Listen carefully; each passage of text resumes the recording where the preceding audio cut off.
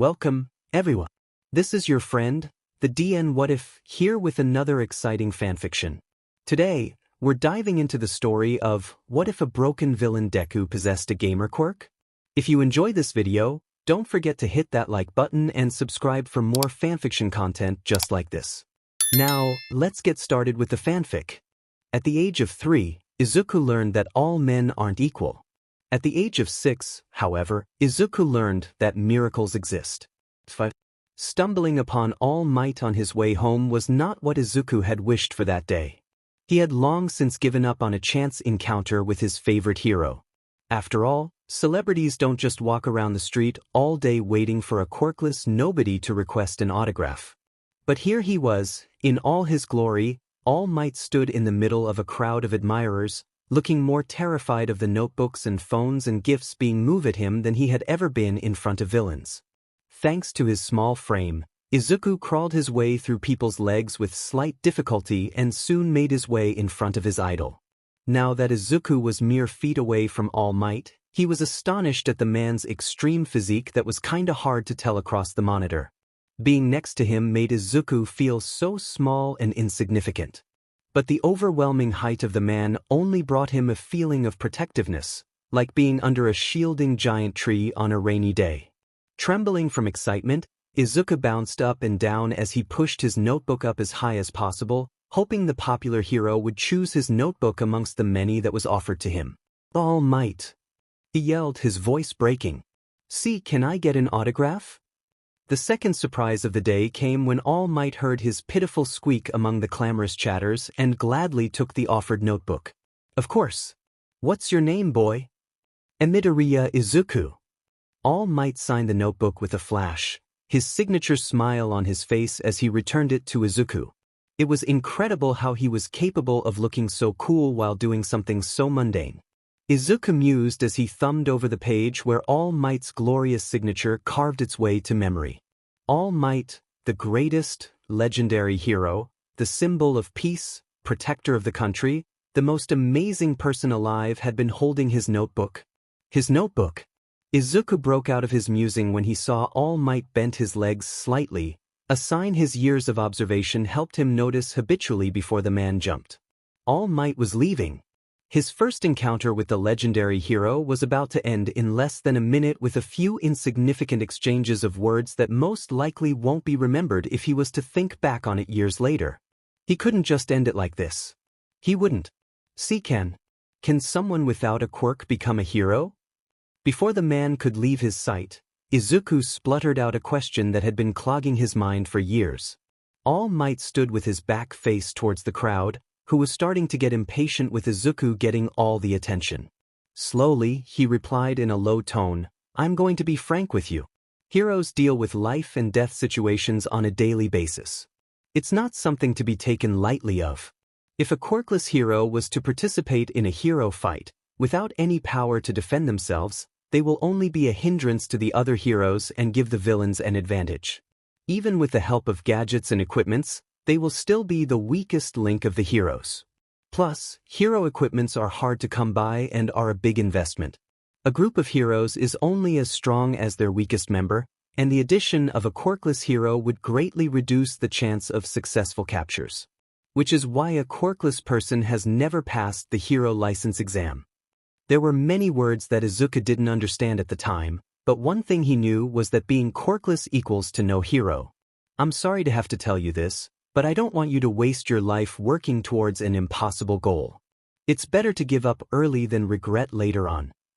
All Might's stern face fell when he turned around, beaming, "That's all." Izuku didn't hold him back this time, letting his idol jump out of sight.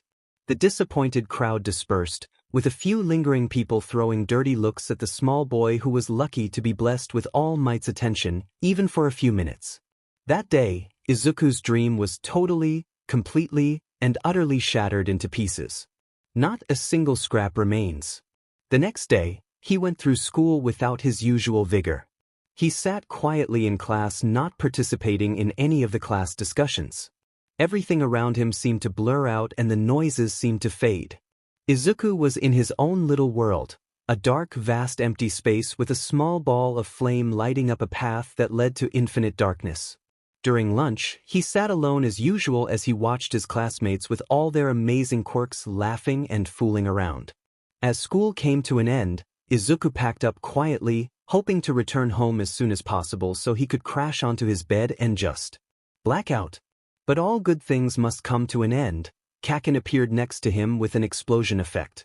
"What's wrong with you, Deku?" Izuku glanced at him warily. "It's nothing, Kacchan." "It's obviously not nothing. You were zoning out the entire day. It took Yama-sensei 3 times to get your attention. And you didn't even look at me once. What's wrong with you?" Kacchan slammed a hand onto his desk, causing Izuku to flinch. Kacchan was right. What was wrong with him? Well, for one, he didn't have a quirk, yet he dared to dream about becoming a hero. Then, he even had the nerve to speak to All Might. Someone like him. An extra like him. "Come." Kacchan yanked his arm and dragged him out of the classroom. School had ended for a while and the hallway was nearly void of students. No witnesses. Perfect timing for Kacchan to torment him. Even if someone did see the way Kacchan was treating him, they would probably dismiss it as Kacchan being his usual aggressive self. Izuku's mind spun wildly as memories of past encounters flashed across his mind. Izuku sneaked a glance at Kacchan's face. As expected, Kacchan was seething like he wanted to murder someone. Great, today he probably won't let Izuku off the hook so easily. Was it too much to ask to just leave him alone? He just wanted to go home. Kacchan kicked open the door to the roof. For some reason it wasn't locked. He pulled Izuku near the railing and let go of his arm, looking away and grumbling something underneath his breath. Izuku rubbed his sore wrist where Kacchan had grabbed as he watched on with confusion. What does Kacchan want with him now? "You know I hate your guts, right?" Kacchan spat, face red with anger. Small explosions danced on his sweaty palms. "I know. You don't have to remind me every day, Kacchan."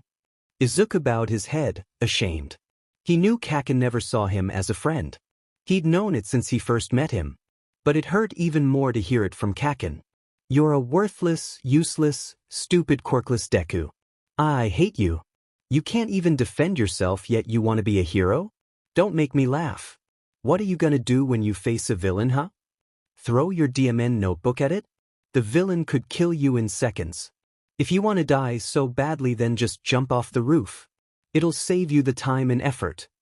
Kacchan rambled on, fingers clawing through his messy hair as if frustrated that his words would never get through Izuku's thick skull. "You hear that? What I'm saying is that." A series of small explosions spooked Izuku. Kacchan looked so mad. "Ichicha. Damn it. Stupid, shitty Deku." With that said, he ran down the stairs, leaving a trail of smoke behind him. This was the last straw. Izuku knew how useless he was, but he always pushed down those negative thoughts and focused on the positive emotions. He continued to dream on and wish for a brighter future. He hoped one day he'd meet someone who'd support him no matter what, who'd stay by his side and urge him on, who'd tell him, "You can be a hero." Yesterday's meeting with All Might crushed those hopes.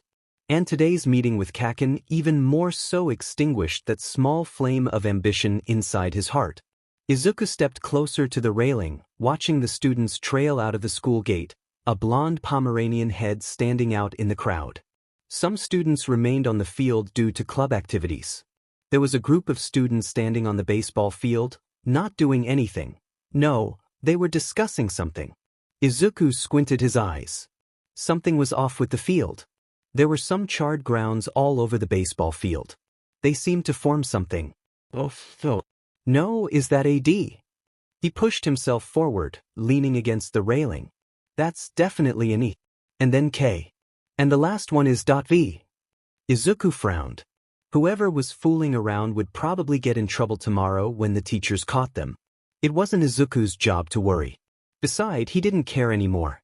Whatever that had happened to this world, to other people, to the heroes, to the villains, to himself. Izuku placed a hand on the railing, drumming his fingers on it as he walked along the borders of the roof, stopping when he reached the back of the building. Underneath the railing was the back gate of the school that was mostly used by teachers and the likes. It was a shorter distance to the building than the main entrance. Izuku could see some people walking past outside of the locked gate. He wasn't thinking when he pushed himself over the railing. His mind was blank as he stared down his feet, at the hard cement ground that seemed suddenly so close to him. His vision swayed and he felt like he was falling forward. The cold metal under his sweaty palms snapped him out of his trance. His hands tightened painfully around the railing, sweat caused his palms to become slippery. The realization of what almost happened got his heart racing. What was he thinking? Was he really going to kill himself? His obedient mind began replaying all the rejections he had received. "I'm so sorry, Izuku," as his mama cried. "You're a worthless, useless, stupid quirkless Deku. You should just die," screamed Kacchan, red-faced. "It's better to give up early than regret later on," said his hero, All Might. Maybe it was better to die. Maybe he'd be born with a quirk in his next life. But as he was contemplating, his mama's face appeared in his mind. Her crinkling eyes when she found him during hide and seek, her soft laugh when she played heroes versus villains make-believe with him, her warm smile when they watched hero movies together, her appealing, glowing emerald long hair under the sun, her awkward pose as Izuku fumbled with the camera during their visit to All Might Amusement Park. All those happy memories surged up all at once. As Izuku thought back to how much his mama treasured him, how he was everything she had, his grip on the railing tightened. He couldn't do it. Not when he imagined how much pain it would bring to Mama, how much she'd cry in his absence, or how she'd sit on the couch alone in the dark, with the TV's dim light dancing off of her dull, blank eyes that used to be so remarkably bright. How could he possibly hurt Mama like this?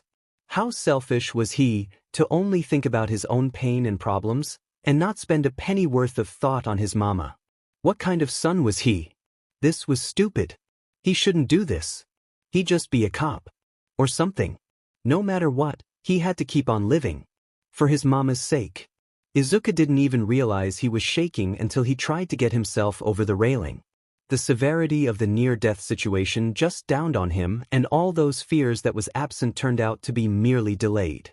He couldn't bring any power to his hands, and the railing was too high for him to simply jump over.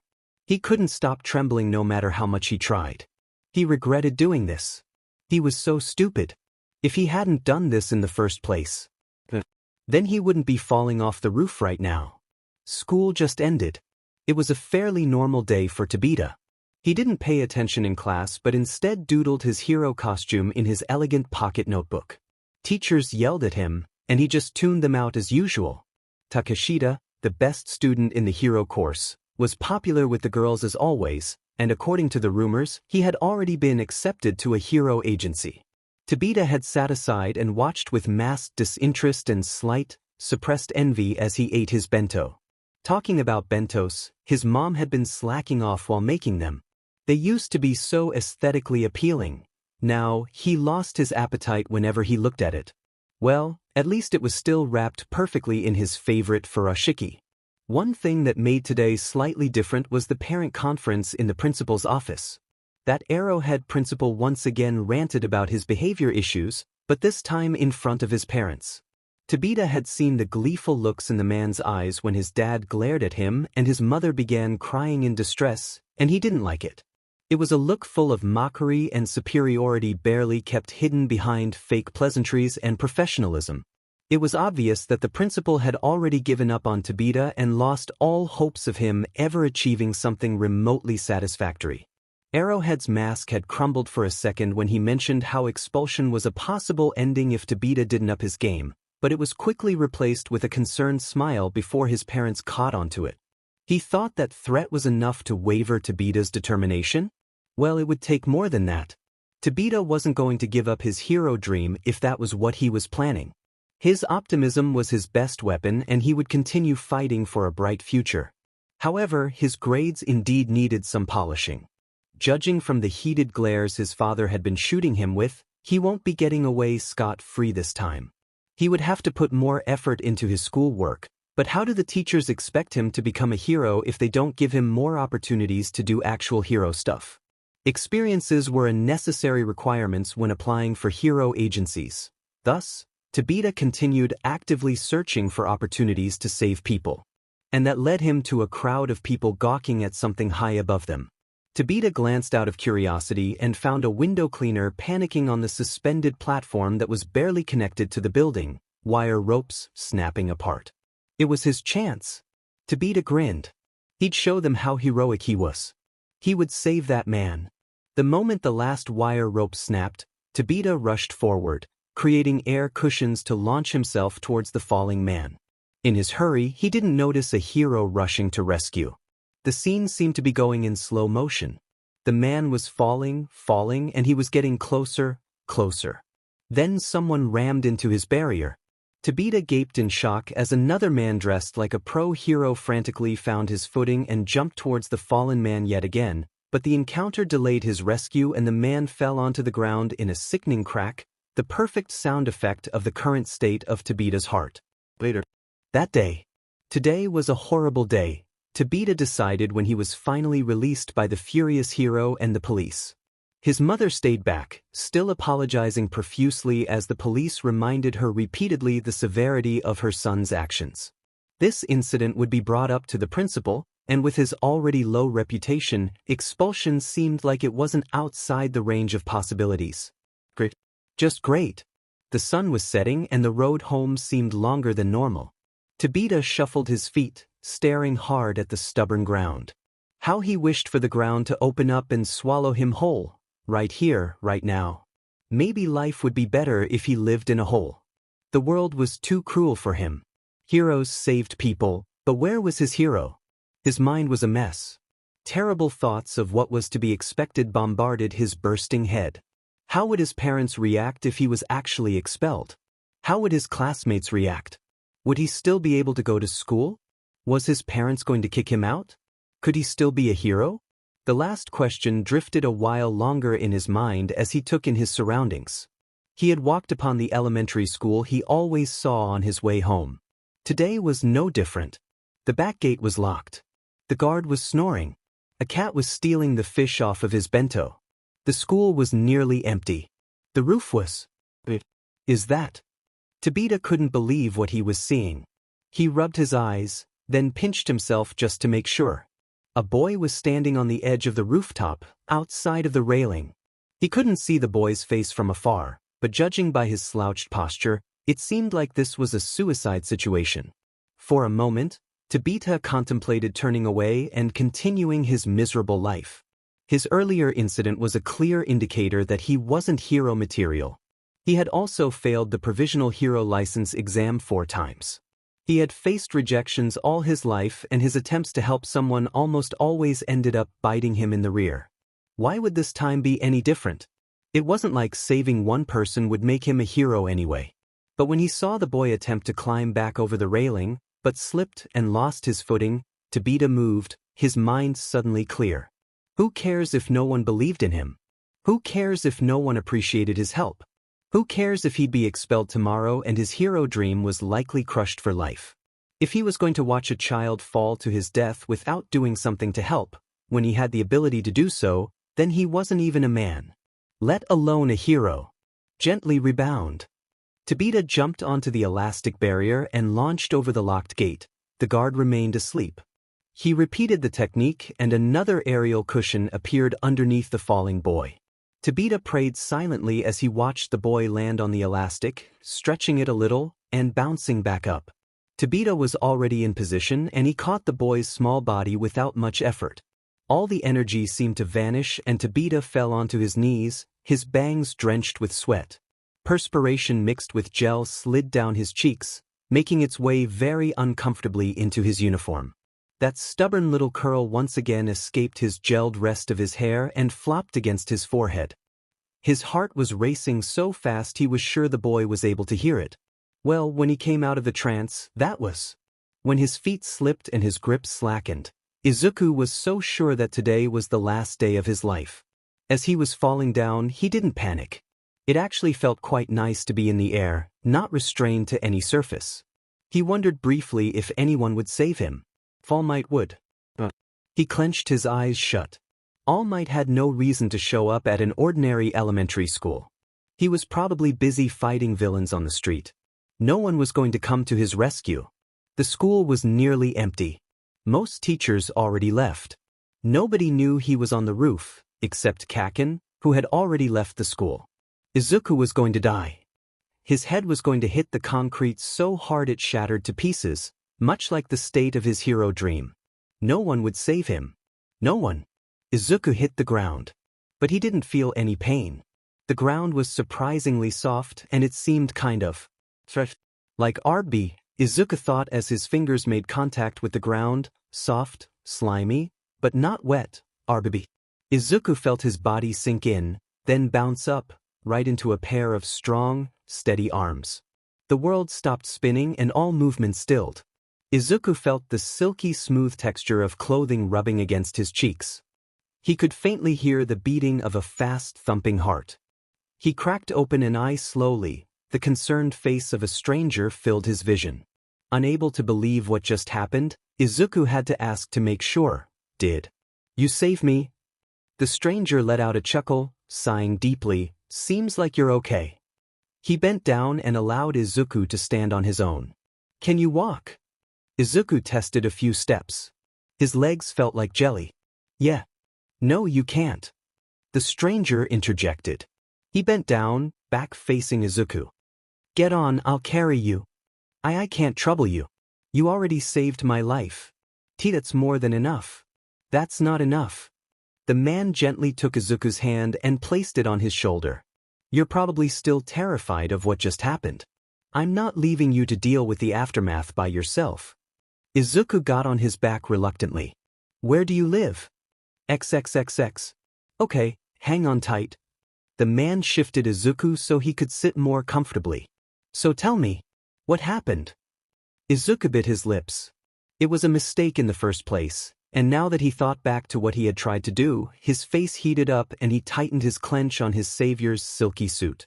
He didn't want to tell the man who just saved him that he had tried to kill himself merely because nobody told him what he wanted to hear. It would sound like he was just seeking attention. He was afraid the man would regret having saved him after knowing he was just stupid, quirkless Deku who couldn't do anything right but still wanted attention when he didn't deserve them. Hey! The voice snapped Izuku out of his thoughts. I can't help you if you don't tell me your problems. People want to end their lives for all kinds of reasons. I am sure that whatever problems you are facing, there is someone in this world, right this moment, that's having the exact same problem as you are. So there's no need to feel embarrassed.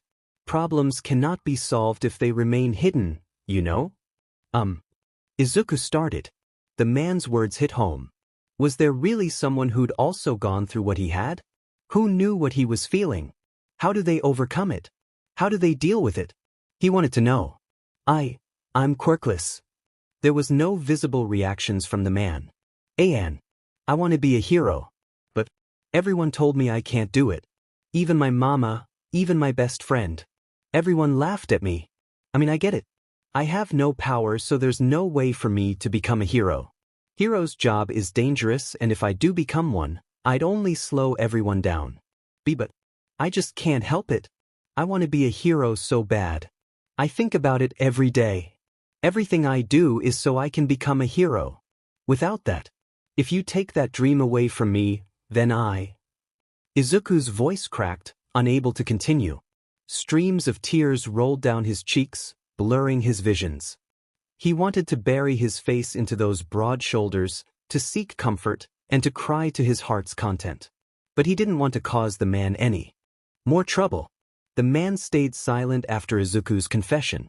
Izuku waited, panicking. Did he say too much? Was the man mad at him? Hey, the man started. You don't get to choose what you yearn to be. Sometimes, your heart's words don't match up to what your logical mind's telling you. You know that it's impossible for a quirkless person to become a hero, but your heart only speeds up to the idea of becoming a hero. That cannot be controlled or suppressed by any means. Doing so would only cause you pain. If I can't stop that, then what can I do so I don't feel any more pain? The man turned his head and Izuku was shown the brightest smile he has ever seen. It wasn't the confident, victorious smile All Might symbolically held on his face everywhere he appears. It was the smile of someone giving their all to overcome the obstacles thrown at them. They may not win, but they were trying, and wishing with that hopeful smile on their face that everything would be all right, that they would win in the end. Do what your heart tells you. But I can't become a hero. I'm quirkless. Other quirkless people may have failed to become a hero. But you're not them. They failed to do so doesn't mean you will also fail. Many factors lead to failure. Who's to say those factors also apply to you? It's not always the end result that matters, it's the process. If you still failed to become a hero after giving it your all, you can at least look back and say, hey, I've done everything I can to achieve this dream, but I still failed. So it's not my fault. I've given it my all. You would have no regret. But if you were to give up now, then when you're older, you would look back and think, if I haven't given up back then, maybe, just maybe, I would have achieved this dream. It's my fault for not even giving it a try. Remember, even if there's a very small chance of success, it's still a chance. You can't say something is impossible without taking every opportunity to give a go at it. Izuku didn't know if the man did something with his quirk, but these words were like magic, suddenly clearing up his troubled mind and lighting up his path. All the uncertainty, anxiety vanished from his mind. This was the first time. Someone told him, you can become a hero. Izuku's world stopped. Believe in that. Give it your best. And see where that leads you. Life is filled with miracles and mystery. If you failed in the end, then oh well. At least you tried and have nothing to regret. If you succeeded, then you'll be able to prove everyone wrong. You'll show them that the boy they look down upon is now a hero. They'll have to rely on you to watch their backs. They'll look up to you, admire you, appreciate you. You'll be at a place so high up those bullies can't even reach the bottom of your shoes. As the man said this, his entire frame trembled. There was a determined grin on his face, and it lit up that flame of ambition that momentarily disappeared. Izuku shuddered as the infectious smile brought a wave of excitement coursing throughout his body. This was the first time in his life he felt like he could actually do this. No, he would become a hero and no one, not even Kacchan or All Might, could stop him. Izuku was burning with passion on the rest of the ride home.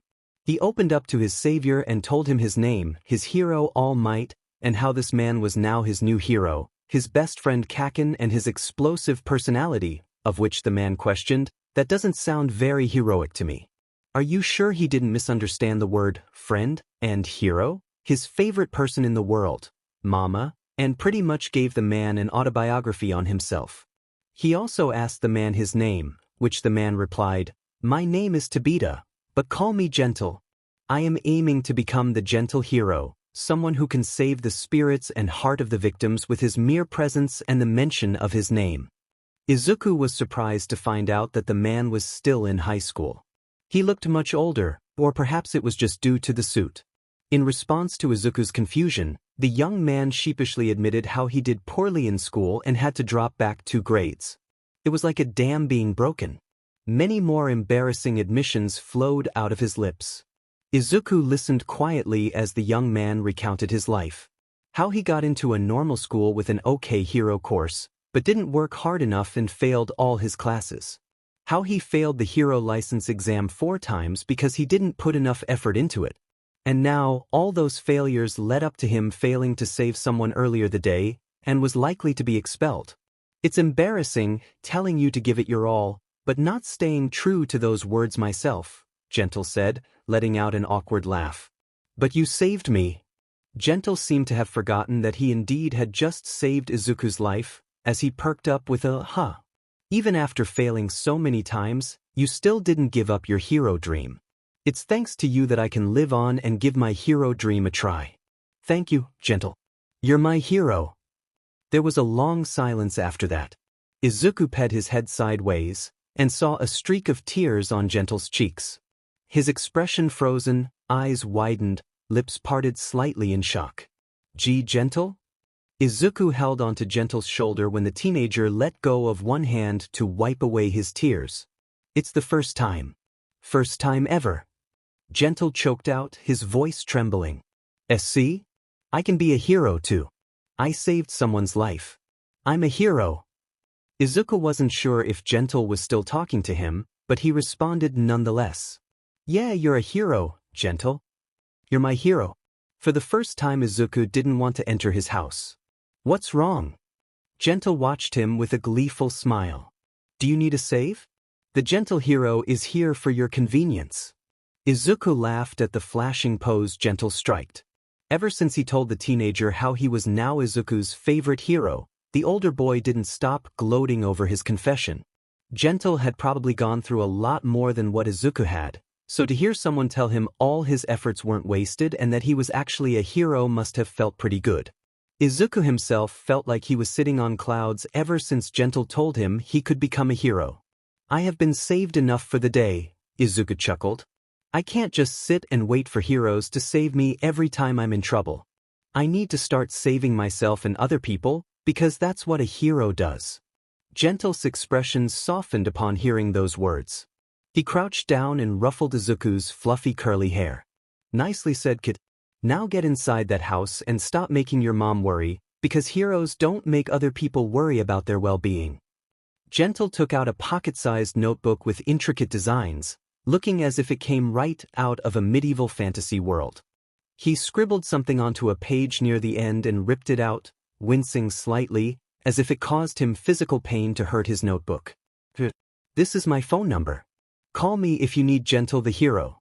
And about what I said earlier, I too need to stop making people worry about me. I promise, next time you see this face, I will be a whole new Gentle. I will be a hero worthy of your admiration. Izuku took the slip of paper and carefully tucked it inside his pocket. I'll be waiting. He walked up to his door and slid his keys inside, unlocking it. He glanced back. Gentle stood there with a soft smile, making sure he made it inside his house. Safely. Izuku waved at him, grinned, and closed the door behind him. Something exploded in his face, followed by a shower of glitters. Izuku stood bewildered as the scene played out. Happy birthday! Izuku/Izukan, Deku. His mama, Kacchan's mama and papa were standing at the doorstep, holding party poppers. Confetti fell all over Izuku and splayed in a mess on the ground. What took you so long? I got here an hour ago. Only Kacchan would talk to him like this on his birthday. To be honest, that massive blow to his confidence yesterday had totally erased his birthday off of his mind. He should have realized yesterday when his mama told him to come home by himself for these 2 days because she got some errands to run that something was going on. Her overprotective nature would never let Izuku walk home by himself when he was still this young. Kacchan's mama, Mitsuki, whacked Kacchan on his head. Dumbass. She ignored Kacchan's papa, Masaru's whispers, language, Mike-chan. I told you to walk home with Izuku. What happens if a villain wants to eat some children today and snatches one of you? I did wait. That idiot never showed up. So I left by myself. No, you didn't wait.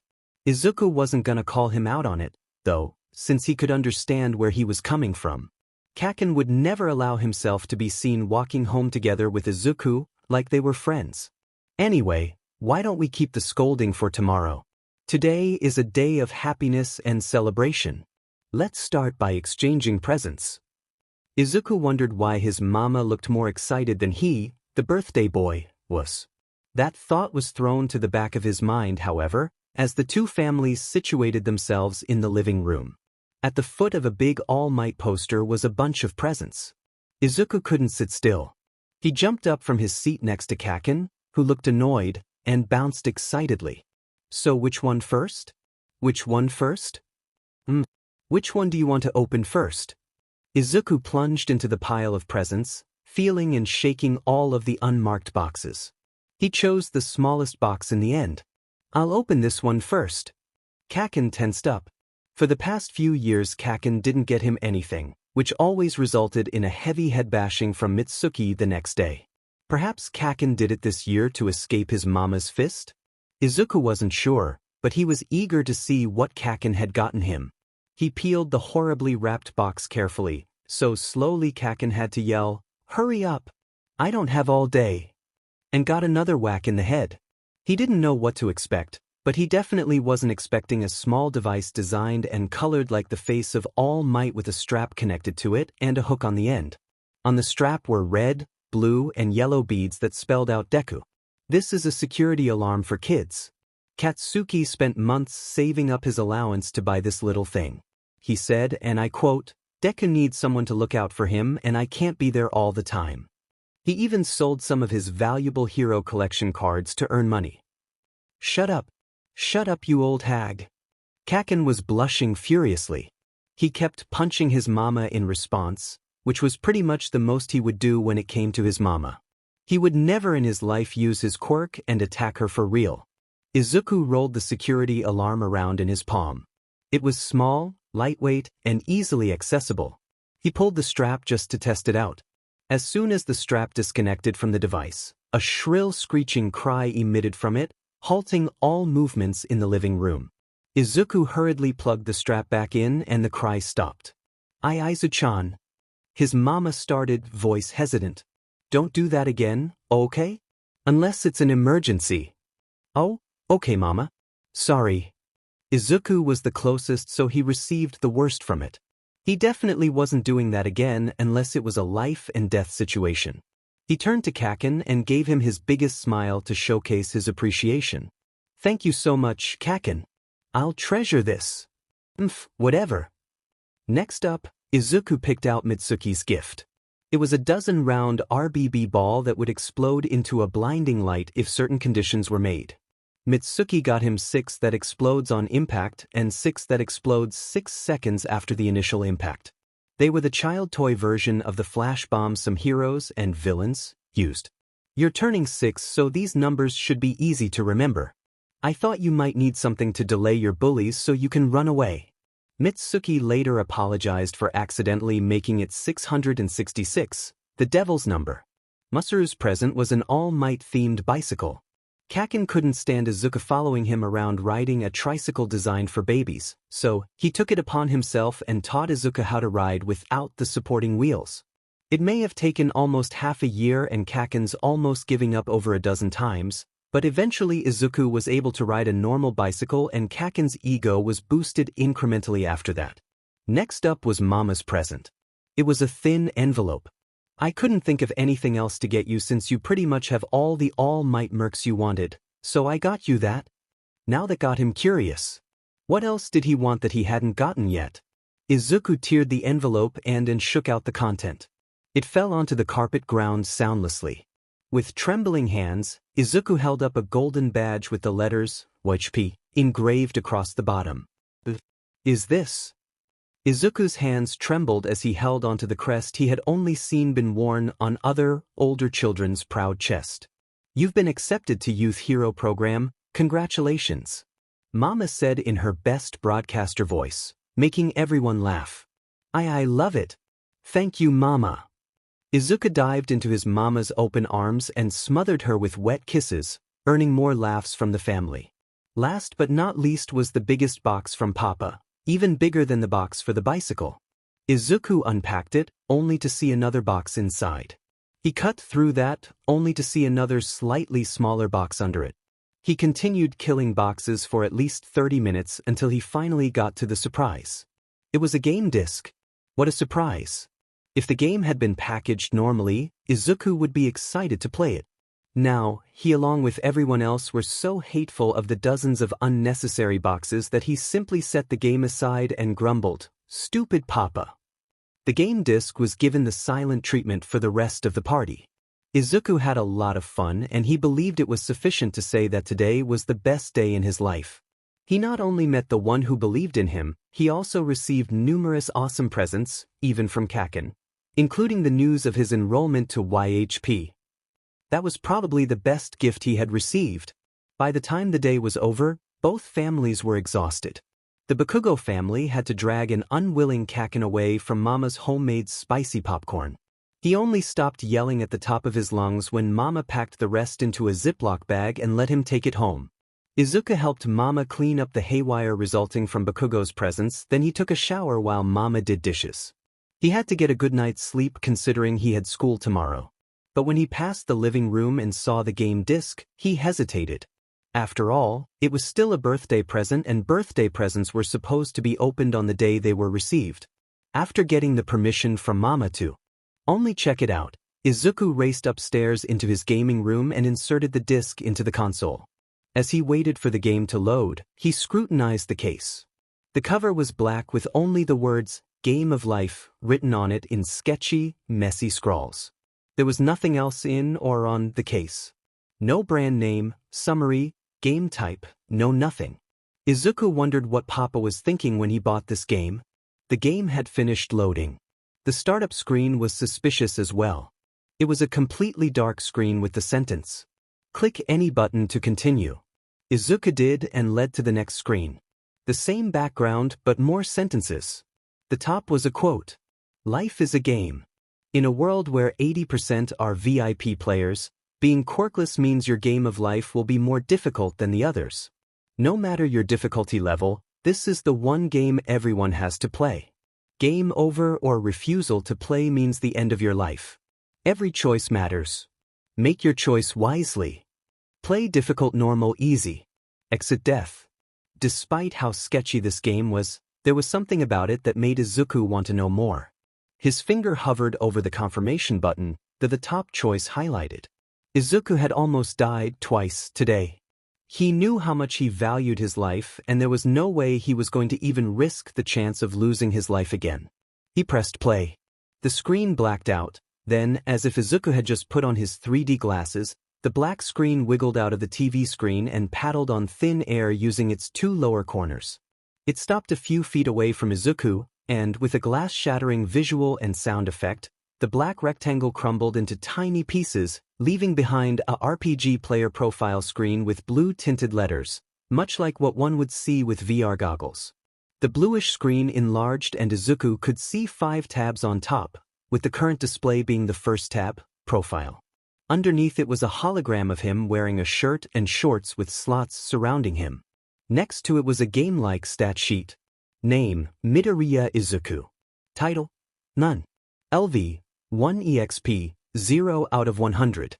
HP, 100 0.05/S. MP, 100 out of 100, 0.05/S. Age 6.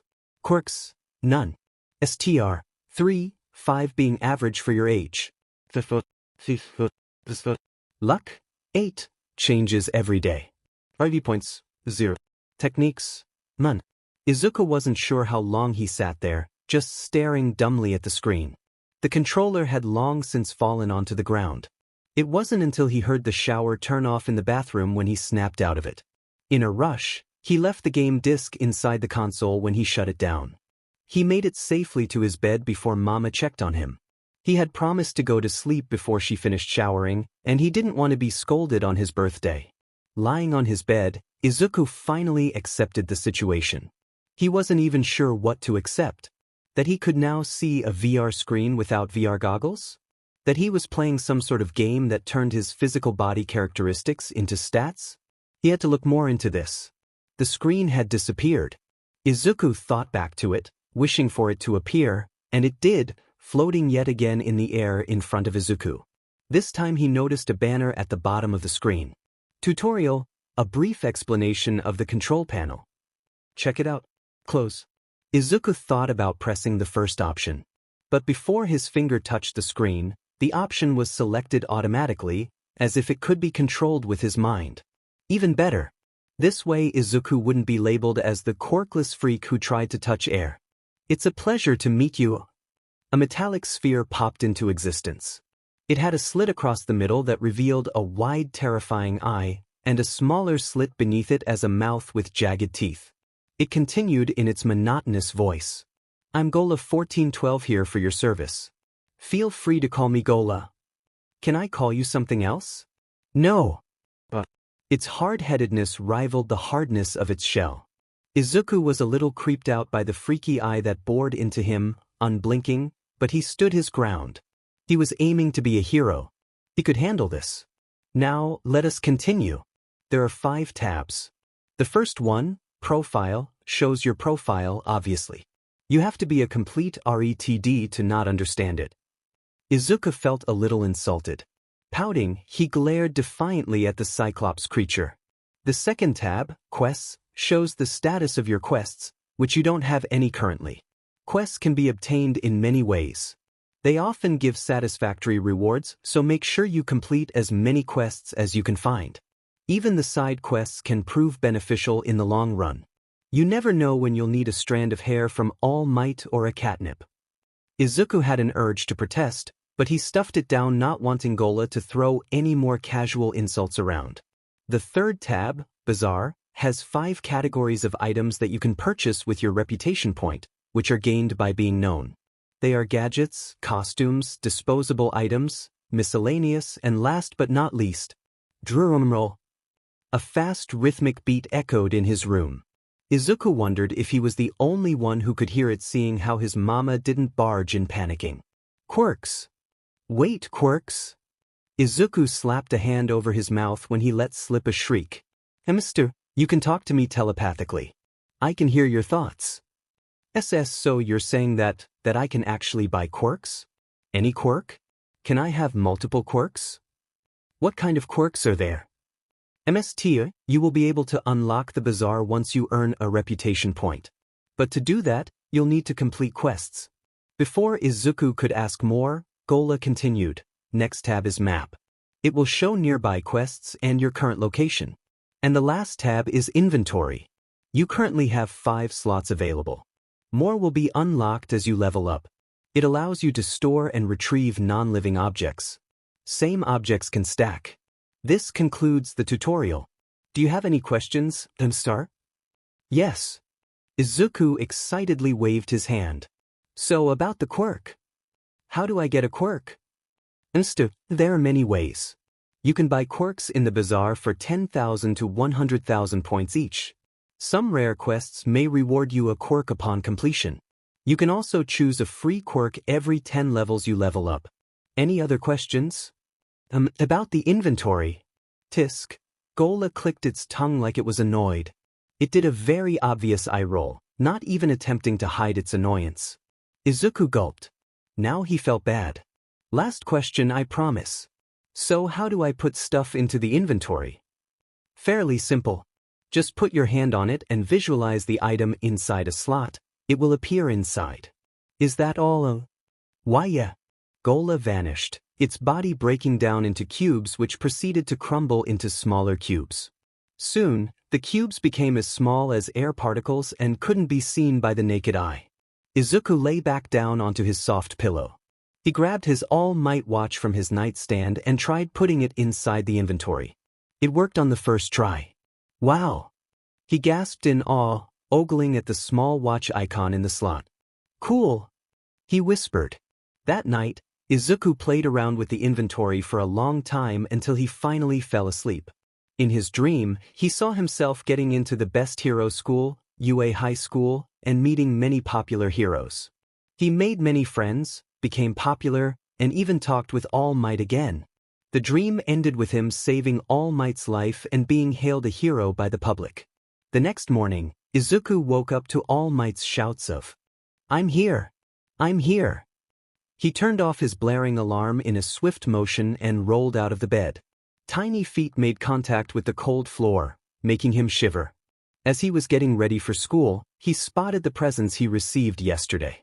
It was definitely a smart move to carry a security alarm on him at all time, but he didn't want to risk the strap accidentally disconnecting and causing a false alarm. Therefore, he stored it into a slot in the inventory, 1/5. Next up, he stored the 12 mini flash bombs, taking up 2 slots, with one being those that exploded upon impact, 2/5, and the second being those that took 6 seconds to explode, 3/5. Then Izuku saw the bike. It would be convenient to have a transportation tool wherever he went, but its disappearance would cause his mama to panic, so that was a no-go. He looked around his room, and at last decided to store all his hero analysis notebooks in the inventory. They all took up 1 slot because they were the same type of items, 4/5. Those were his treasures and losing them would be painful. Izuku left the last slot empty for emergencies. During breakfast, Izuku couldn't stop wiggling in his chair. On one hand, he desperately wanted to tell his mama what happened last night. But on the other hand, he was afraid of her response. His mama was an easily scared person. It was very likely for her to react negatively to the game of life. Maybe she'd even think something was wrong with his head and take him to the hospital. Or scold him for making things up. But again, she was the most important person in his life. After everything she'd done for him, he felt like she deserved to know. Is something the matter? Izuku twirled his spoon absent-mindedly. No, not really. I'll tell you later, Mama. Now wasn't the time. He'd tell her when he had everything figured out. It was still possible that somebody was playing a trick on him. When he finished eating, he waited by the entrance as he watched Mama take out her bicycle from the backyard. Mama always took him to school on a bike, but today, Izuku wanted to try something different. Mama, can I ride my new bike to school? Mama bit her lips, frowning. Okay, but Mama's riding with you. And we're not riding on the street. It's too dangerous for you. Yeah. After getting her confirmation, Izuku eagerly brought out his new All Might bicycle. The red, blue, and yellow glowed under the morning sun, much like All Might's presence in the face of danger. Do you have your security alarm on you? Izuku pushed his hand into his pocket, retrieved the item from inventory, and brought it out. It's in my pocket. Good boy. Mama smiled. She got on the bike, and Izuku did the same alongside her. Izuku, you ride in the front, so Mama can keep an eye on you. Okay. The ride to school was a totally different experience. Walking was too slow, sitting in a car made it too fast. Bicycling was just the right pace to have a good look at the surroundings before the scenery changed.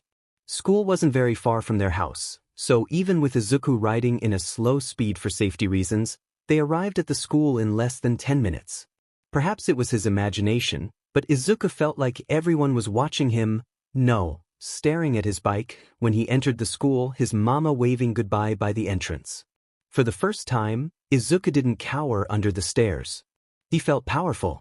Just like whenever he dressed in his mini All Might One Piece, he felt motivated and that he could succeed in anything. The bike seemed to have the same effect on his spirit. The day went by in a flash.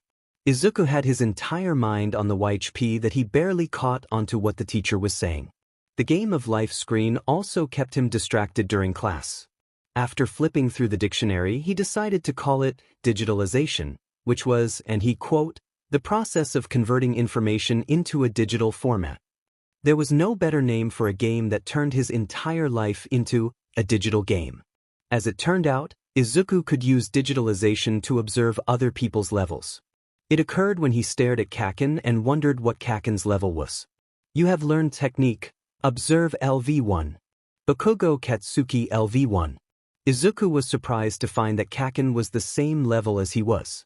Perhaps a person's level was determined by their age? Or their grade in school? To testify his hypothesis, Izuku used Observe on the rest of his classmates. Observe +1.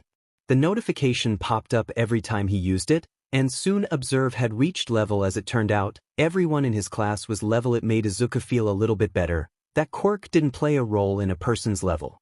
Just for fun, Izuku also observed his teacher, Yama-sensei, a bald, middle-aged man with a triangle-shaped head. His features were all crumbled together and he made grumpy frowning faces at everyone, as if everyone owed him money. His quirk allowed him to blend into the mountain upon contact. He turned out to only be at level. Izuku continued playing around with Observe for the rest of the day.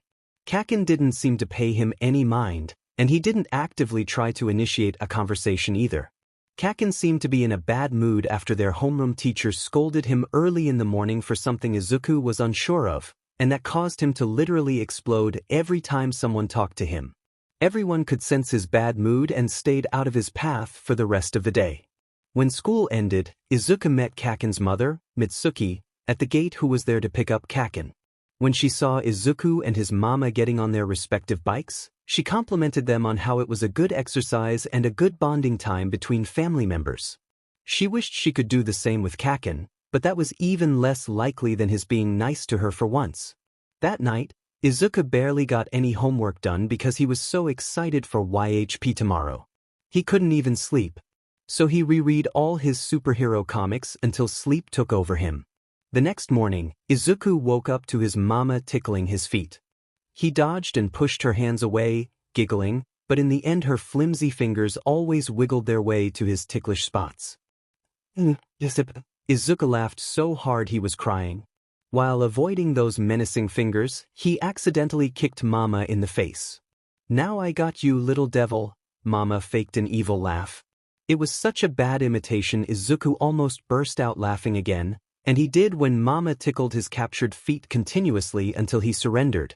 "I'm up. I'm up." Izuku sat up, clenching his stomach and wheezing.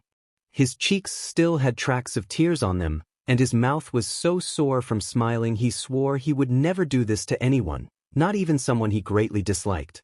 It was too cruel. Aside from waking up, Izuku did everything else as fast as possible. He brushed his teeth at a flying speed, splashed water on his face, wiped them dry, and rubbed lotion all over, making a mess of his face and had to have his mama fix it all up.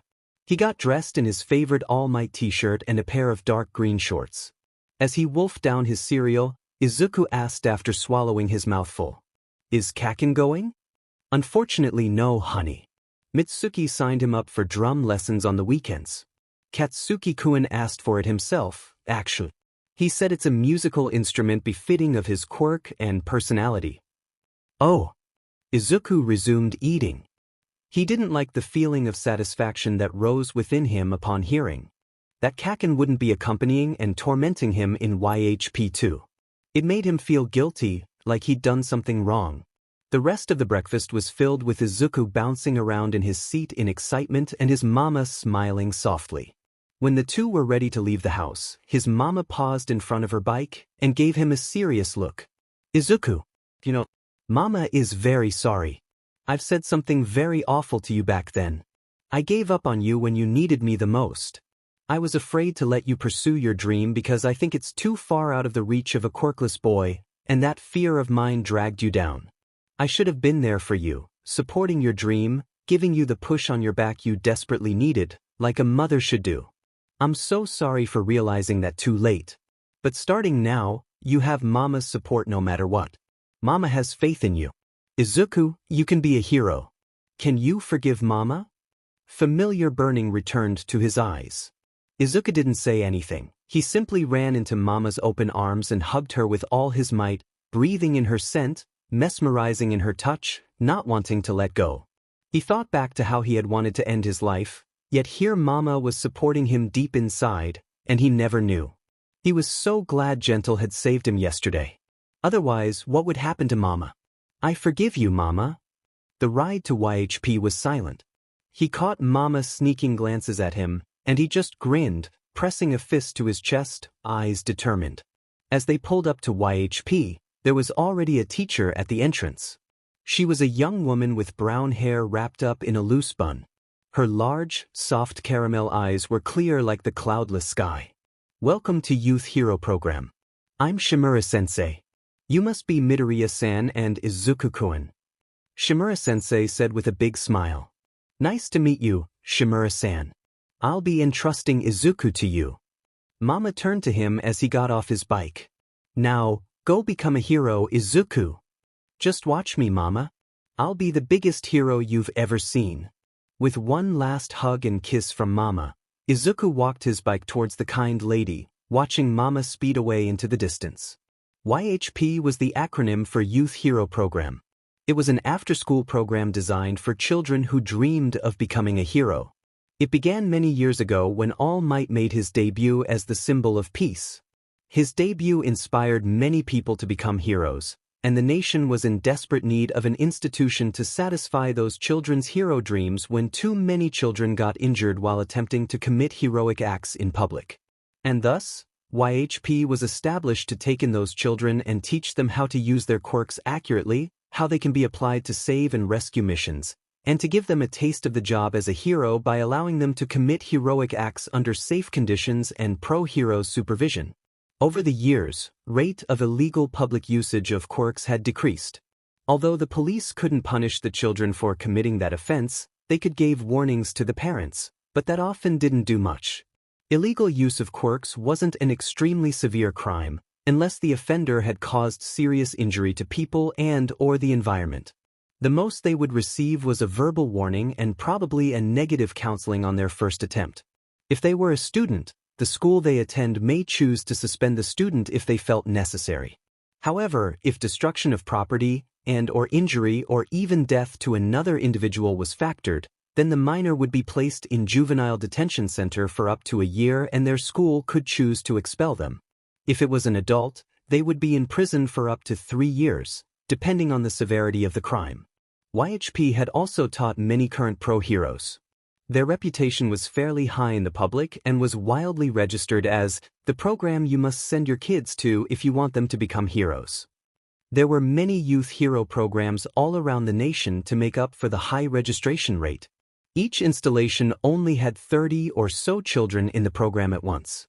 And as the oldest children, age 12, leave the program, the youngest ones, age 6, would be accepted into the program. YHP consisted of one big classroom and an indoor pool. The staff consisted of roughly 3 teachers and 3 heroes. Pro heroes were often invited to give speeches, classes, and demonstrations, and to supervise students in activities. They were paid but many refused and instead did it for free. Izuku paid close attention as Shimura-sensei gave him a quick tour of the place. He noticed the map tab of the screen now displayed a perfect 3D map of the schoolhouse. At the end of the tour, Shimura-sensei led him to the classroom, and here's where you'll meet your friends for the next 6 years. Are you ready? Izuku nodded, swallowing thickly. Oh, and put your badge on. It's identification that you're now officially a part of the YHP program. After Izuku proudly pinned the badge onto his shirt, Shimura-sensei gave him a confident smile and a thumbs up. You'll be fine, Izuku-kun. They are all very nice children. Izuku nodded meekly and braced himself as Shimura-sensei opened the door to a sunny green field full of laughing children running around. Izuku froze. He cranked his neck to check the ceiling, which was a cloudless sky so real you wouldn't think there was a ceiling at all. Genji-sensei, the new student's here. Shimura-sensei called out to a male teacher standing on a swing attached to a giant oak tree. Many children surrounding him were trying to drag him down from the swing. Genji-sensei perked up when he heard his name, then he snapped his finger, and the room returned to an ordinary classroom. Wait here, Shimura-sensei whispered to Izuku as she shut the door. Izuku paced back and forth outside the doorway, wringing his hands together nervously as the reluctant shuffling of the children and the sound of chairs scraping the floor filled his ears. No. We'll continue after we introduce the new student, came Genji-sensei's voice. New student is here? One kid shouted. I heard it's a boy. I heard it's a girl. Is he cute? What's his quirk? Can he fly? Oh, I want to see someone fly. Class, calm down. You'll see in a second. Shimura-sensei called out in Izuku's direction. Izuku-kun, are you ready? Izuku nodded despite having no one around to see it. He took a deep breath as he placed his hand on the door handle. With heart pumping loudly against his chest, he slid the door open and stepped through the door with straightened back and head held high. Mama always told him that no matter how scared he was, if he walked like he got this, he would succeed. He made his way to the blackboard with his eyes staring directly forward. Without looking at his classmates, he turned around and scrawled his name on the board. Why don't you introduce yourself? Anything you want the class to know about you. Shimura-sensei said when he finished. Okay, Izuku squeaked as he faced the class. My name is... His voice got caught up in his throat when he took a good look of his classmate. Oh, what is this? He thought. This means these people have quests to offer. Gola's voice replied in his mind. Izuku stared wide-eyed at 3 of his classmates who had an exclamation mark floating above their heads. How do I accept these quests? The quest notification will appear when you near them. Izuku-kun. Shimura-sensei's voice snapped Izuku out of his thoughts. I'm sorry. I spaced out. The class giggled at Izuku's frantic stuttering. His face burned in embarrassment as he finished his introduction quickly. My name is Midoriya Izuku. I'm 6 years old and I'm from Aldra Elementary School. My favorite hero is All Might Be, but my idol is Gentle. The class murmured. Who's Gentle? Never heard of him. Gentle is the hero who saved my life and gave me hopes for my dream. Izuku explained. And here came the bomb. I'm quirkless. Izuku had to force himself not to look down in fear of rejection. The class looked surprised, but they didn't look at him with pity in their eyes, or contempt. It was just slight surprise. That was it. Everyone told me I can't be a hero because I'm quirkless, but Gentle was the first person who told me I can and I will. He made me feel powerful. He gave me confidence and a reason to live. That's why he's my hero. The class was quiet and there was understanding in some children's eyes. After a moment, Shimura-sensei coughed. That's great to hear, Izuku. I'm glad you're able to find that person in your life. The one who inspires you, motivates you, and is the reason behind your strength. Now, is there anything else you'd like to share? Like hobbies? What do you do in your free time? Izuku felt his face heat up when he realized he had been talking about Gentle the entire time, and not a single thing about himself. I'm sorry. He scratched his head awkwardly as the class laughed, not a jeering laughter, but a light-hearted laugh. My hobbies are collecting hero cards and catching bugs. That's all. Thank you, Izuku-kun. Your seat is between Henshin-kun and Manami-chan. There was only one empty seat. A boy with short orange hair and large, curious eyes was on the left of it, and a girl with messy hair hiding her face was on the other side. Interestingly, she had an exclamation mark above her head. To be safe, Izuku observed as he made his way down the rows. Observe +1. Namamono Henshin LV5. Observe +1. Aiba Manami LV8.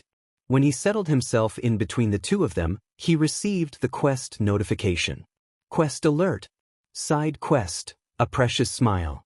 Description: Aiba Manami is a girl with lots of issues troubling her.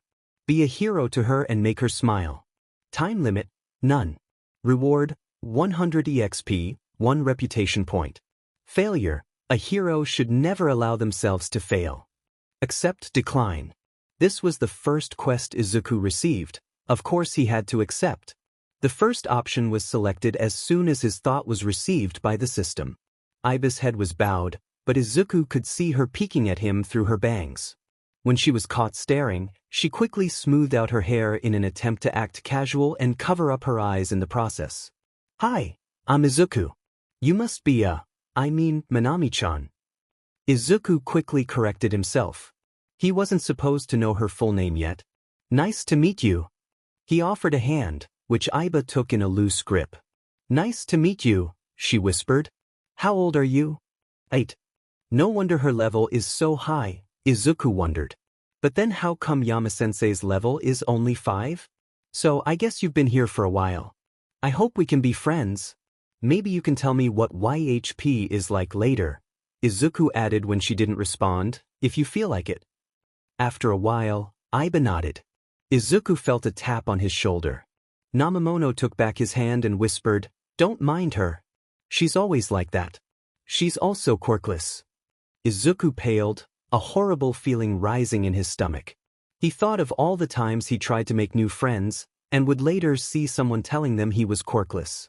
Later, the new friend he made would stop talking to him. He hated when people tell others that. Especially people he was trying to be friends with. It made him feel like they were trying to say, he's quirkless, so don't be friends with him. Before he could hold back, Izuku blurted out, It's none of your business. If Manami-chan doesn't want me to know, then she won't tell me. It's rude to speak for her.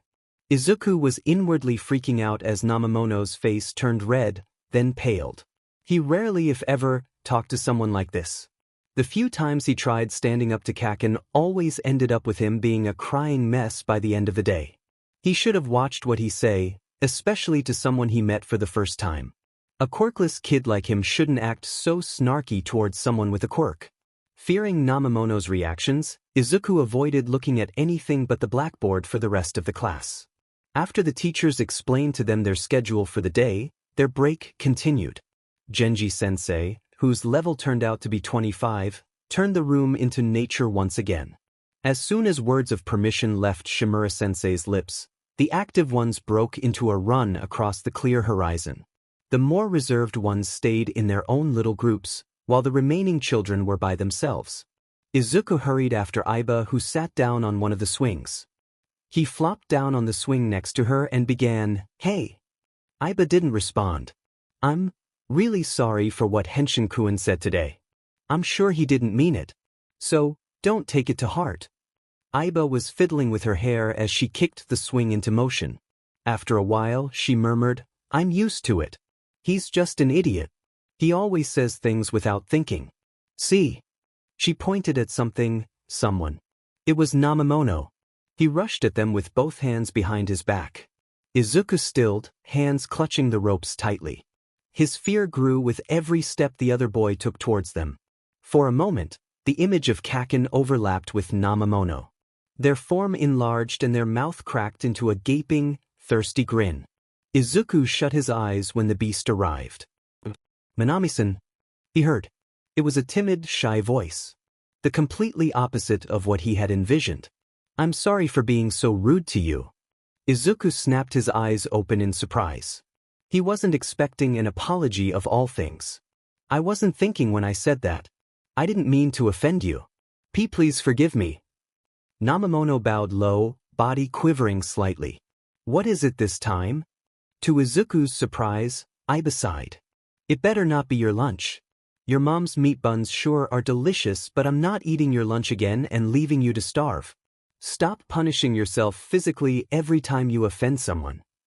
"That's not it."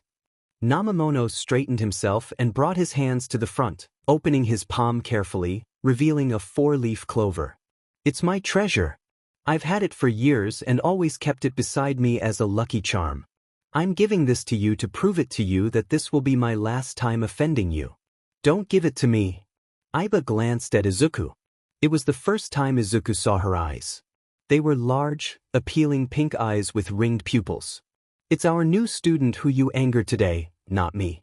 So if you want to apologize, go to him." Izuku suddenly grew anxious when the attention shifted to him. Before his imagination could run wild with this situation, Namamono bowed low and presented the 4-leaf clover to him. "I'm sorry, Midoriya-kun. Please forgive me. I promise I'll think before I talk next time." "Why, you don't have to. Just accept it." Aiba shook her head and actually chuckled. "He won't leave you alone unless you accept his apology." "Okay then." Izuku let out a dry laugh and took the 4-leaf clover. "Ping! You have received 4-leaf clover, luck +4 for 30 minutes. Simply store the item into the inventory and equip it to use it." All the noise dimmed as Izuku focused on the notification that popped up the moment his fingers touched the plant. "I thought I can only put non-living items inside?" Izuku thought. Gola's voice replied instantly in his head. "Yes, but this item has a special effect, which makes it a disposable item. That means it's something you can use once and throw away. Any items in the 4 categories, costume, gadgets, disposable items, and miscellaneous can be stored inside the inventory." Izuku willed the notification to close, then examined the little lucky charm. It was amazing how something so small and easily overlooked could be this powerful. He marveled at it for a couple minutes more, then shoved it into his pocket, hiding his hand from plain view and storing it into his inventory to conserve its condition. "So," Aiba began. "Yes." It was then that Izuku noticed the absence of Namamono. "That gentle hero you mentioned earlier. You said he saved you and supported your hero dream." "Yes, he did. He didn't even know me, yet he believed me that I can become a hero." "Can you tell me?" Aiba began fiddling with her hair again. She bit her lips, hesitated, then said in a voice so quiet Izuku almost didn't hear it. "Where do you find someone like that? Someone like gentle? Yeah. Someone who tells you, you can become a hero, I believe in you, things like that. Where do you find such a person?" Aiba tilted her head and Izuku got a clear view of her face. Her watery eyes were filled with uncertainty and hopelessness as they fixated on Izuku with an insurmountable amount of force and resolution. Her entire body trembled and her grip on the ropes attached to the swing tightened. Izuku didn't know what to say. He had met Gentle by chance. Was there a second Gentle in this world? If there was, how to find them? The silence dragged on as Izuku wrecked his brain for something to say. Anything. "I'm right here." Somehow those words were able to form from his blank slate of mind. I will be your gentle. What do you mean? Izuku placed a hand on his chest, unwavering gaze meeting Aiba's eyes. This was the only thing he thought of and he just had to go with the flow. At this moment, Gentle's voice whispered in his ears, and Izuku let the words flow out of his lips. Manami-chan, I believe in you. Whatever dream you have, I believe you can achieve it. Don't ever stop trying. Remember, even if there's a very small chance of success, it's still a chance. You can't say something is impossible without taking every opportunity to give a go at it. You have to believe in yourself and tell yourself, I can do it. Aiba's eyes was overflowing with tears at the end of Izuku's encouragement. He couldn't find a gentle for her, but he could become her gentle. Just like what Gentle did to him, he would now pass down the wise words that motivated him to another quirkless person in need. And no, you're lying. Why? Aiba's body shook violently with each sob that escaped her quivering lips. You don't even know me. Why would you? Because you look like a hero to me, Izuku whispered, and I'd hate to see you give up your dream. Thank you, Aiba choked out as tears streamed down her face. She covered her face in her hands, head bowed low so her hair could cover her tears. Izuku thought back to yesterday, when he wanted to bury his face into Gentle's shoulder and cry to his heart's content. Aiba must be feeling the same way. The fire that burned in the pit of his stomach, the way his heart sped up at the words and his vision brightened, the adrenaline that coursed throughout his body and made him feel like he could punch through a wall if he wanted to, and the urge to hold onto someone and bawl his eyes out. So he rose from his swing and knelt down in front of Aiba. He touched her shoulder gently, to make sure he didn't scare her and that she was all right with physical contact, and wrapped his arms around her, letting her bury her face into the crook of his neck and allowing her sobs to be muffled by his shirt. After a while, the sobbing girl hesitantly wrapped her arms around him. They stayed like that for a while, not caring what others would think if they saw the scene. Izuku had dealt with worse kinds of reactions, so this was no biggie. He supposed Aiba had too, judging from her reactions. When the scenery around them returned to their normal, spacious classroom, signaling the end of break, Aiba loosened her hold and Izuku leaned back. She glanced away when Izuku asked, "Are you feeling better?" "Yeah," her voice was a little rough. "Thank you, Izuku. Thank you for being there for me." A warm feeling blossomed in Izuku's chest, causing his lips to upturn involuntarily. "You're welcome. You don't mind me calling you Izuku, do you?" No, I don't mind. What about you? Do you mind me calling you Manami-chan?" "No," Manami smiled. It was her appealing smile, like the first rays of sunlight that peeked through the curtains on an early morning. "Not at all." Quest, a precious smile. Completed. Leveled up. Reputation point +1. The lover title has been unlocked. More information can be found on the titles/achievements page. During the next class, the teachers showed them a documentary on heroes and quirks. It was a film Izuku had watched so many times if he watched any more he was sure his eyes would bleed. While all the other students were giving their full attention to the screen, Izuku chanted Gola's name 3 times in his mind. On the 3rd time, the metallic little cyclops popped into existence, the bacon hanging out of its wide mouth inches away from Izuku's nose. "Whoa!" Izuku jerked back in his seat, arms flailing and hitting the boy behind him. The wolf-eared boy hissed at him as he clutched his bleeding nose in pain. "I am so sorry." The boy ignored his profuse apology and stormed his way out of class. The murmurs died down when Shimura-sensei made her annoyance shown. Gola had a nasty smirk on its face when Izuku glared at him. "It's a pleasure to see you again." It sneered, and Izuku wanted so desperately to punch that. No, what was he thinking? That was something Kacchan would do. He had to control himself. "Do you even need to eat?" Izuku grumbled instead in his mind. Do humans need cookies to survive? No. Then why do humans eat cookies? Why do humans sing, dance, watch movies, do so many things that aren't necessary for survival? Izuku had no answer for that. The answer is because it brings them joy. Another slice of juicy bacon materialized in thin air, and Gola snatched it inside its mouth with its long tongue.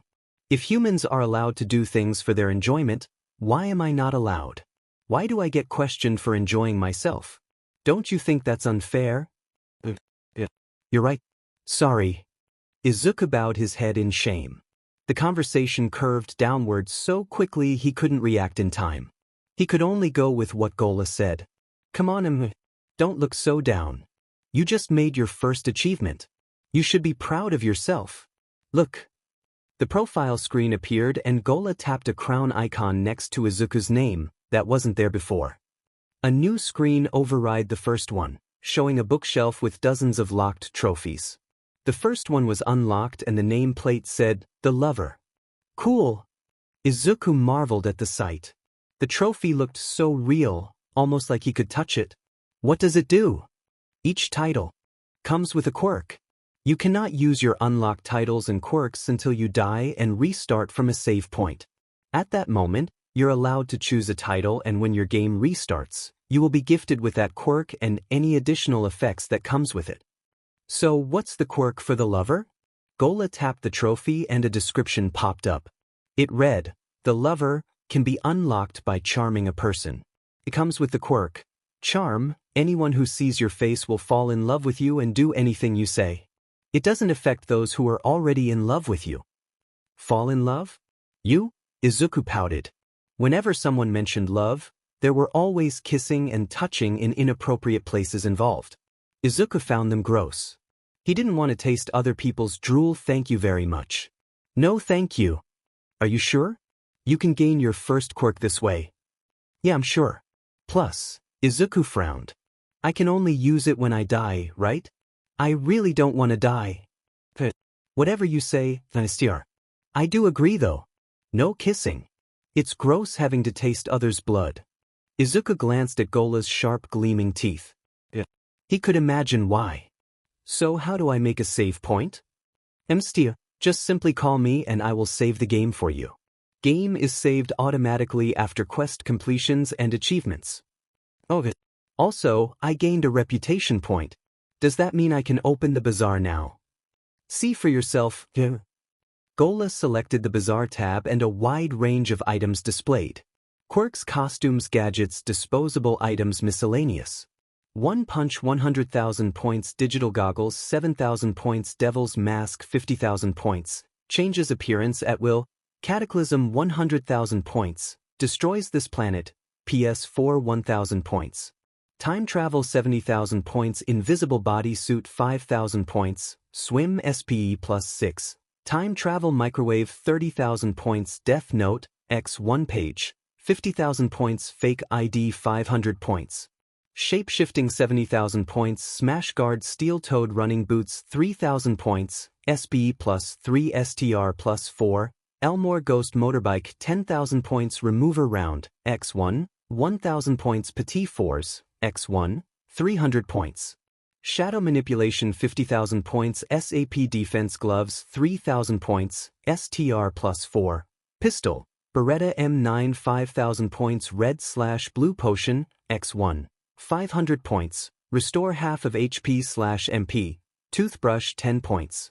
Mind reading 50,000 points, airwalkers 2,000 points, portal sticker set, PSS, 3,000 points, voice changer bubblegum, X1 piece, 200 points, lifesaver candy, X1, 1 point. And there were much more. The only thing Izuku could buy with the 1 point he had in his possession was a piece of lifesaver candy. Even a regular toothbrush that didn't have any unique attributes cost 10 points. Izuku could only exit the page with a disappointed sigh. Well, at least he now knew that helping people solve their emotional problems could earn him reputation points. Before Izuku closed the screen completely, he checked his profile stats. Name, Midoriya Izuku. Title, None. LV, 2 EXP, 0/200, required EXP doubles every level. HP, 150/150, 0.05/S. MP, 150/150, 0.05/S. Age 6. Quirks, none. STR, 3, 5 being average for your age. Attribute points, 1. Luck, 5, changes every day. RV points, 1. Techniques, Observe LV2, 78/150 EXP. Observe other stats. MP usage, 5 MP per use. More information will reveal as this technique levels up. Izuku noticed that his luck had gone down from 8 to 5. Nothing horrible had happened today, so he guessed 5 meant average. He hoped he would never go under that. Who knew what could happen? He also earned 1 attribute point, which he added to strength without hesitation. On the inventory page, an extra slot appeared, making it 5. Izuku then closed the screen and spent the rest of the films chatting with Gola. Apparently Gola had a lover who was the Gola for another digitalization.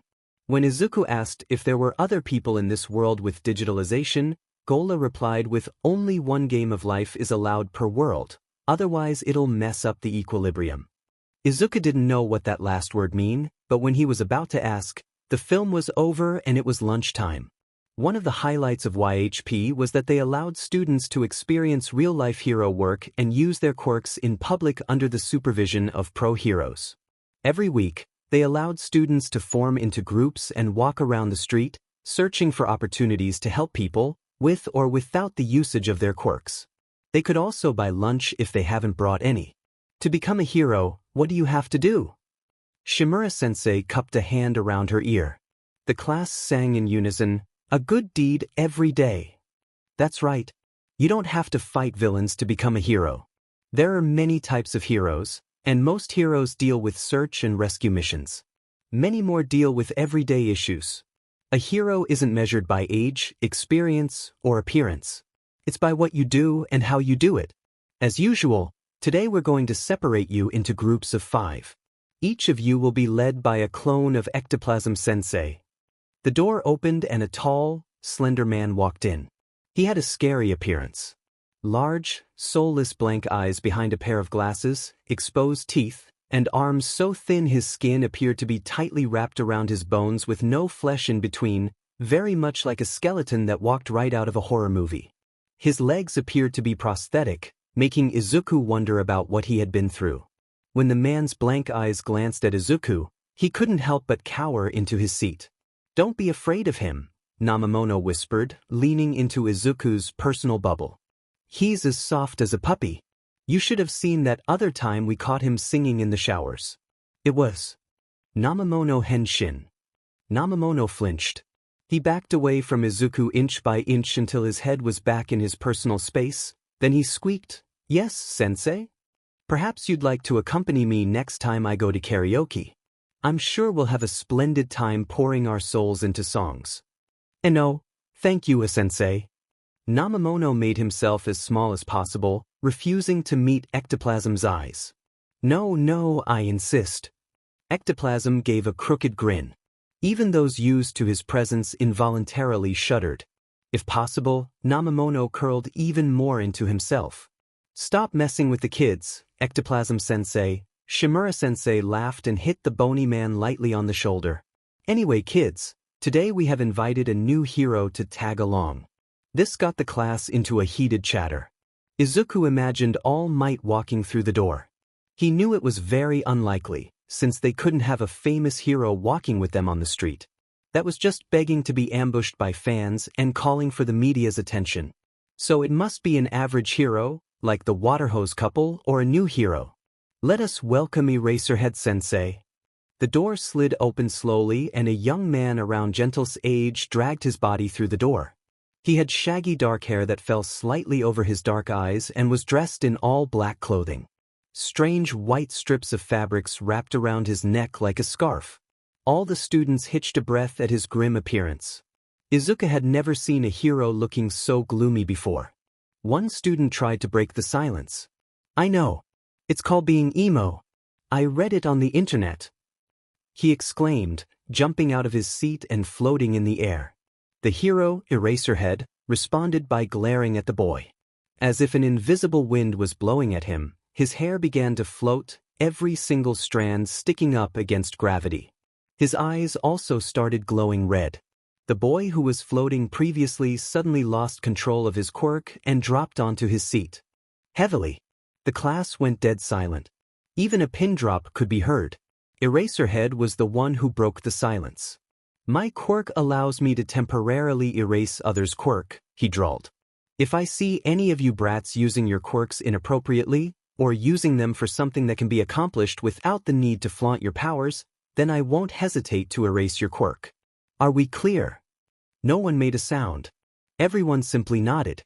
The tense atmosphere lasted until everyone was separated to their groups. Some complained about not being with their friends, some didn't care. Izuku was in a group with Manami, a pink girl, and, fortunately for him, the remaining two of his quest targets. They were a blonde dazzling kid and a purple-haired boy with bangs so long they covered his eyes completely. When Izuku circled up with his teammates, he received the quest notification. Quest alert. Side quest. Fear of Quirk, Aoyama Yuga. Description: Aoyama Yuga has some traumatizing experiences with his quirk. Help him get over his fears of his quirk. Time limit: none. Reward: 200 EXP, 1 reputation point. Failure: a hero should never allow themselves to fail. Accept decline. Quest alert. Side quest. Fear of Quirk, Shinso Hitoshi. Description: Shinso Hitoshi sees his quirk as a dangerous, evil power. Help him realize that his power is nothing to be feared of. Time limit: none. Reward: 200 EXP, 1 reputation point. Failure: a hero should never allow themselves to fail. Accept decline. Izuku accepted both quests without hesitation. Alright everyone. Now that we're a team, we should get to know each other's first. That'll make us easier to work together, the pink girl started. Aiba tucked a strand of hair behind her ears so her vision wasn't blocked. Aoyama rested his chin in both hands as he fluttered his long eyelashes. Shinso wasn't looking at anyone in particular, not that Izuku could tell. I'll go first. I'm Ishido Mina. Just call me Mina. My quirk is acid. It's really strong and can melt your skin, so be careful not to be too close to me when I use it. Everyone in the group shuddered at her description. You're next, new kid. Mina pointed at Izuku, who jumped out of his seat when his name was called. Weiss. My name is Midoriya Izuku, and I'm quirkless. But I'll do my best to help. As soon as he finished, Aoyama began in a flippant tone. Bonjour. My name is Aoyama Yuga. My quirk is naval laser and I can shoot laser out of my belly button. Izuku had to hold back his urge to flash out his notebook and jot down all the possibilities of such a quirk be traumatic. It was Manami's turn next. I'm Aiba Manami and I'm quirkless. But I'll try my best.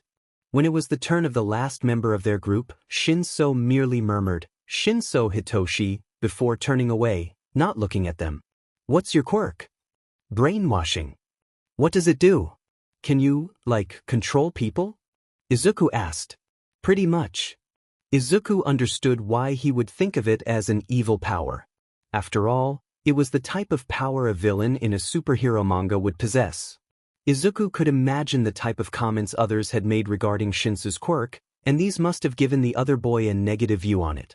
Sure, his power was evil, but it could also be used in many positive ways. Like in a situation where someone was about to jump off the roof, Shinso could easily control them to step down then talk them out of it when they were no longer on the verge of death. A power like this could minimize so much damage in the usual hero fights and save the heroes so much time and money. How could Shinso not realize it? Izuku had to let him know. Even without the quest, Izuku would make Shinso realize that his quirk wasn't evil. Like with Aiba, Izuku would hate to see Shinso become a hero and yet still not using his quirk. The heroes would lose a major advantage if that happened. But now wasn't the time. Izuku would just have to wait until they have a time to themselves so he could have a one-on-one conversation with Shinso. Everyone was given 5 minutes to get to know their group, then they were led onto a bus parked by the entrance.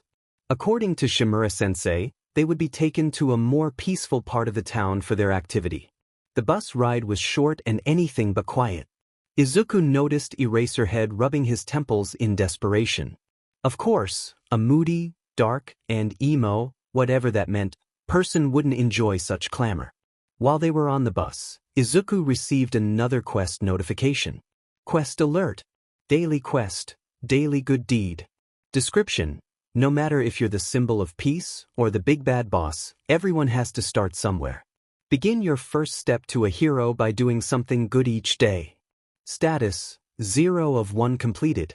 Time limit, 11 hours 59 minutes and 59 seconds. Reward, 100 EXP. Failure, you'll never achieve your dream if you don't make daily commitments. Accept decline. He was given 12 hours, which was until midnight, to do something good. That shouldn't be too hard. And even though there was no reputation point rewarded, Izuku wasn't disappointed. Because he didn't want to be a hero for rewards, he wanted to become a hero like Gentle, like All Might, who saved people simply because they needed help, not because they would be rewarded for saving that person. When they arrived, Ectoplasm created 6 clones, 1 for each team. While the teachers were huddled together discussing plans, Namamono's group went up to Izuku. One of the kids, the wolf-eared boy who sat behind Izuku, snickered. I can't believe it. 2 quirkless kids, 2 with dangerous quirks, and a nobody with a useless quirk all in one team? You guys are in for a hell of a day. Hey, Ahagami, stop insulting my team. Mina was quick to defend them. Besides, your werewolf quirk is just as dangerous as mine. At least I can control who I bite, but you can't control who you accidentally splashes your acid onto. Mina wasn't backing down. Oh yeah? Is that a challenge? The werewolf boy crouched down, baring his canines and growling. Mina slouched with hands positioned like claws in front of her chest, hissing. At that moment, a vein-throbbing hand landed on their respective heads. Shimura-sensei popped in between them with an angry look. Stop fighting this instant or both you and your teams are staying on the bus while everyone else participates. Mina and the werewolf boy didn't say anything but they straightened their postures. When Shimura-sensei left, he threw Mina a dirty look and stalked away. Namamono hurried to apologize. I'm so sorry for what he just did. Ogami just has a habit of insulting everyone he meets. He didn't mean it. Hey, it's fine. Don't worry about it. Mina grinned and patted him on the back. We aren't affected by it, right guys? Everyone nodded. Izuku said, yeah, we're all good.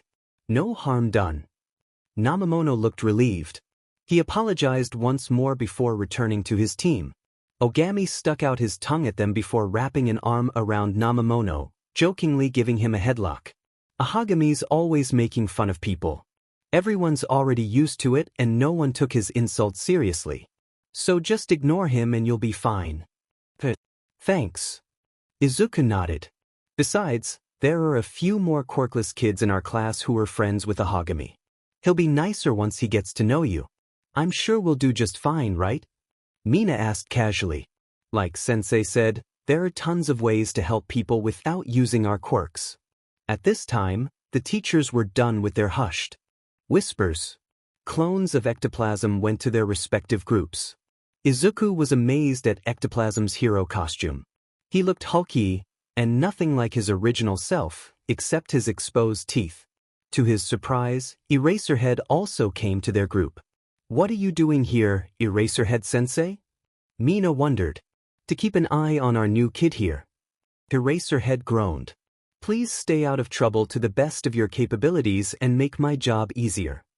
I promise I won't cause trouble. Izuku insisted. I'll see to it. The groups were then led to different sections of the area. It was lunchtime, so the streets were filled with people, but not crowded enough for everyone to have a hard time keeping up. Class session officially started. Izuku's group began on the lookout for potential targets. Mina walked in the front, loudly describing her past experiences in different types of situations. Izuku and his other 3 teammates trailed after her. The 2 pro heroes followed behind them in a distance, watching their backs and making sure nothing went wrong. As they were searching, the 4 YHP kids all took out their respective lunches. Izuku paused with his lunchbox in hand. Bad idea, Midoriya-kun. Mina gave a nervous laugh. We don't stop to eat, so we always bring something simple like rice balls or sushi. Izuku felt his anxiety hit him again. He panicked, almost dropping his lunchbox. What do I do? Here, Mina handed Izuku one of her rice balls. You can have one. Before Izuku could accept or refuse, a half of a yakisoba bread was pushed onto his hand. Sharing is caring, Manami mumbled with her mouth full. Seeing the girls taking the initiative, the boys weren't far behind. Aoyama gave Izuku a cheese stick. It's very healthy. And Shinso offered Izuku half of his tuna sandwich. You're not allergic to fish, are you? To be surrounded by so much kindness, Izuku felt that undeniable warm feeling in his chest once again. His eyes got a little teary, but no one commented on it. Thank you, everyone, he mumbled, voice dry. As they continued their search while eating lunch, they found their first target. It was an old lady who dropped her purse, but couldn't bend down due to her back issues. She was holding a hot pink walking stick that really stood out in the distance. The floating exclamation mark had appeared when Izuku was around 20 feet away, and he mentally took note of the required distance. Seeing her struggles, the group rushed to her side, but Izuku got there first. He had a feeling everyone else ran a tad bit slower on purpose, in order for him to arrive first. Here you go, Izuku offered the purse to the old lady. Thank you. The old lady accepted her purse with a trembling hand, her other hand on the walking stick. What would I do without you young heroes, huh? The old lady chuckled as she patted Izuku on the head. Well, I have to go meet up with my granddaughter. See you kids later. Quest, daily good deed, completed. Next 1 in 11 hours, 36 minutes and 47 seconds. Reputation point +1. Note: continue helping people to earn more reputation point and EXP. For the next 20 minutes or so, Izuku had earned almost 10 reputation points and a dozen EXP by helping people. Many of these situations didn't have a quest alert, Izuku noticed. Only the more important ones that would take longer to complete would have a quest notification. Most of the problems his team encountered didn't require any of them to use their quirks. Once, Mina tried melting down an entire tree to save a cat that was stuck, but was fortunately stopped by Eraserhead, who pointed out the existence of a bird nest higher up in the tree. Heroes also need a good situational awareness, he had said. You don't want to save someone but have your actions indirectly cause the injury or death of another civilian due to your neglect. As they walked into a shopping street, Izuku noticed a familiar mop of furry silver hair, twitching wolf ears, and a wagging, bushy tail. Ogami noticed him as well, as he quickly made his way over with a smirk. How many people have you helped, I wonder? Namamono and the rest of his team caught up with him with an exasperated groan. Not again, he mumbled as he ran his fingers through his hair, his neatly trimmed bangs sticking to his forehead with sweat. We've already helped 15 people, each with different incidents. Ogami continued to boast. Hands on her hips, Mina retorted with her head held high. So what? That doesn't make you any better than us. Just because you've been in the program a few weeks longer than we have doesn't mean you can pressure us with your experience. Just as another stare-down was about to occur, white strips of fabric shoot out from behind and wrapped around the two YHP students, their limbs locked tightly against their sides, restricting their movements. Eraserhead trudged his way over. Stop this foolish argument. You're training to be heroes, and heroes don't fight against each others. But sensei... Eraserhead's eyes glowed red and his hair began to float. The two kids gulped visibly. A second later, Eraserhead blinked and the effect wore off. He released them, kneeling down and placing a hand on their shoulders. In a softer voice, he said, Remember, the moment you turn saving people into a competition, you're no longer heroes. What matters most isn't how many people you've helped, or how much you've helped them. It's the simple fact that you've helped somebody in need. That is what makes a true hero. Both of them stared at the ground guiltily, and murmured a quiet apology. Eraserhead stood up and folded his arms. You two need to learn to get along. Now, as punishments for fighting during a class session, you two and your teams will work together for the remaining of this class PRD. What? A chorus of groans was the response, but a flash of red in Eraserhead's eyes and the slightest movement of his hair shut everyone up. Izuku stayed in the back of his team as he observed the two teams' awkward reaction around each other. Most of them are okay with working with another team. It was Ogami's scowling face, bearing canines, and Mina's grumpy look, and hands that leaked acid, that put everyone on guard. Suddenly, something, or rather, someone rammed into Izuku's back. With an oof, Izuku fell forward and had to steady himself with Aoyama's shoulder to not faceplant. What was that? Groaning, Izuku turned to look at the pressure on his back, but only saw clothes. Floating clothes. With an exclamation mark above it. Whoa! Loud sniffling came from the floating clothes and Izuku felt a grip on his shirt. It then dawned to him that he was possibly seeing an invisible person for the first time in his life. Do you need help? My grandma's lost. Wah! The invisible girl sobbed loudly. Quest alert. Side quest, missing granny. Description, help Hagakure Toru reunite with her grandmother. Time limit, none. Reward, 100 EXP, 2 reputation point. Failure, a hero should never allow themselves to fail. Accept decline. This time Izuku didn't even pay attention to the notification. He vaguely remembered accepting it as he had his whole focus on the wailing girl. The 2 YHP groups gathered around her. The more experienced ones who had probably dealt with this kind of situation began shooting off questions that would help locate the grandma, but they were all ignored by the girl who couldn't stop crying. We gotta do something. Mina exclaimed. But what? Ogami frowned. He watched as Aoyama handed the girl a cheese stick, which slid out of her slack grip as she continued to cry. Shoving the blonde out of the way, Ogami crouched down in front of her with his head bowed. Hey look, his ears twitched. Wanna feel my hair? It's pretty soft. That didn't seem to work. Maybe she's a cat person, Namamono offered. He took a deep breath and closed his eyes. His body began to twist and swirl, morphing into a tiny orange cat. Namaniko yowled and patted his way over to the crying girl, and placed a kitty paw against her invisible leg. The girl stopped crying and shrieked. She backed up so fast Izuku almost fell over with her steel grip remaining on his All Might t-shirt. Cats! And she continued screaming. Hey Shinso! Izuku called out to the purple-haired boy who was currently petting a content Namaniko. Can't you maybe control her and make her stop crying? Shinso nervously rubbed the back of his neck. My quirk is scary. Instead of helping, it'd probably scare her if I take control of her body. So I don't think that's a good idea. So that was what he was afraid of. Then what else can we do? Mina grasped her hair in exasperation, her horns knocking back and forth frantically. Izuku looked around. Everyone had a look of uncertainty on their face. The 2 pro-heroes were leaning against the wall a few meters away, watching them silently. Izuku looked back at the quivering floating clothes next to him, and he made his decision. Gently releasing her tight grip on his shirt, Izuku spread his hands in front of him, palms up. Look!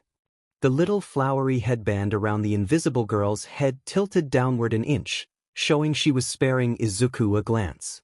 Nothing's in my hand. He squeezed both fists, and when he opened his left hand, a piece of lifesaver candy was sitting quietly on his clammy palm. The sobbing paused. Whispers of, Go Midoriya, reached his ears as he closed his left hand around the candy, and opened his right hand. The same lifesaver candy appeared on his right palm. He then closed both hands. How many candies do you think I have? T2. Izuku grinned. He opened both hands to reveal them empty. Check your pockets. The invisible girl stuffed both hands into the pockets of her skirt and pulled out a handful of lifesaver candies. How? Secret, Izuku teased. And finally, the crying ceased as the girl giggled. Aoyama Yuga almost killed his father when his quirk first manifested. He had been standing on a chair and painting on the walls of his room when he felt a strange surge of heat developing in the pit of his belly. It was hot, uncomfortable, and he wanted to get rid of it. His father chose that moment to enter his room. Yuga, turning to face his father, pushed the energy out of his belly button. A strong beam of blue laser shot out and hit his father in the stomach, tearing through the flesh and creating a gaping hole that forever haunted the young boy's mind. The force of the beam also threw the boy backward, slamming his head against the wall and knocking him out. He had woken up in the hospital with multiple stitches on the back of his head and his appealing blonde hair shaved off.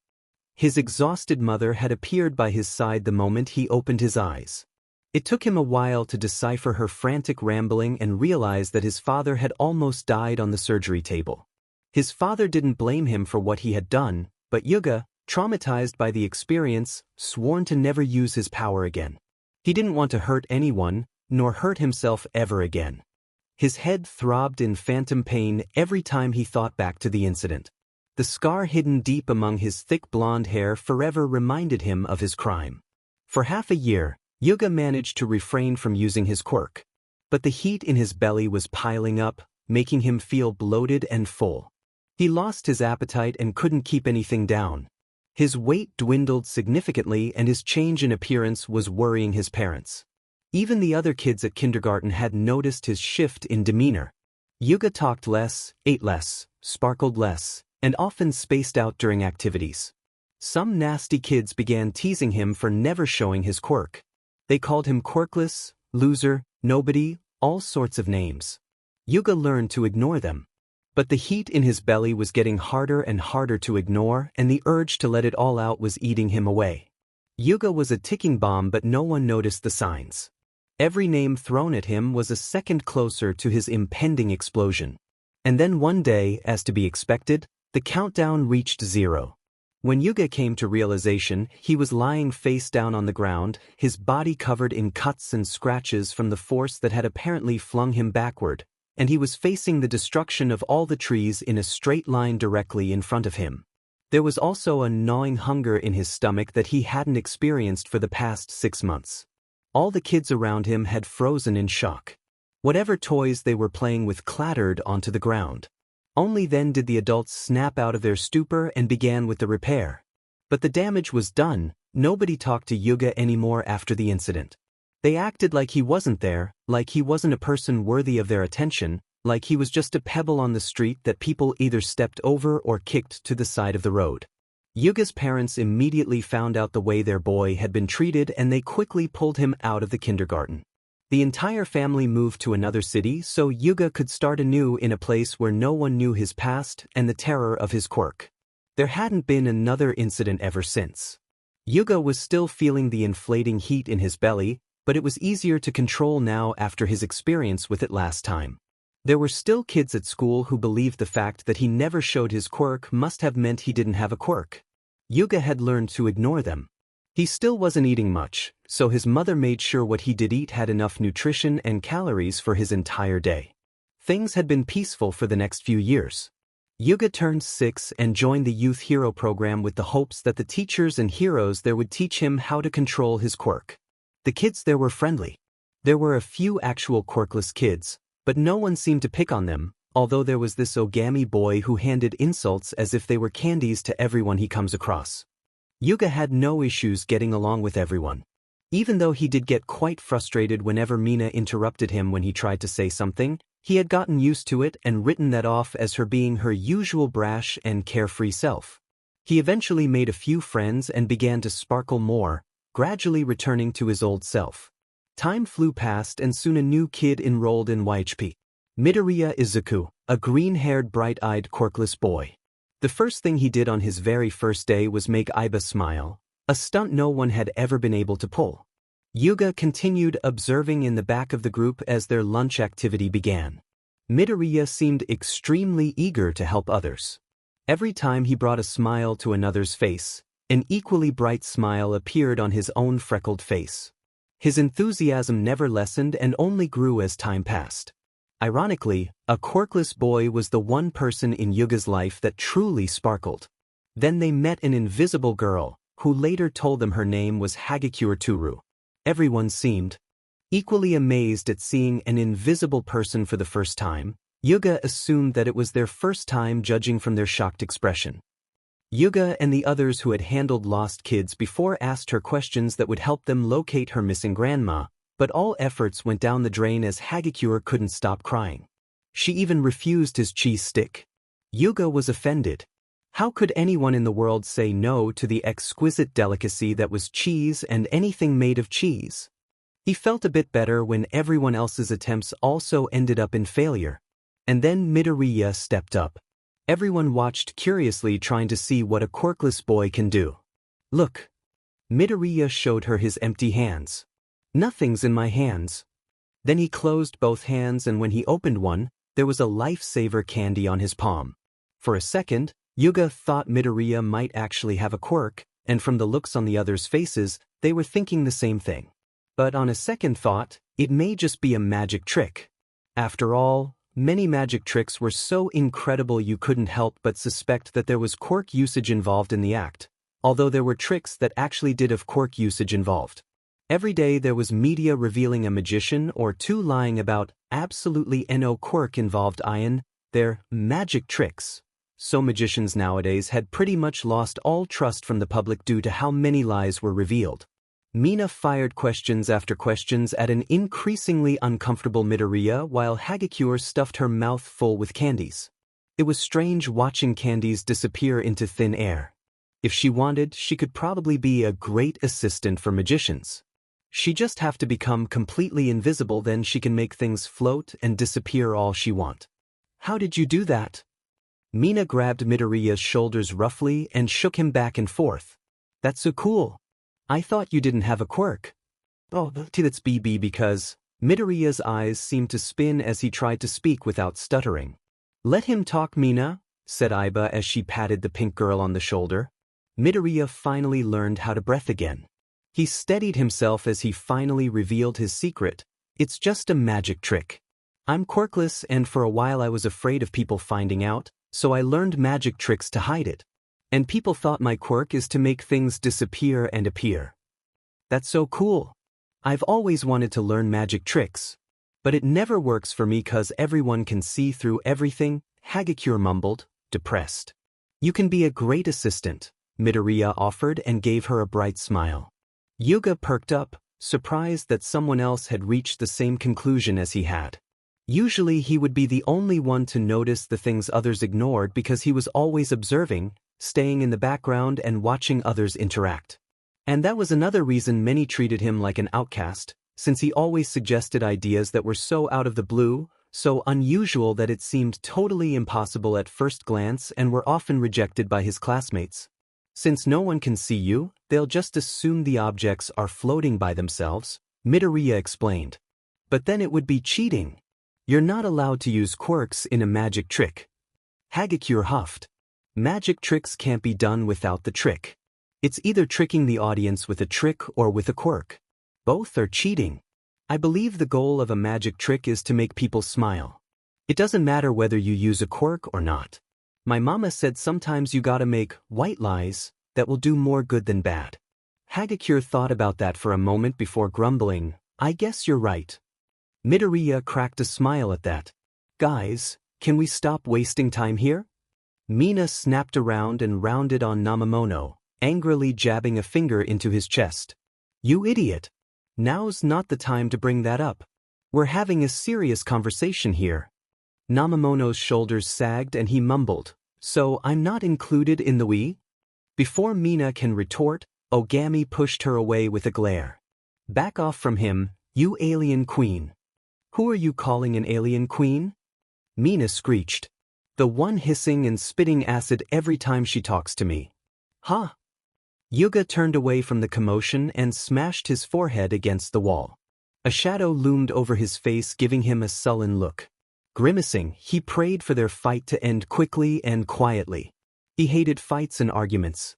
He was more of a pacifist and would rather take a step back and apologize even when it wasn't his fault, just so he didn't have to deal with fights any longer. Hey guys?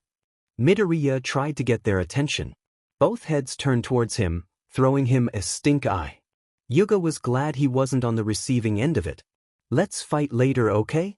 With his back towards Hagakure, he nudged his lips towards her discreetly. Fine, Mina spat. This isn't over. Ogami glared. Midoriya gave them a pointed look before turning to Hagakure. Sorry you have to see that. Let's start searching for your grandma. Do you remember where you last saw? And he was pushed over. Move. Ogami walked up to the girl. I have a better idea. Iba moved to help Midoriya get up, who seemed to sparkle as he gave her a bright smile. So bright Yuga almost saw glitters coating his form. You see, my quirk allows me to do anything a wolf can do, which means I have a strong sense of smell. I can find your grandma if you can give me anything that smells like her. Hagakure rummaged through all the pockets on herself but couldn't seem to find anything. I don't have anything. Have you touched her clothes? Or held her hand before she went missing? Ogami tried again. No. My grandma needs to walk using a cane. She gets better balance if she doesn't hold on to me. Wait, is her cane pink? Yuga asked the same time Midoriya did. Yeah. How did you know? We met her earlier today. Midoriya exclaimed. She dropped her purse and I picked it up for her. Oh, that means your hand should smell like her purse. Mina pointed out as she wiggled her eyebrows tauntingly at Ogami. Ogami made a disgusted look. I am not smelling your hand. Everyone snickered at the mental image. Stop laughing, you bisses. Ogami's face went up in flame and his tail swatted around wildly. And stop thinking about it. Shinso stepped up from his position by the wall and sneered at Ogami. You can either do it yourself or I can make you do it. Oh ho ho. So you're gonna use your evil quirk on an innocent kid, huh? Someone from Ogami's team looked around sarcastically. Innocent kid? Where? And was rewarded with a heated glare from their team leader. I will use it if it's on you, Shinso said. I reserve it for those who deserve it. Ogami's face darkened as he glared, canines baring. Shinso stood his ground firmly. His messy purple bangs shrouded his eyes, but the rest of his face was stoic and indifferent. There seemed to be a sparkling string coming from both of their eyes and connecting in midair with sparks dancing off of it. Yuga shook his head to get rid of that image. His mother always said his imagination was his biggest weapon but could also lead to his downfall if overused. The glaring contest ended as quickly as it began with Ogami reluctantly accepting his fate. Grumbling under his breath the entire way, he stalked up to an antsy Midoriya and yanked his hand up. Ogami sniffed the palm as quickly as possible and threw the hand down, waving at the air in front of his nose as if something reeked. So, did you smell anything? Midoriya asked, hesitant. Yeah. Sweat, urine, to which Midoriya spluttered in defense. Seaweed, fish, cheese, food. Ayan? And cranky old people. Midoriya glowed. Everyone waited as Ogami spun around sniffing the air. He even got on all fours at one point and sniffed the ground, and gagged. No one commented on that, not even Mina, because they knew Ogami would be so embarrassed he might refuse to help out anymore. After a while, Ogami pointed at a direction and said, "It's that way." About 400 meters away. The two groups began making their way over. Yuga caught a glimpse of Ectoplasm and Eraserhead Sensei following them before they disappeared into the shadows. As they walked, Midoriya and Mina made small talks to Hagakure. Ogami and Namamono chatted in the front of the group while the former sniffed the air every now and then to make sure the grandma didn't suddenly change directions. Yuga, Shinso, and Manami walked in silence between the two groups, and the rest of Ogami's team was in the very back. On their way there, the two teams spotted a few people who needed help with small tasks. Mina and Ogami were always the first ones to run up, with Midoriya following right behind them. Ogami helped break apart a dog fight and the two owners thanked him gratefully. Mina helped a man melt the lock of his briefcase open when he lost the key but needed the documents inside for a meeting. Midoriya comforted a kid who dropped his cheesecake takeout and couldn't stop crying. In the end, the parents of the kid appeared with a new box of cheesecake in their hands and thanked Midoriya before leaving. Yuga had to force himself not to drool over that cheesecake. He had wanted to visit that newly opened cheesecake factory for a long time, but he lived too far and his parents were too busy with work to take him over. He also didn't bring any money either, and it wasn't like he would buy it if he did. Now they had to focus on finding Hagakure's grandma. Everything else had to wait. Next to the restaurant was a vacant building for rent. Yuga briefly fantasized his family moving into this building so he could eat cheesecakes whenever he wanted, and only snapped out of it when everyone else paused to stare at him. After that little incident, they walked past a subway station and went under a bridge. According to Ogami, they were less than 50 meters away. Midoriya halted in his steps and pointed at something in the distance, yelling, "I found her!" Yuga followed his finger and found the old lady they had helped before struggling to walk with her pink cane, her purse slipping off of her grasp and appearing to be on the verge of dropping again.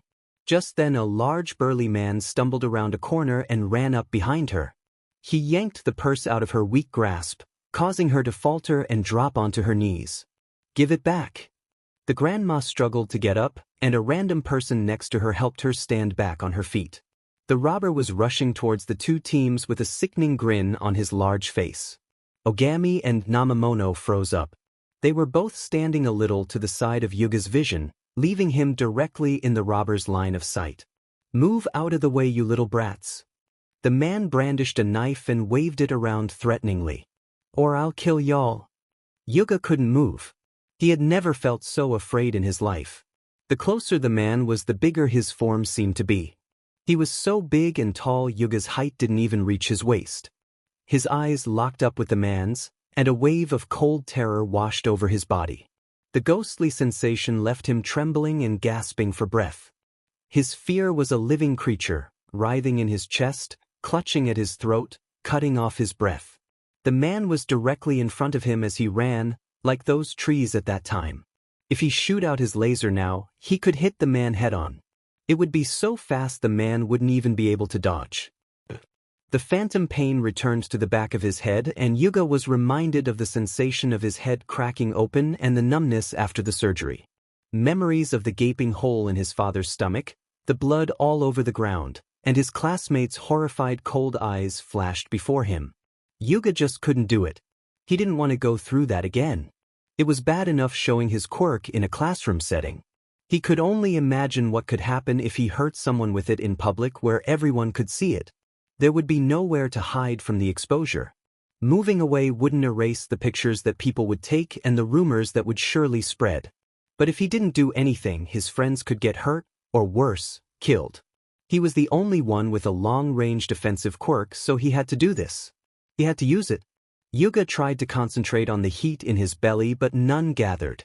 They were scattered and refused to ball up at his belly button. The man was getting closer and there was nowhere to run. Everyone was frozen in fear, and because Yuga was such a coward, they were all going to die and be stabbed, slashed, killed, and blood would be everywhere, dripping, pooling on the ground. Andy's parents would be so sad and disappointed. Andy wouldn't be able to be a hero. Well, how cold when couldn't even stand up for himself and his friends. He was just a loser, a coward, a hero, wannabe nobody. A figure darted past Yuga and moved protectively in front of Ogami and Namamono. A flash of green. Midoriya. A quirkless boy. He was shaking from head to toe like an autumn leaf, trembling so much the air around him seemed to vibrate. And yet, he stood his ground. He faced against a man almost 5 times his size despite being so obviously terrified. Out of all of them, a quirkless boy was the first to move. He had no power and he knew he couldn't win, and yet, a feeling of self-disgust clawing his throat, Yuga stared at Midoriya's back, and somehow the small stature of the shorter boy suddenly seemed so much bigger. His shoulders appeared wider and his form gave Yuga a sense of protection. And then the man arrived. The imagery form of Midoriya instantly collapsed under the overwhelming size of the robber. Yuga, Midoriya, and everyone else could only stood with growing horror as the man drew back the blade and got restrained by white bandages. The fear and immobility remained even after Eraserhead-sensei tied up the robber as tight as possible, making sure his arms were growing purple and he was gasping for breath. In reality, the time it took for the man to get to them was only a few seconds, but to Yuga, it felt like hours. When Ectoplasm-sensei asked him if he was okay, Yuga nodded in response, not trusting his voice yet. His tongue felt thick and heavy, and if he was to speak right now, his words would probably come out all jumbled and incoherent. Their lunch activity ended by the time Hagakure reunited with her grandma. Ogami insisted that the credit should go to him since he contributed the most, but everyone else, Yuga included, agreed that Midoriya was the MVP today, since if he hadn't made Hagakure stop crying, they'd never get any information out of her. On their bus ride back, the other teams loudly shared their stories, while Yuga and Ogami's team remained silent, except Mina and Ogami, who started bickering again. Obviously everyone was affected by the incident. Yuga wondered briefly what the others were thinking at the moment. They didn't know the power of his quirk, so they probably didn't know he was in the perfect position to shoot the robber. But still, out of everyone, Midoriya was the one who overcame his fear and stood up. The others were probably also thinking how useless they were for being one-upped by someone without a means to defend himself. By the time they arrived at HP, Yuga was so deeply wallowed in his self-pity that he didn't remember how he got off the bus, or how he returned home. It wasn't until he was relaxing in his sparkling bubble bath with a RBB duck clutched tightly in his hand did he come back to reality. Lying back in the bathtub, Yuga closed his eyes as he tried to remember the fear he felt today. He wanted to remember that feeling so he could get used to it and overcome it. That feeling would forever be ingrained in his body, reminding him of how he should start getting his acts together and stop being a petty little loser. If the heroes weren't here today, they would have died. And Yuga would never forgive himself if he let his friends die when he could do something to prevent it. It was time for Aoyama Yuga to stop being a coward and start becoming a hero. Next time this happened, Yuga would use his quirk. As he daydreamed about a giant evil villain that looked suspiciously like the robber, coming up to torment him and his friends, and his using his quirk to shoot a giant hole in the villain's stomach and then being held a hero, Yuga slowly fell asleep. Hours later, Yuga woke up with a sneeze in a tub full of cold, soapy water. Now he was sick. Mama was crying when she picked him up at YHP. The moment they got off the bus, everyone visibly flinched as a hoarse cry split the air. Izuoku. Mama threw down her bike and stumbled towards him with open arms, enveloping him in a bone-crushing hug. I was told that why you were attacked. Are you okay? Are you hurt anywhere? How are you feeling? Do you need to see the doctor? Mama. Izuku's heart gave a jolt as he took in Mama's face. Her eyes were red from crying, her lips cracked, and snot dripped down her nose and over the curves of her lips. Izuku didn't care how disgusting her face looked when he hugged her back, because his face probably didn't look any better as he wailed and blabbered gibberish. After what seemed like eternity, they finally broke apart. A quick glance around showed the other students interacting with their family in a distance to give them some space. The teachers then came up and reassured Mama that everything was fine and no one was hurt.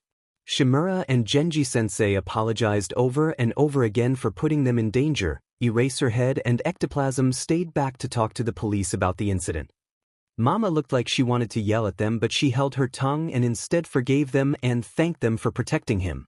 Mama didn't let him ride his bike home that day, because she was worried his legs were still jelly after being so scared by the scary man.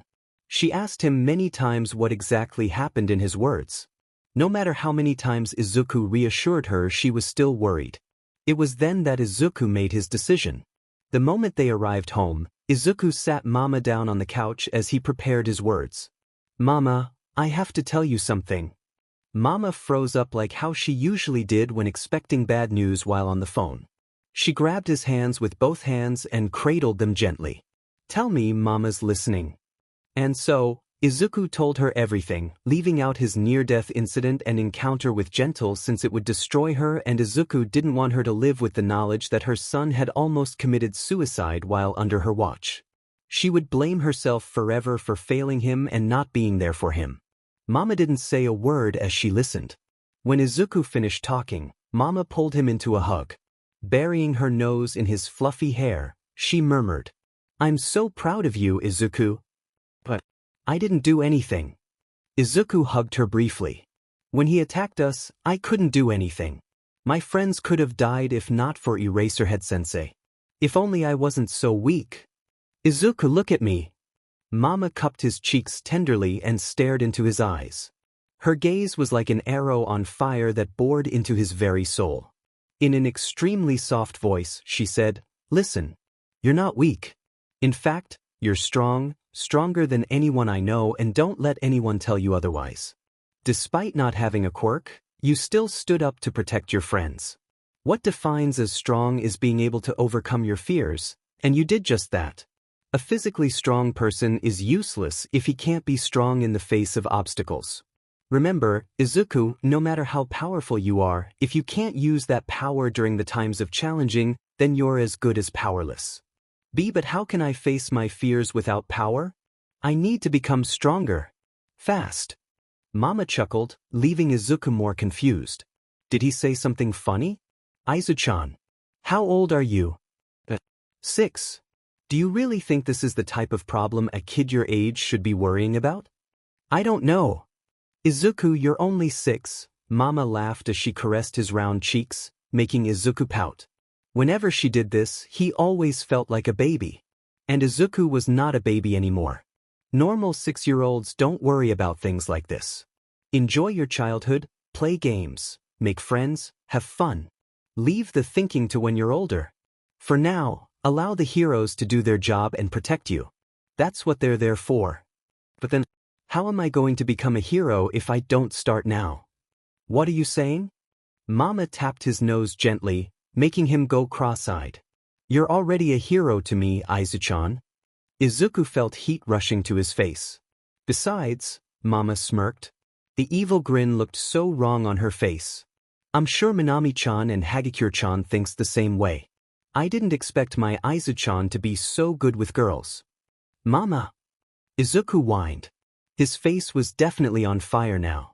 I don't like them that way. Which way? Mama looked like a scheming fox. The face-sking way.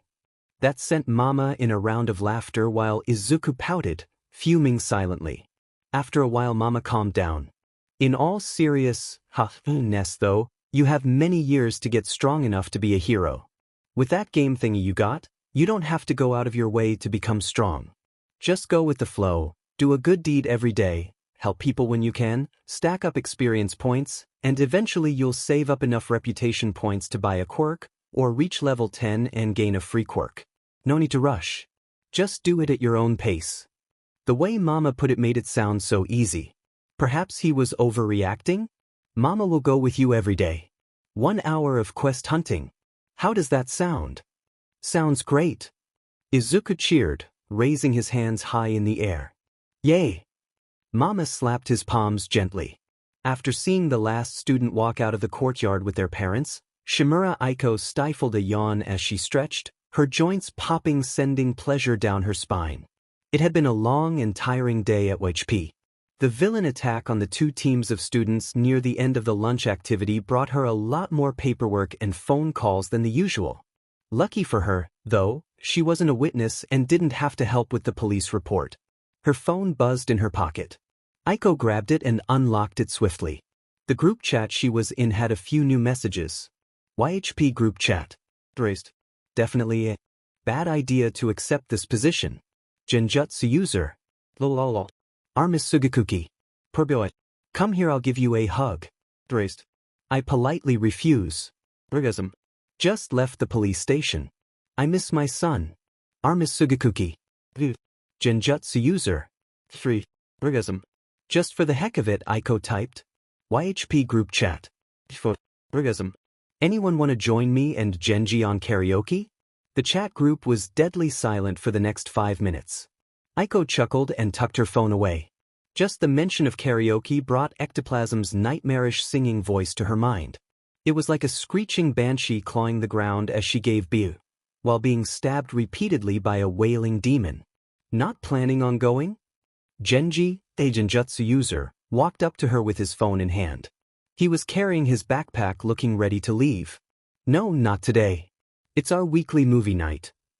As Aiko grabbed her pack, Genji turned off the light and locked the door after they exited the building.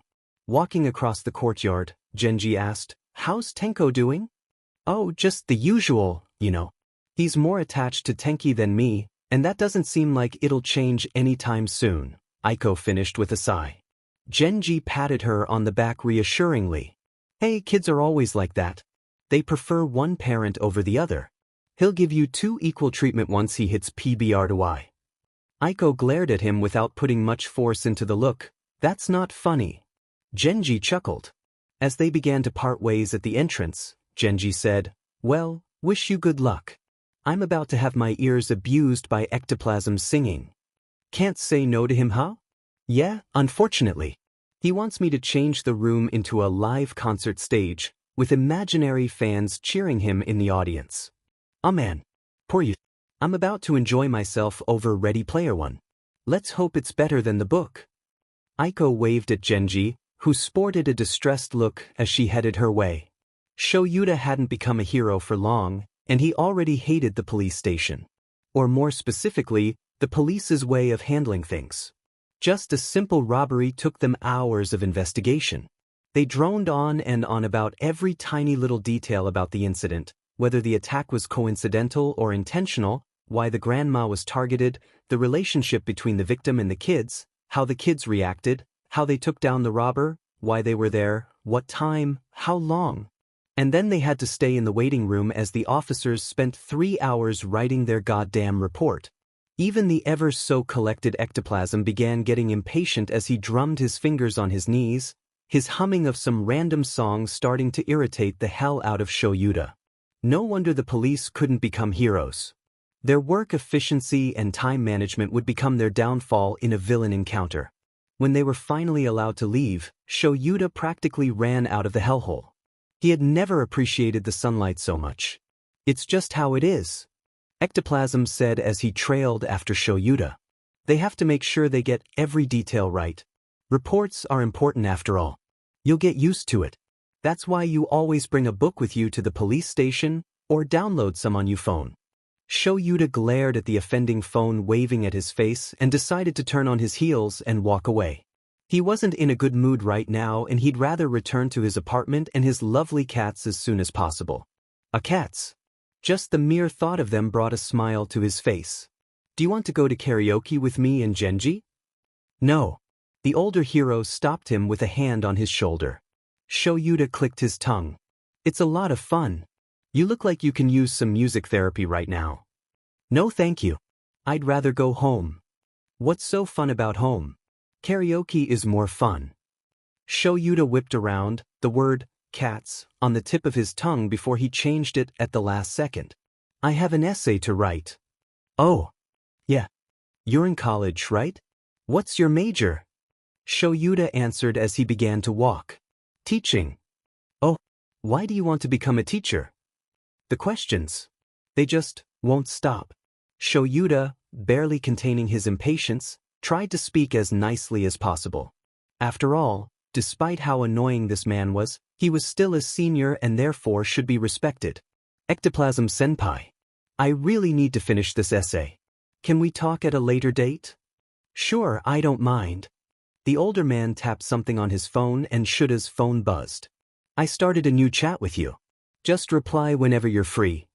Ectoplasm turned around and was about to walk away, before looking back and saying, by the way, I work as a math teacher at UA. Then he left, leaving Yuga deadly still in the middle of the street.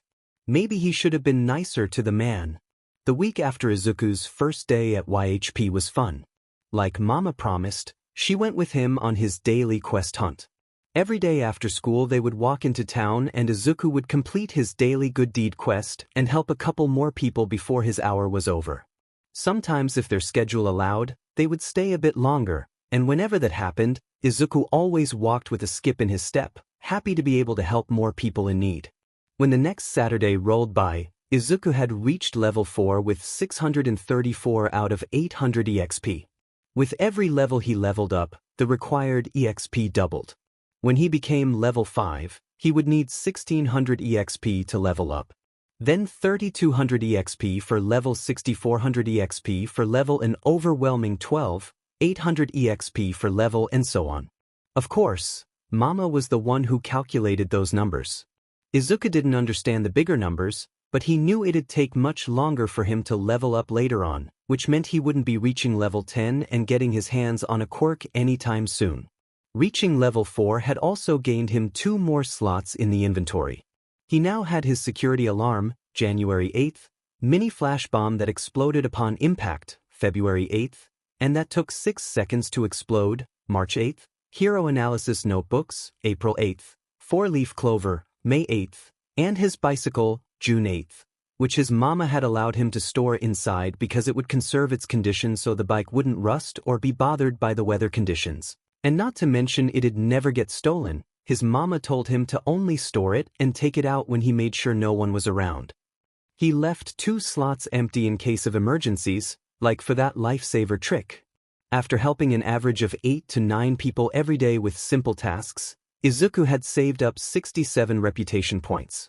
He hadn't encountered a situation where he needed to purchase anything, so he refrained from spending a single point. It wasn't like he needed canned drinks, 50 points, or a toothbrush, 10 points, or more lifesaver candies. His observe was now at level 5, and he could now see people's name and level as well as their age and personality when he observed them. He practically observed every single person on the street within his proximity whenever he stepped out of the house to quickly level up, seeing how observe was the easiest technique to level up. It turned out that when a technique reached level 5, it would gain an upgrade, unlocking more power and lasting longer. Izuku had also learned a few more techniques. Name: Midoriya Izuku. Title: None. LV: 4 EXP, 634/800, required EXP doubles every level. HP: 34340, 0.2/S. MP: 34340, 0.2/S. Age 6. Quirks: None. STR: 4, 5 being average for your age. Attribute points: 0. Luck: 5, changes every day. REP points: 67. Observe LV: 5, 42 to 340 EXP. Observe others' stats: name, level, age, and personality. MP usage: 5 MP per use. Search LV3, 70/225 EXP. Search for your target in the crowd faster. MP usage: not applicable, technique is passive. Sprint LV2, 68/150 EXP. Provide a 25% boost of speed when running. MP usage: 20 MP per use. Last 5 seconds. Jump LV2, 23/150 EXP. Provide a 25% boost of strength in your legs when jumping. MP usage: 20 MP per use. He gained Search during the Hagakure quest. Sprint and Jump were gained while running around during recess. Kacchan had looked at him all strangely when the useless Deku started prancing around like a dog seeking attention, as he put it. Izuku had bounced around all recess trying to discover more techniques, but in the end Jump and Sprint were all he got. When he leveled up to level 4 after completing the Hagakure quest, Izuku received 2 attribute points, which he added to speed and dexterity after careful consideration. He had thought about it for a while. Being quirkless, it'd be stupid to fight his opponents face-on. Strength and defense wouldn't do anything to people like Kacchan, who could burn you no matter how strong your defense was, and fighting him with fists was useless when he could just throw an explosion at you to knock you away. That was why Izuku chose speed and dexterity to gain faster reflex and dodge incoming attacks and escape faster. Like Mama said, he was still young. There was no need to carry everything on his shoulders. It was fine to share the burden with heroes and run away until heroes come to save him. Childhood was supposed to be enjoyed, not filled with training and fights. There was no reason for him to quickly become stronger. He had lots of time. It was fine to take it slow. The rest of the week flew past. And before Izuku noticed, Saturday had arrived and he was riding alongside Mama as they made their way towards YHP. Watching the scenery as they flashed past him, Izuku wondered what Gentle was doing right now. A plate shot past his ear, grazing his cheek and shattering against the wall behind him. Tida flinched, squeezing his eyes shut as he felt a line of blood dripping down his cheeks. "You worthless, useless piece of shit." His mother's shrill cry reached his ears. Tida kept his eyes closed, refusing to look at his mother's terrifying expression. "I'm sore. Do you know how much we've spent on you? Raising you, feeding, clothing, putting a roof over your head. We don't care if you become a hero or not. All we ever wanted was a peaceful life without any troubles. And now look at how you repaid our kindness." A hand slammed against the table. Tida blinked. His expulsion letter lay on the dining table. It was wrinkled with ripped edges. Obviously someone had been squeezing it very hard. "The F you do that for?" His father, who was sitting with his head down at the table, roared at his mother. "The hell are you talking about? You saw me. Sitting here. Right next to you. Yet you slammed your effing hand right next to my effing ears. You trying to start something? Oh yeah, and now it's my fault, huh? It's my fault for not raising my son better, it's my fault for not getting rid of that stupid hero dream of his, everything's my fault, right? Are you satisfied now? When did I ever say it's your fault? Listen, you goddamn woman. No. You listen. Tida couldn't hold it any longer. He ignored his parents' shouting match and ran into his room. Slamming his closet open, he grabbed a few random clothes and stuffed them in his school bag after dumping out its content. He ripped his charger out of the outlet and threw it inside his bag, along with a few bags of snacks and bottles of water. As he was about to zip up, his eyes landed on his little notebook. He paused, weighing his chances, and in the end dropped it inside his pack. He wasn't giving up yet. He changed into something comfortable, then grabbed his backpack, phone, and wallet before skidding down the stairs. Without looking back, Tida left his house. It was already nighttime. Tida stood outside, eyeing the spray paint of the word, garbage, next to the nameplate of his house. His heart felt empty as he thought about leaving his home forever. The place he grew up in, where he had his first tea party, celebrating his victory of a calligraphy contest, where his father threw him into the air and dropped him for the first time, where his mother brought him his favorite tea and cakes when he worked past midnight, where he stole his father's computer to watch YouTube videos before receiving his first laptop. That where he took his parents' kindness for granted and never gave anything in return. I will be back. Tida forced himself to look away from the house. The normal house that looked just like any other houses on the street. The house no one would give a second look at except him. The house wasn't anything special, but to him, leaving it was like throwing away a piece to a puzzle. Tida dragged his foot along the pavement, half hoping his parents would notice his absence and chase after him. Seconds flew past. Minutes went by. Their voices diminished, and soon Tida was all alone in the middle of the night on an eerily silent street with nowhere to go and no plans for the future. He brought his hand up to his cheeks. The blood had dried and left an impressionable mark on his face. He had to get rid of it. There was a park near his house which should have a water fountain he could use. It wasn't very far, just about a 10-minute walk. When Tida arrived, he noticed many homeless people sleeping on the benches, some in the bushes. They looked no different from him at the moment, just a bit dirted. The thought of himself possibly joining their rank brought a wave of fear over him. Tida shook his head, getting rid of that thought. Worrying about the future wouldn't do anything except slow him down and make him doubt himself. He had to keep being optimistic. Believe that the future was bright and filled with singing birds and sunshine. Besides, Izuku believed him. He had to live up to his promise and be a hero. Even if it wasn't for him, he'd do it for the boy, his very first fan. After drying his cheek with his sleeve, wincing a bit as the rough fabric of his jacket grazed the cut, Tida sat down on an unoccupied bench. The next bench over had a man, around the age of 40, sleeping on it.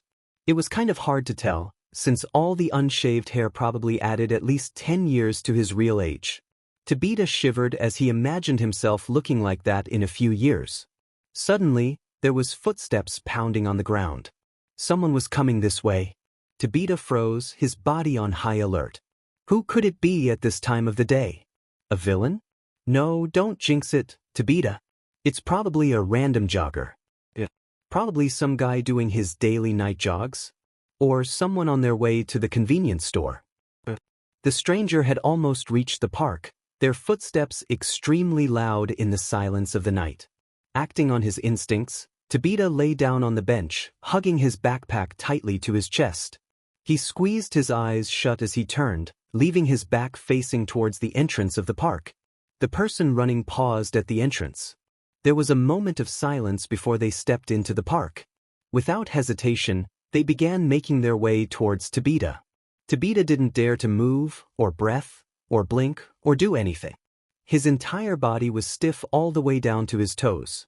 All sorts of terrifying thoughts regarding this situation occupied his mind, thoughts that he desperately wished would disappear at the moment because they were not helping.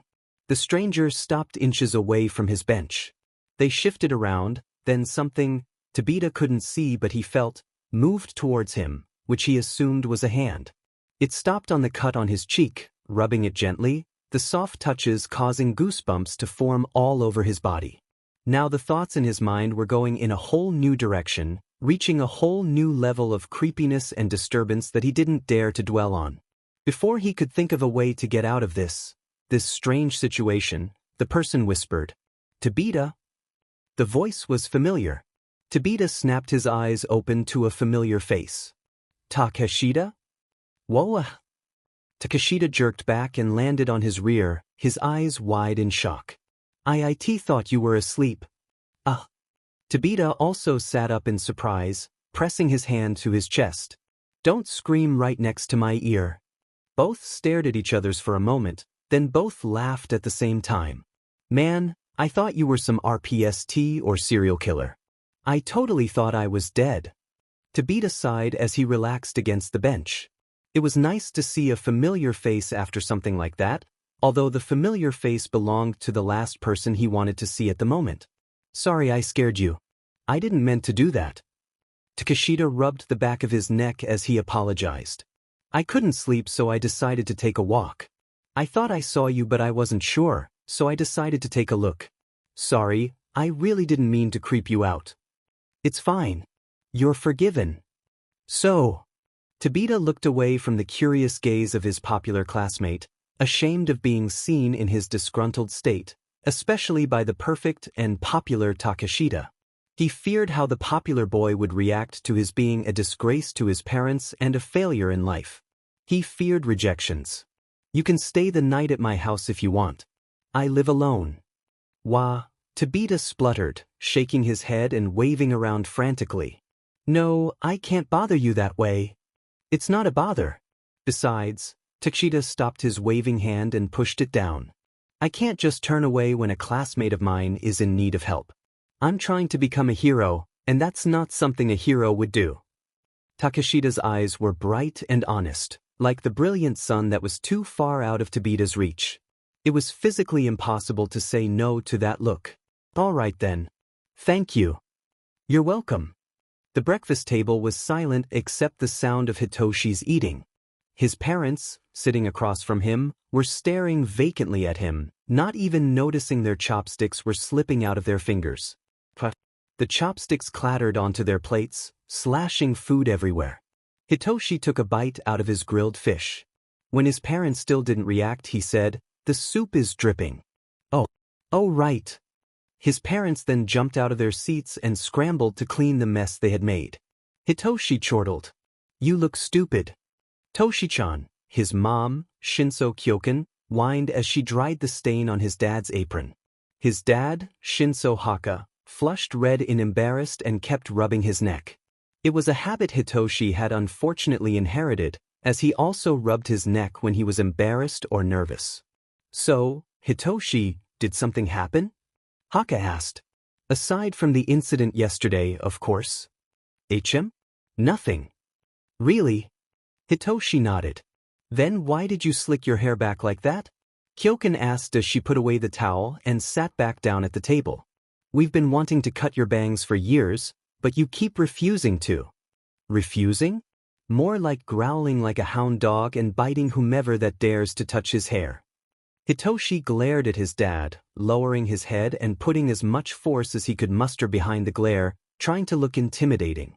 "Jakinge!" Hitoshi growled. "Hey hi, he don't start biting me now. I'm not a fish." "That's a good one." Kyokan laughed and slapped Haka on the back. "But seriously though, did something happen? Have you heard of a hero called Eraserhead?"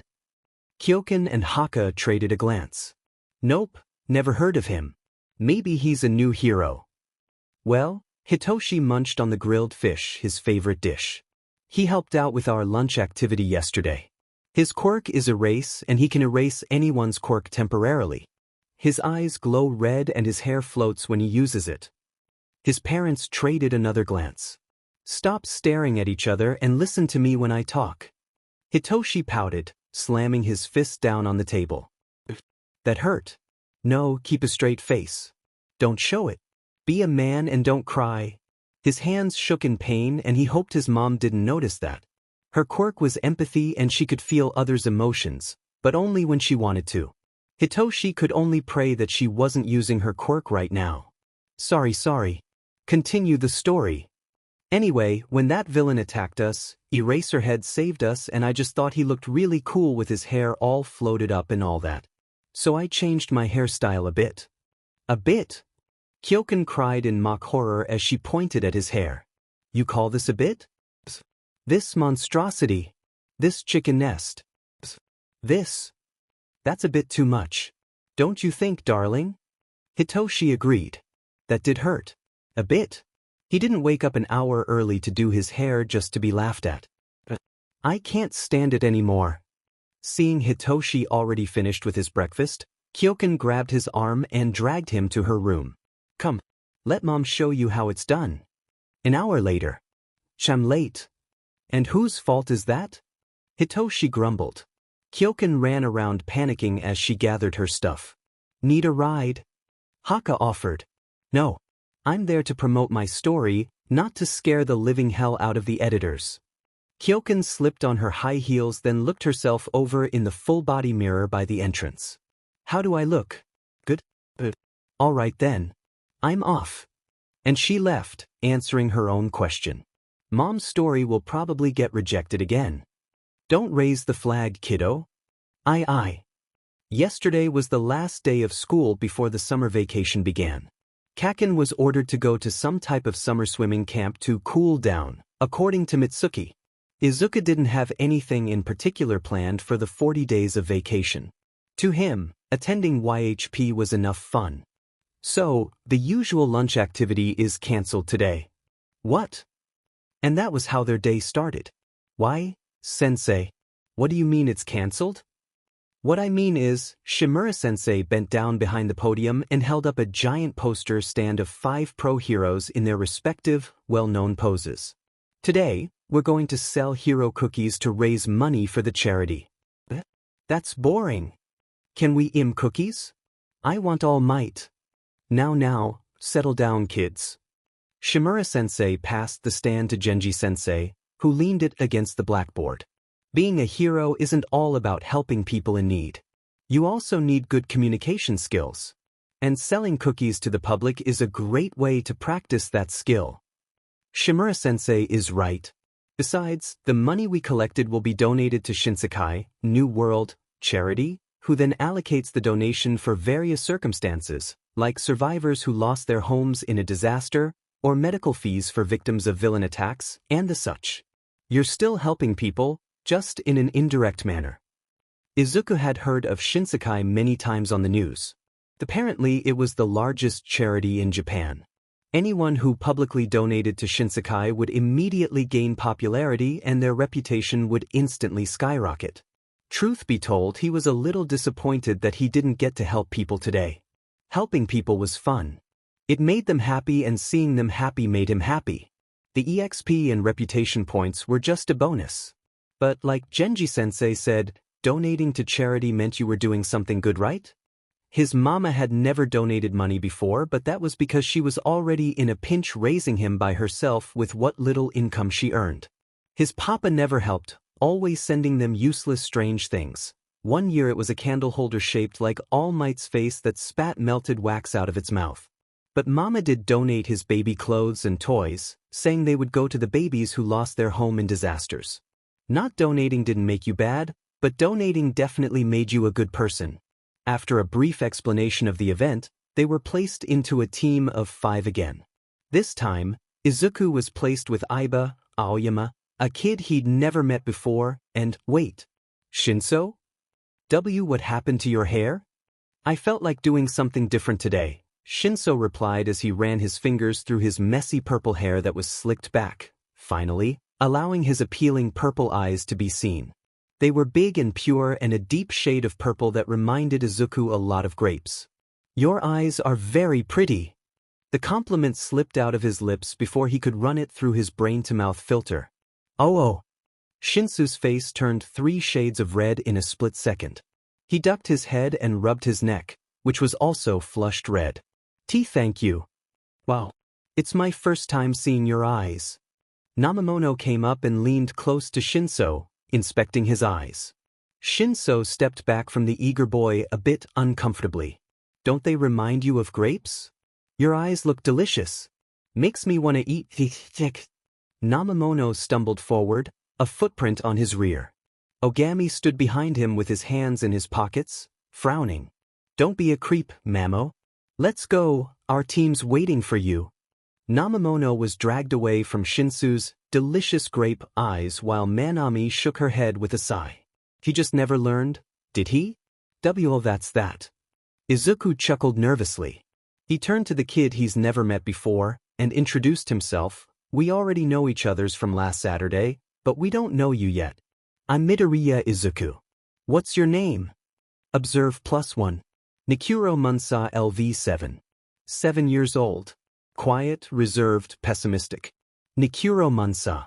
Also quirkless. "Nice to meet you." Nikuro had a gloomy appearance. His hideous dome of black, dry hair matted over his face like a seaweed. Ladybug eyes bulged from his sunken face. His lips were dry and cracked, as if he hadn't drank a single drop of water for a day. His body, pale skin and jutting bones, made people worry about his home situation. When asked, Nikuro said that was how he looked like when he was born. On one hand, Izuku was happy to find another quirkless kid. On the other hand, he felt bad for Nikuro. The groups chattered for a bit before they were ushered onto the same bus from last week. The bus ride was just as loud as the first time. The outgoing kids laughed and bickered. The more reserved kids kept to themselves. Shinso was sitting alone when Izuku decided to pop next to him. "Hey. Hello. So I've been wondering about your quirk. What about it?" Izuku scooted closer to Shinso. "You said Hagakure-chan would be afraid if you used your quirk, and that got me really curious. Can you show me your quirk? You can use it on me. I promise I won't be afraid." "No." "Why?" Izuku groaned. "You were gonna use it on Ogami last week." "That?" Shinso turned away and glanced out of the window, rubbing his neck absent-mindedly. "That was just a bluff." "A bluff?" "Yeah. I wasn't really gonna use it on him. I was just scaring him. 'Cause I know if I use it you guys would all hate me." "I would never." "You would." Shinso turned around to look him into the eyes. "The moment I use my quirk, you, along with everyone who sees it, will hate me and think I'm a villain, just like everybody else. You're just like them. So no, I'm not using it, ever."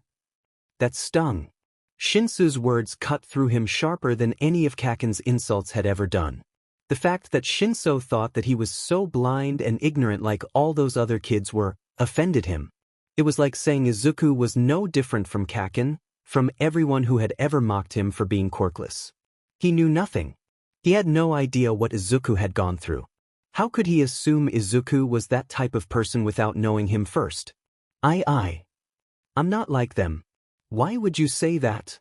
Tears pricked his eyes and Izuku stood abruptly, staggering to the seat he shared with Manami without waiting for Shinsu's reactions. "You okay?" "I'm fine." Izuku wiped away his tears and forced a smile to his face. He didn't want Manami to worry. This was his issue. He could deal with it himself. "All right then. But if you ever want someone to talk to, I'll always be there for you." The shorter girl smiled and comforted, just like Izuku had done to her. "Thank you, Manami-chan." The bus slowed to a stop near the entrance to Quirky Lake, a famous tourist spot. Many years ago when Quirk first manifested, there was a huge battle between the quirkless and the quirk users, who, at the time, were called superhumans.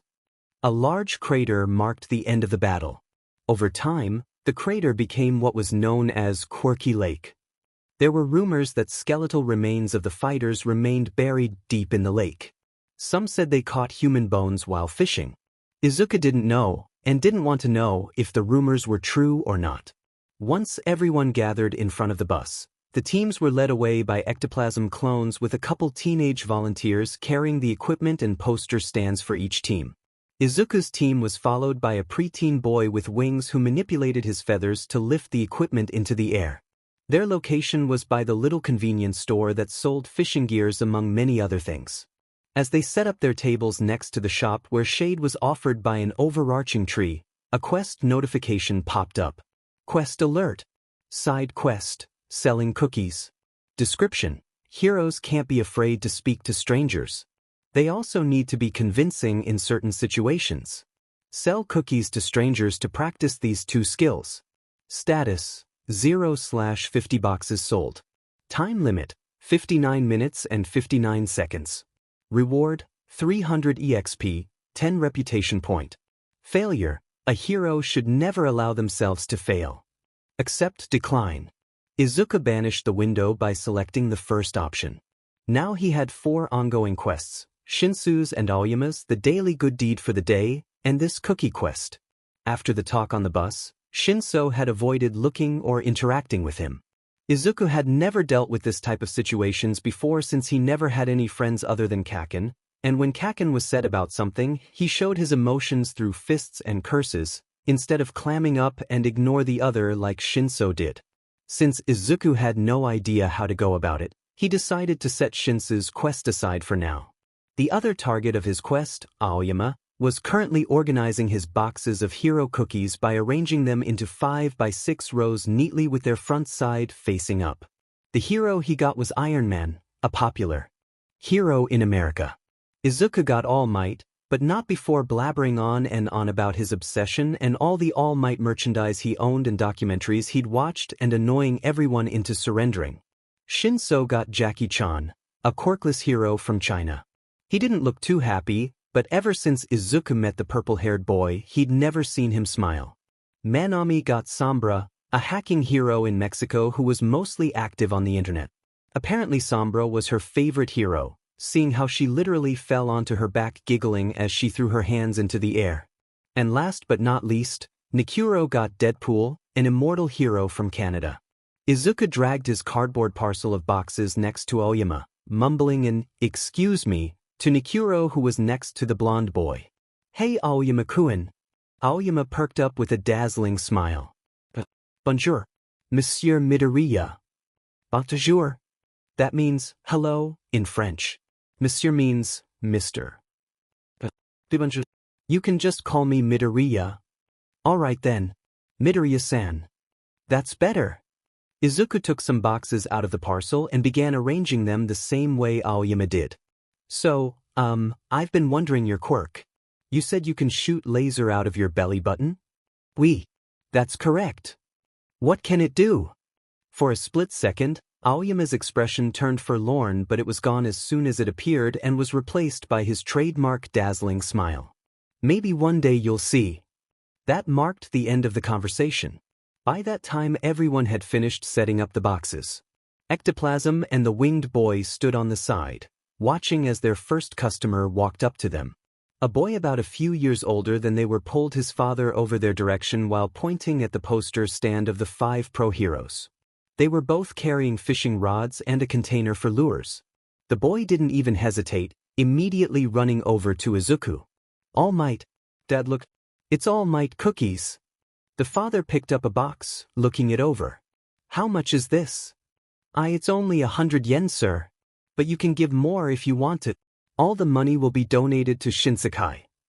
Izuku gestured to an empty box labeled 100 with. "Alright. Here." The father took out 2 100 yen coins and dropped it in the box. "I'll take 1 box. Thanks, kids. Keep up the good work." The boy grabbed the box out of his father's hand, ripping open the packaging and began pouring All Might into his mouth. Izuku let out a breath he didn't even realize he was holding. Talking to strangers wasn't his forte. The teachers were right, he did need to work on that. Time passed by quickly as everyone lost themselves in the cell. All Might was sold the fastest. Second was the American pop hero, Iron Man. Third was the Chinese hero, Jackie Chan. By the time Izuku had sold all 30 of his boxes, there were 5 Iron Man left, 10 Jackie Chan, and 17 Sombra. As for Deadpool, only 3 boxes were sold. Nikuro hunched over in his chair sullenly, his seaweed hair casting shadows over his eyes. "Nikuro-kun?" Izuku moved his chair next to him. "Let me help you." "You can't do anything about it," Nikuro mumbled. "No one likes Deadpool. They don't even let us kids watch his films, so he must be an unpopular and bad hero." "That doesn't make sense." Izuku retorted. "If he's unpopular then they wouldn't have put his picture on the cookie box. I see people talking about him all the time on the internet, and they seem to like him. So there must be another reason why no one buys them. As they talked, a mother-son pair walked up to them. The boy glanced between the boxes, unable to decide. The mother picked up Iron Man and said, "Look at this. Isn't he cool? I don't like him. This guy's cooler." The boy grabbed a box of Deadpool cookies, and the mother immediately paled. She yanked it out of his hand and placed it down. "No, we're not buying that." "Why not?" "Ken, why don't we buy something else? Jackie-chan seems pretty cool." "No. Tell me why not." "I like Deadpool." The mother sighed. "Deadpool isn't good for children. He's not appropriate for your age." "So what? You always say that, but from the clips I've seen he's hella cool." "Ken, language." At this point, Izuku decided to interject. "Ma'am." Both heads turned to him. Izuku, standing up, resisted the urge to fiddle with his fingers and spoke. "I understand where you're coming from. I mean, my mama tell me not to watch Deadpool because he's bad. So I never did. But from what I've seen of him, he seems like a good person. He may not be appropriate for children, but he's still a hero and he's doing good things. Yes, he may be a good hero, but he's not a good person. There is a reason why your mama didn't let you watch his films." The mother tried to reason with Izuku, but he wasn't buying it. He didn't know much about Deadpool, but no matter how bad a person he was still a hero. And at the end of the day, that was all it mattered. Heroes saved people, and that made them a good person. But this is just a box of cookies. Izuku grabbed a box of Deadpool cookies and pushed it in front of the mother. This isn't a Deadpool film or Deadpool himself. It's just a box of cookies. It's just snack food. Eating this won't make you bad. I promise. The mother didn't speak, but instead glanced down at her son. "Look." Izuku ripped open the packaging and stuffed a Deadpool cookie in his mouth. "See? Nothing happens. It's just a cookie, ma'am. Please, give us a chance. Give Deadpool a chance. We're not doing this for our sake. All the money goes to Shinsekai. Please help us, help the people in need by buying a box of Deadpool cookies." The mother looked a little convinced. Her eyes darted back and forth between Deadpool and the other heroes. Then she asked her son, "Ken, what do you think?" The boy, Ken, accepted the Deadpool cookie Izuku offered and chewed slowly. "It's delicious, ma. It's just a cookie. You should try one." Izuku gave the mother one. She ate it, swallowed, and sighed. "Fine. I'll buy a box of Deadpool cookie." Ken let out an excited yell as his mother took out her wallet and dropped a 500 yen coin into the coin box. Izuku was gonna hand her a new box, but she insisted on taking the one he already opened. That went well. All the energy left his legs and Izuku collapsed onto the seat, his body turning into mush and sliding off of it. "That was amazing," Nikuro gawked at him. "How did you do it?" "I don't really know. It just happened." Izuku tried explaining. "I just feel kinda bad for Deadpool to be judged like that. And I really hate being judged, so..." "Me too. I hate when people judge others based on what little they know about them."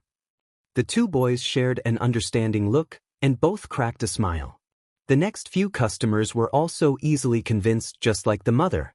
Izuku managed to help sell nearly 20 boxes of Deadpool cookies in around 30 minutes. At this rate, he would reach 50 in no time. "Only 8 left." Izuku exclaimed. "We're almost done here, Nikuro-kun." Nikuro didn't respond. "Nikuro-kun?" The seaweed-haired boy was arching over the table, clenching his head so tight veins bulged from his pale skin. Brows knocked against each other and eyes squeezed shut. Nikuro hissed through tight lips. Head hurts." "What's wrong?" "I'm not sure. It feels like something's clawing in my brain, and..." He shivered violently. "I'm so cold. Wait here. I'll go get Ectoplasm-sensei." Izuku darted towards the lake where he last saw Ectoplasm and the wing boy. "Ectoplasm-sensei. Ecto." His cry for help was cut short by a terrified scream.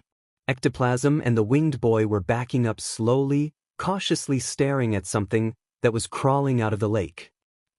Appeared to be a human. Izuku was a little too far to see, and had badly ripped clothes on, but, oh my god. Izuku halted in his tracks, eyes widened in realization. The people around him also noticed the being, as they began running around screaming and panicking. Underneath the ripped clothes was a bare, ghastly white rib cage. The bones clacked with every movement it made, the end of the bones rubbing against each other and causing ear-splitting noises of nails on a chalkboard. The worst part was the head. No, it couldn't even be called a head. Now it was just a skull. Someone collided into Izuku roughly, sending him sprawling on the ground. Move out of the way and run for your life, idiot. The person ran off, not even bothering to apologize. Izuku pushed himself onto his knees, his hands scraped raw from the fall. More and more skeletal creatures crawled out of the lake. The ectoplasm clone was having trouble fighting all of them on his own. The original ectoplasm was probably on his way here, but Izuku wasn't sure if he could make it in time. Hey, get up! A hand grabbed his bicep and yanked him up. Izuku stared, shocked, at the winged volunteering boy. Now's not the time to lose in your thoughts. Hurry up and let me get you guys out of here. Okay. The winged boy looped an arm around Izuku's midsection and flapped his wings. Izuku marveled as his feet slowly lifted off of the ground. Hold on tight. Okay. With a strong flap of his wings, the duo soared through the sky. Izuku's body felt like nothing, as if he was a mere feather gliding along the wind. In a few seconds, they arrived above the tables, and the scene they saw alarmed them. A horde of skeletons had surrounded the remaining 4 children. Manami, Shinso, Aoyama, and Nikuro were huddling together against the overarching tree, trembling in fear as the otherworldly beings closed in on them. Sheet! The winged boy cursed, scowling. How do you expect me to not fight in a situation like this? Izuku bit his lips. Before the winged boy could come to a decision, a skeleton stretched a bony arm towards Aiba. Damn it. A few feathers fell out of his wings and shot straight towards the skeleton. But before they could reach it, the creature was blasted away by a bright, blue stream of laser. Aoyama-kun? Izuku gasped. The blonde, dazzling boy was standing in front of the others with his arms stretched to his side defensively, his face set in a determined grimace. After the blast of laser shot out of his belly button, ripping a hole open in his dress shirt in the process, his body flung backward and smashed into Manami, who was caught by Shinso and Nikuro. They all seemed unharmed, much to Izuku's relief. That kid has some talent.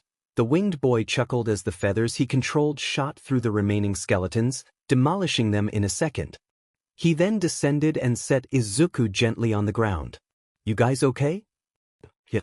Thank you, Shinso said. Manami and Nikuro were gaping at the winged boy, while Aoyama appeared to be lost in his thoughts. Come on, let's get you guys out of here. Hey you!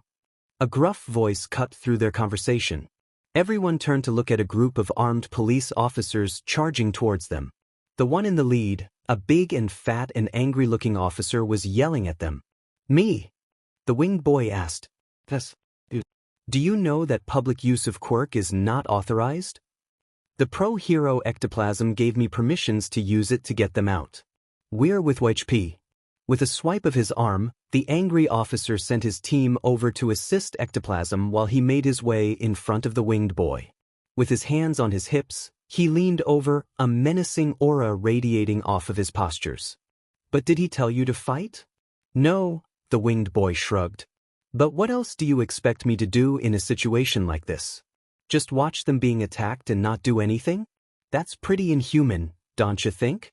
I may have wings and I may have been called a bird or a chicken many times, but I still see myself as a human and I'd rather not be described as inhuman. Laws are there for a reason, and laws are not meant to be broken. Really? I've heard the opposite quite a few times. While the officer and the winged boy bantered, Izuku inched over to Nikuro. Pieces, how are you feeling? Much better. Oh, that's good. All of you are coming with me. The angry officer cut them off roughly and ushered them to a police car parked nearby. Izuku stared longingly at the leftover boxes of cookies before Manami pushed him forward. Let's go before he gets even more mad at us. He could only sigh as he dismissed the notification window with a thought. The quest was a failure. Yuga was still in a daze when he got into the police car. Squeezing in between Midoriya and Shinso, he stared vacantly at the bars separating the driver and the backseat as he thought back to the rush of adrenaline that coursed throughout his body when he shot his laser. He did it. He actually did it. He had used his quirk without hurting anyone. He was caught by his friends and didn't hurt himself either. So he could use his quirk without getting hurt. The revelation dawned on him like a drop of water dripping into a still lake, forming ripples across the surface. Yuga felt his entire world lighting up. Finally, his hero dream didn't seem that far out of his reach. Why are you still here? Yuga jerked back to reality and saw a large pink face inches away from his own. Get of my car. The police officer seethed and practically kicked Yuga out of the car. Yuga stumbled a few steps to steady himself, then looked around. The officer had dropped them off at the entrance of the lake. There were ambulance and paramedics around helping people who were injured. Midoriya was talking to a paramedic who was bandaging his hand while Nikuro stood next to him as another paramedic checked his temperature. Shinso and Aiba were sitting on the grass next to the YHP bus along with all his other classmates and the volunteers. No one looked severely injured, which was a relief. Yuga headed over to the bus and sat down next to Shinso and Aiba. Shinsu-san, Aiba-san, he started. I want to thank you for catching me earlier. If you haven't, I would probably have hit my head on the tree and get hurt. So, merci beaucoup. It's no biggie. You fell back so I caught you. It's nothing special, Shinso waved it off casually. What he said? Aiba shrugged. Plus, all I did was act as a body pillow between you and him, so you don't need to thank me. Non. Yuga wasn't having it. You still protected me from the tree even though it was unintentional, so I owe you my thanks. He crossed his arm and pouted, as if he refused to leave if they don't accept his gratitude. Both of them shared a glance, then sighed in reluctance. And Yuga beamed. He proceeded to make small talks to the other two kids. He chose his wordings carefully, making sure not to offend anyone on accident. The two of them were both quiet kids, and so it was a rare occurrence to have them actually join in on a conversation. Not only that, never had anyone actually paid attention to what Yuga said. To be able to finish what he said was a once-in-a-lifetime opportunity, and Yuga couldn't help but take advantage of this chance. By the time they had warmed up to each other's, the teachers have returned with Midoriya. Ectoplasm Sensei had stayed behind with Nikuro to speak with the police for some unknown reasons. When asked, Shimura Sensei just waved off their concern and told them not to worry, and that Nikuro wasn't in trouble. Of course, that didn't stop everyone from gossiping about it on the ride back. Yuga sat with Midoriya on the bus. As soon as the other boy's bottom touched the seat, he launched into an array of compliment about Yuga's quirk. I think you have a really awesome quirk and you should use it more. I bet others would like it too. Merci, Midoriya-san. Yuga couldn't keep the grin off of his face as each compliment lifted off the weight on his shoulders little by little. The radiance of Midoriya's smile never wavered throughout the ride. It was as if he actually meant what he said. Was Yuga's power really not terrifying, or dangerous, or bothersome? Was it really likable? These questions clogged his mind as he followed the rest of the students off the bus and into the classroom. Genji-sensei then turned it into the familiar field once again. The cookie cell ended sooner than the teachers expected, so they gave everyone an hour of free time before their parents would arrive. In the past, during free time, Yuga always sat on the side and watched the others play and show off their quirks. But today, Yuga would join them. Midoriya had begged him many times on the bus to show him his quirk again, and Yuga eventually gave in under the boy's powerful puppy eyes. When free time started, Midoriya immediately pulled him to the side with many trees and eagerly waited for him to begin. With his back against one tree, Yuga focused the energy to his belly button. They gathered without resistance and he pushed them out in one go. The appealing sparkling blue beam of laser shot straight through the opposite tree, the force pushing Yuga back, but the tree he was leaning against stopped him from going back further. Excitement bubbling in his chest, Yuga couldn't help but let out an excited cry. Before he could see if Midoriya shared the happiness, a foreign voice put a dam on his excitement. Whoa! Yuga whipped around in surprise. There standing behind them was Namamono wearing a disbelieving look. That's so cool. Why didn't you show your quirk earlier? Namamono clasped his shoulders and patted it for good measures. Merci, Yuga coughed out. He wasn't used to be touched so nonchalantly, but he didn't want to brush him off and risk offending the other boy. Do that again, Namamono urged, letting go of his shoulder and taking a few steps back. Come on, I want to see it. Okay, and Yuga did so. Another hole formed on the opposite wall. Some sparkles remained in the air after the blue laser disappeared. But this time, a cramp also formed in his stomach. Whoa! Midoriya and Namamono were awed. Seeing their amazed face made Yuga feel giddy. Knowing he and his quirk, the power he and his old classmates were so afraid of, was being praised and liked by others made him happy. So cool. Do that again. Please. Yuga was about to refuse, but he was afraid that if he said no, they might be mad and lose interest in him. And he didn't want that. No one ever gave him any attention, so Yuga would do anything to be noticed, to gather people's interest. And if he had to continuously use his quirk, then so be it. Wait, are you sure? It's fine, Midoriya-san. I can handle this. And so Yuga did it again. And so the cramp got worse. The pain was dulling his senses, and Yuga bent over slightly, face scrunched up in pain. Beads of sweat formed on his forehead, and the familiar clogging sensation returned to his throat, and Yuga swallowed thickly. Hey Aoyama-kun, are you sure you're okay? You look like you're in pain. Aye. Before Yuga could say anything, Namamono interrupted him. That's amazing. But do that again. One more time. I don't think it's a good idea, Yuga murmured through tight lips, his breathing becoming shallow. But the excited boy didn't seem to notice it. Oh, come on. Don't be a spoilsport. Just one last time. Last time? Yeah. Yuga's visions were swaying and he had to lean against the tree to not faceplant. The bark digging into his spine painfully, he made his decision. All right then. Aoyama-kun. Despite the warning bells ringing in his ears, Yuga ignored Midoriya's cry and struggled to gather the remaining energy. The cramp grew worse the more energy he tried to gather, as if someone had grabbed a hold of his intestines and twisted and tied them into knots. As he readied himself to shoot out what little energy he could gather, bile rose to his throat. Here we go. The laser shot out, along with Yuga's last restraint. Pwah! In an instant, the foul odor of bile filled his lungs. Bending over a growing pile of his breakfast and lunch, Yuga gasped as he tried to breathe through his clogged nose and throat. More and more vomit escaped his mouth and some even made its way to his nose. Tears blurred his visions. He couldn't breathe, he couldn't see. What was going on? Holy dash! What the hell, Aoyama? That's disgusting. What's wrong with you? That sounded like Namamono.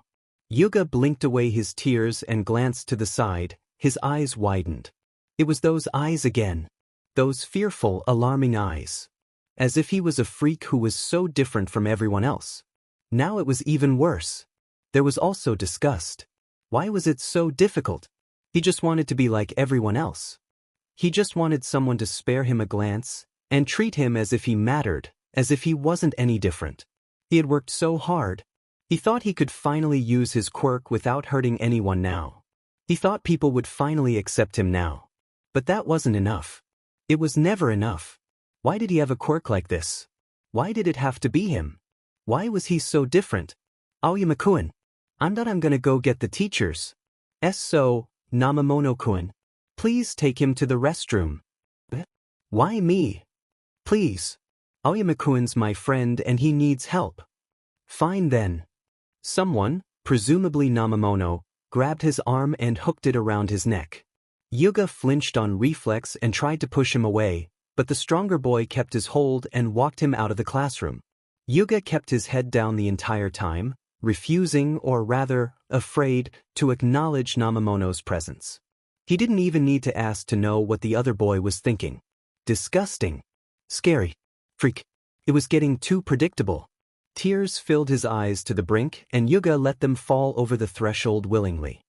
He bit his lips to contain his pitiful sobs. He didn't need any more harsh mockery, or pity, not that he expected any from someone who was friend with a big bully like Ogami. At least, that was what he thought before. "I'm sorry." He received an apology out of all things, from the person he least expected it from. A crowd had gathered around the scene when Izuku arrived with the two frantic teachers on his heels. Aoyama and Namamono were already gone. Hopefully the latter would realize his slip of tongue and apologize for not thinking before speaking once again. "Everyone calm down," Shimura-sensei bellowed. "Yuga-kun is fine, and I'm sure he wouldn't want everyone to worry. Leave the rest to us teachers and go back to whatever activity you were doing before." The crowd began to scatter, but some remained around the scene. One girl scrunched up her face in disgust as she exclaimed in a mock, high-pitched voice, "You disgusting! Aoyama smells." Another sniggered, "Pfft, what do you expect? He's always making a fool out of himself." Izuku felt his face heating up in fury. Anger boiled inside of him, and just when he was going to lash out, "Shut up all of you!" The voice surged over the whispers like a high tide in the low hours. All eyes turned to the purple-haired boy glowering with his purple eyes ablaze. Silence only lasted a mere second before mock laughters crept up again. "Why are you defending him anyway?" One girl scoffed. "It's not our fault, he always embarrasses himself." "Shut up, just shut up." The girl suddenly snapped her mouth shut, her eyes staring into space and her entire body frozen. "You have no idea how painful it is to be different. Don't talk about what you don't understand." This time the silence lasted until Shimura-sensei coughed behind her fist. "Hitoshi-kun, I'm glad you stood up for Yuga-kun, but it's not right to use your quirk to attack another classmate like this." The girl who just fell out of Shinsu's control puffed out her chest in pride. "But then, and you too, Sakura-chan. A hero trainee should never make fun of other hero trainees. That's not only very unheroic, but would also create a barrier between you and your comrades. You may think it's no big deal, but small things like this can be used by the villains to weaken you down. You need all the help you can get as heroes. No hero fights alone, even All Might has a team supporting him from the shadows. So it's incredibly stupid of you to push your future hero comrades away from you." Sakura blushed furiously in humiliation. Ducking her head down, avoiding everyone's eyes, she ran off, not looking back. "The rest of you, go enjoy the rest of your free time. When Yuga-kun comes back, please don't bring this up again." The poor child already had enough. He didn't need more rejections. Receiving permission, the kids all ran off to play, with a few remaining with the teachers volunteering to help clean the mess, including Izuku and Shinso. Sound of the wet mop sloppily wiping the ground, to which Genji-sensei had turned the small patch of grass back, was the only noise in the clearing besides the artificial cicadas chattering in the trees. Izuku kept stealing glances at the other boy, but ever since Shinso used his quirk on Sakura, he had his head lowered and a gloom casting shadows over his face. "Shinsu-kun?" Izuku shuffled closer to the other boy, his mop creating a wet stripe across the wooden classroom floor. Shinso stilled for a second, then turned his back to Izuku and continued mopping. "Hey, I think that it's very heroic of you to stand up for Aoyama-kun." "So?" Shinso still didn't turn around, so Izuku walked around to face him. "So I think you should use your quirk more." At this, Shinso dropped his mop and retorted, "Did you not see their faces when they saw me control her? They were afraid of me, of my power.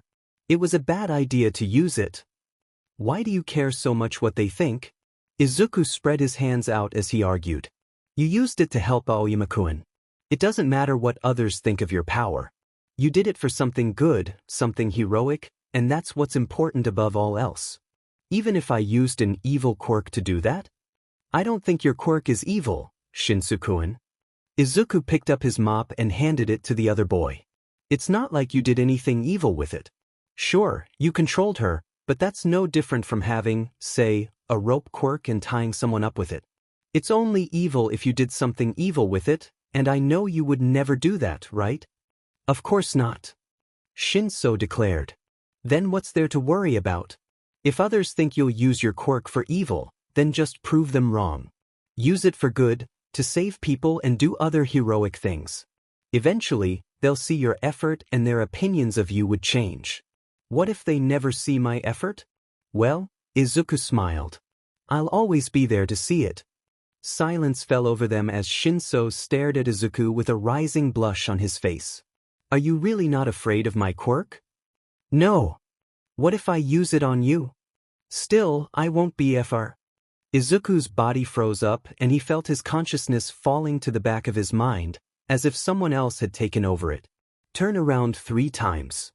Izuku saw his body follow obediently, then as soon as it was done, his consciousness returned to its original spot and the world became wider, as if he had just taken off his glasses. Shinso waited with obvious anxiety for Izuku to react. He probably expected him to act different now that he'd been on the receiving end of the stick. If he thought Izuku would turn on his friend for something stupid like this, then he couldn't be more wrong. I felt like a puppet. Shinso snorted, a twitchy grin on his face. That's the first thing you say? Well, that is the first thing I thought of. And how do you like being a puppet? It's nice to just sit back and relax as someone else pull the strings for you. Shinsu's shoulders shook with barely contained laughter. He shook his head, perhaps for having his belief turned over, or maybe he just found Izuku's reaction funny. Either way, the fact that the sheen of ice barrier he coated all over his body was gone probably meant this was a good thing. So? Are you going to use your quirk more now? You wish. Izuku smirked when Shinso turned around to continue mopping. Despite what he said, Izuku knew it was just a bluff. After all, digitalization had just proved him wrong. Quest, Fear of Quirk, Shinso Hitoshi. Completed. Leveled up. Reputation point +1. Aoyama was hugging a tiny orange cat when he returned from the restroom with a smile on his face. It took some while for Izuku to recognize the cat as Naminiko. That realization brought a fit of laughter to him. Clenching his stomach and wheezing, Izuku shook his head with a soft smile and mouthed, "I'm fine," to the human-cat duo who threw him concerned glances. Whatever had happened in the restroom, Izuku didn't know, but apparently it had served to bring the two closer to each other. Quest, Fear of Quirk, Aoyama Yuga. Completed. Reputation point +1. By the time the parents came to pick up their child, Nikuro and Ectoplasm still hadn't returned. Izuku and the others would later learn that Nikuro had quit the program since the incident. The teachers refused to tell them what exactly was the cause, but a kid with an expendable ear quirk eavesdropped on them and found out that Nikuro was a late boomer and the skeletons were actually due to his quirk's manifestation. The class had mixed reaction on this matter. Some were terrified of his quirk, some were glad he had quit, while the quirkless ones were motivated to see Nikuro, who used to be a part of their little group, now joining the 80% of the world with quirks. This showed them that late boomer wasn't impossible and they do have a chance to get rid of the quirkless title. Izuku's mama was about to throw a fuss when she heard him getting involved with dangerous stuff again, but he quickly explained to her that it was just Nikuro's quirk causing the scene and she gradually calmed down. Izuku could tell that Mama was still worried from the creases on her forehead and the frown that she tried hard to hide, but this was the road he chose and he'd go down with his decision. Even if his path to hero was filled with deadly vines and creatures, Izuku believed, with his loved ones by his side and digitalization, he'd one day be able to fulfill his dream. True, it may be dangerous and Mama would worry, but Izuku couldn't turn back now. Thankfully, nothing truly dangerous happened in the following weeks. Izuku studied hard at school, went on daily quest hunts with Mama, had fun with friends in YHP, slowly stacking up EXP and REP points. Things were going just fine. He had become closer friends with Aoyama, who explained to him about the nature of his quirk and how it was hard to control and caused him pain if he used it for more than a second. Izuku didn't like seeing his friend in pain, or rather, he didn't like seeing anyone in pain. So he promised himself inwardly that one day he would save up enough reputation point to buy Aoyama a gadget that would help with his quirk. The bazaar in digitalization had everything he could and couldn't think of. Surely, there would be a gadget that would help. And just like that, time passed, days flew by, months, years.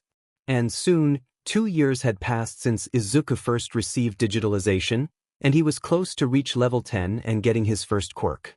Shimura Aiko had been a teacher at the Youth Hero program for almost 5 years now.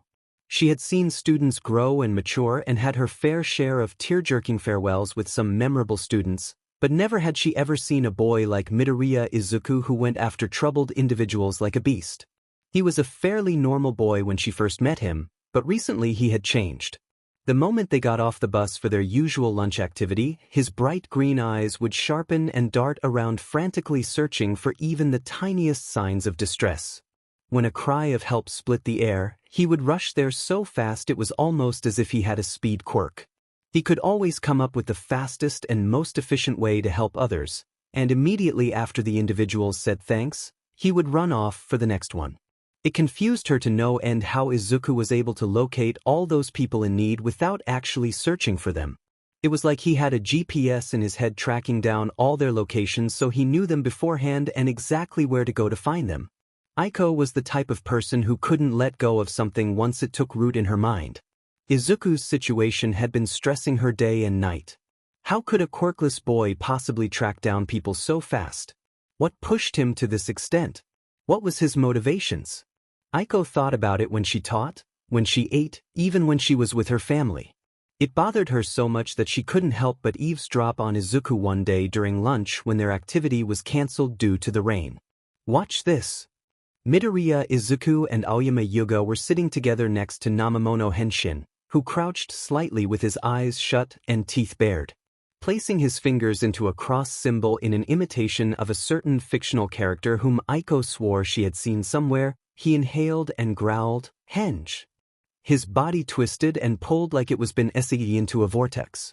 Colors blended together forming patches of orange and stripes of black. His form cowered and shrank, his limbs shortening and a tail emerging at the base of his spine.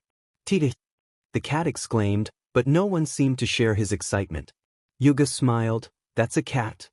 "It's Nyad. It's a tiger." Izuku smiled, "No, I'm fairly sure that's a cat." "It's Nyad. Mamo." Yuga lifted the cat off of the ground, ignoring his frantic scrambling, and brought him to the edge of the lake by the clearing they were gathering at. "Look, you're a cat." Henshin stared into the water for a long, reflective moment before hanging his head in disappointment and morphing back to his human form. "Maybe a tiger's too much for you. Why not try something smaller?" Izuku unwrapped his bento and Aiko stifled a giggle at how cute it was. It was an All Might printed lunchbox containing rice balls, squid sausages, rabbit apples, and broccoli monsters, definitely the type of bentos his mother would prepare. Aiko had met Midoriya Inko about a dozen times in the past 2 years.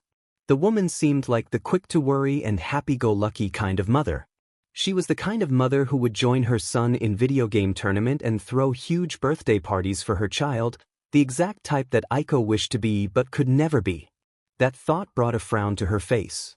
Aiko was married and had a son named Tenko. She wouldn't consider herself a bad mother, per se. She did everything she could to teach her son the clear line between right and wrong. But when her husband was the type of cool dad who would let his son ride around the yard on the lawnmower or trash the house when she wasn't around or maybe both, right after they had spring cleaned the house the day prior, the child more often than not would prefer the dad over the mom. Aiko had pondered every time Tenko looked down guiltily when she scolded him. Was she being too strict on him? Did she need to be more of a mother than a teacher? Was she doing her job properly? Aiko snapped out of her thoughts when someone shouted, "Smaller animals aren't intimidating enough. I need something like a tiger or a lion that's strong and fierce and scary. Big is power. Small is cowardice." Henshin took a big angry bite out of his apple and chewed with gusto. "Where you get that from?" "Anyhow, I'm going to the zoo with my parents next week. Hopefully after seeing a tiger for the first time, I'll be more familiar with its form and can get a better grasp of it." "Have fun," Yuga said as he cut his cheesecake into 3 slices, offering one to each of his 2 closest friends. Aiko was still amazed at how fast children made friends. All her years of experience showed her that children weren't good at holding grudges. Take Aoyama Yuga, for example. She had witnessed the brutal verbal abuse other children put him through that day 2 years ago when he had puked. But immediately a week later, He was getting along just fine with the rest of the class. Yuga even became best friends with Henshin who, she later found out, contributed the most to his breakdown. Children. Aiko shook her head. She could never understand these adorable little creatures. You know, I still can't believe you sold your soul for a box of cheesecake. Izuku stuffed the entire slice into his mouth. Hey, that's mean. Henshin pouted. What do you mean sell his soul? I didn't bribe him or anything. Well, the main reason I became your friend is due to that cake. Yuga hummed in relish. Henshin sighed. I was trying to make up for making you puke, and I saw you staring at the cheesecake factory, so I thought you might like it. I wasn't trying to bribe you and force you to be my friend. I'm not that despicable. I know. I'm just joking, Manami. As Yuga and Henshin began another round of bickering, Aiko simply made herself comfortable in the bushes and enjoyed the show. Ever since the incident 2 years ago, Yuga and Henshin had gotten closer, so close that they went everywhere together. No one ever found out what happened between them in that restroom. But the week after that, Henshin surprised Yuga with a box of cheesecake and immediately they became attached at the hips. Yuga even started calling him by his nickname, Mamo, which was only used by his former best friend, Ogami Jin. On the other side of the clearing under the shades of the trees, a roar of laughter exploded from a friend's circle. Iba Manami was lying on her back laughing so hard she was crying, while her other friends were staring bewildered at her strangeness. 2 years ago Manami was still a shy and reserved girl.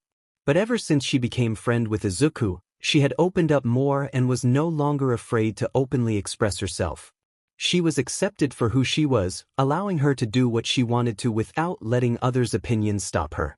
Many children who interacted with Izuku ended up becoming more confident at socializing. Izuku was like a beacon, prominent amongst others of the same age and drawing them towards him almost magnetically. Even without a quirk, he would definitely have a bright future. Aiko could see it. The boy had it in him to do something great in the future. If he keep it up, he might even become an icon, a symbol, someone who would be marked in history. All the great people in history had been either praised for their talent or ostracized for being different. But one thing they had in common was that they naturally stood out in a crowd. A few minutes later, Manami's laughter finally died down.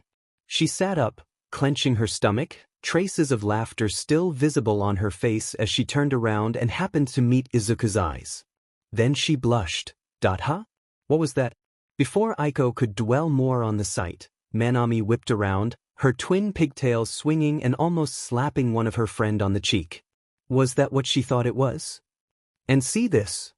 Yuga lifted the hem of his dress shirt and pointed at a circular pad on his stomach, a gel-like sticker on his skin that didn't seem to hurt him or cause him any discomfort. A mysterious sender gifted it to me on my birthday this year. He said it's called PSS, Portable Sticker Set. It helps me control how much laser I push out and now I can use my quirk without hurting Dash. Hey guys. Izuku whispered, cutting him off. What does it mean when a girl blushes when she looks at you? She likes you. Both replied simultaneously. Huh. Did our dear Izubabi get an admirer? Henshin snickered. What? No. I don't think so. Oh. Both Henshin and Yuga were grinning gleefully at him. Izuku swallowed thickly and looked away. Okay then, I won't ask. But tell us if you ever get a girlfriend. Or a boyfriend. Both stared incredulously at Yuga, and Aiko spluttered, ducking further into the bush to hide her presence. What? The power of love is strong enough to break through than any gender barriers.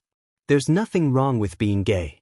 My uncle at France was married to a man and his life couldn't be any happier. It was good to be so open-minded, Aiko thought, still recovering from the shock, but she wouldn't deny that Yuga did have a talent at surprising people with surprising information at the surprising moment. Chirp chirp. And at this exact moment, her phone buzzed with a new message alert. Damn it! Aiko hissed, shoving her hand into her pocket and ripping out her phone. She unlocked it with a swipe of her thumb, effectively shutting it up, then dared a peek through the cracks of the bushes and was relieved to find the boys still chatting. Thank God her notification ringtone was the sound of birds chirping. Aiko jabbed the message app so hard the screen protector nearly cracked. The few seconds it took for the app to load felt forever long as she lay there flat on the grass, her other hand tapping the ground impatiently as she silently cursed the a-hole who sent her a message at a critical moment like this. When the chat finished loading, the newest message stared blatantly at her. YHP group chat. Raised. Mike and I'll be starting the writing exam now and no comm devices are allowed. If there's anything urgent please contact ectoplasm. Wish you luck.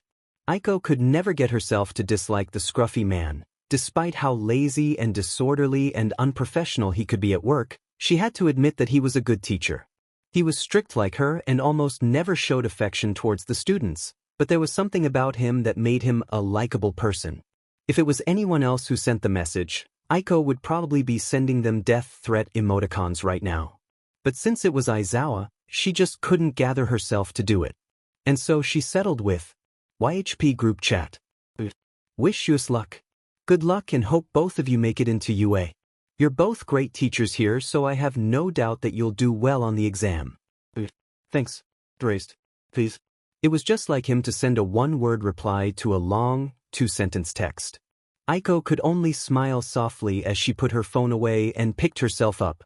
Lunch was about to end. The rain was still pouring down mercilessly when YHP ended that afternoon. Children were told to stay inside the classroom while Aiko and Genji shared funny stories with them as they waited for their parents to arrive. One by one, the children began to leave. If there was any children whose parents didn't come, Aiko and Genji would take them home themselves. When a fancy car pulled up near the entrance, all the remaining children pressed their cute, chubby faces against the window trying to see whose parents were this rich. Aiko didn't recognize the car. And from Genji's facial expression, it appeared that he didn't either. That's my parents. Everyone turned around to the source of the voice. Shinso Hitoshi. The least person they expected to secretly be a rich boy. They agreed to drive Izuku and Manami home. Is that okay? Of course. Stay dry, okay? See you guys next week. The three adorable children smiled and waved at Aiko before bringing out their umbrellas and stepping out into the rain. By the time all the children had left, the rain had died down to a drizzle. An umbrella wasn't even necessary, but Aiko used it anyway because why not? It was like what Aizawa loved to say, if you can sit, then don't stand. If you can lie down, then don't sit. If she could stay dry, then why should she get wet? Even slightly so? No karaoke today? Genji shook his head as he locked up the classroom. I have a high school reunion dinner at 6. I'd rather not attend looking like I'd just been assaulted over and over again by a giant 10-foot monster. Plus, the class president is paying, so I'd rather spare my appetite and take good advantage of that. My wallet is borderline underweight now and it needs immediate medical attention. He chuckled dryly. Aiko snickered. Wanna be my sugar baby then? Only if you don't tell your sugar daddy. Genji winked. Aiko faked a disgusted face and hit him lightly. You wish. Genji broke out into laughter, and Aiko also cracked a smile. They parted ways at entrance, each going their separate ways. The way back home always felt a little lonely, even during the days when the sun was shining, casting a warm glow over her. The rain didn't make the loneliness go away, but instead made it a lot worse.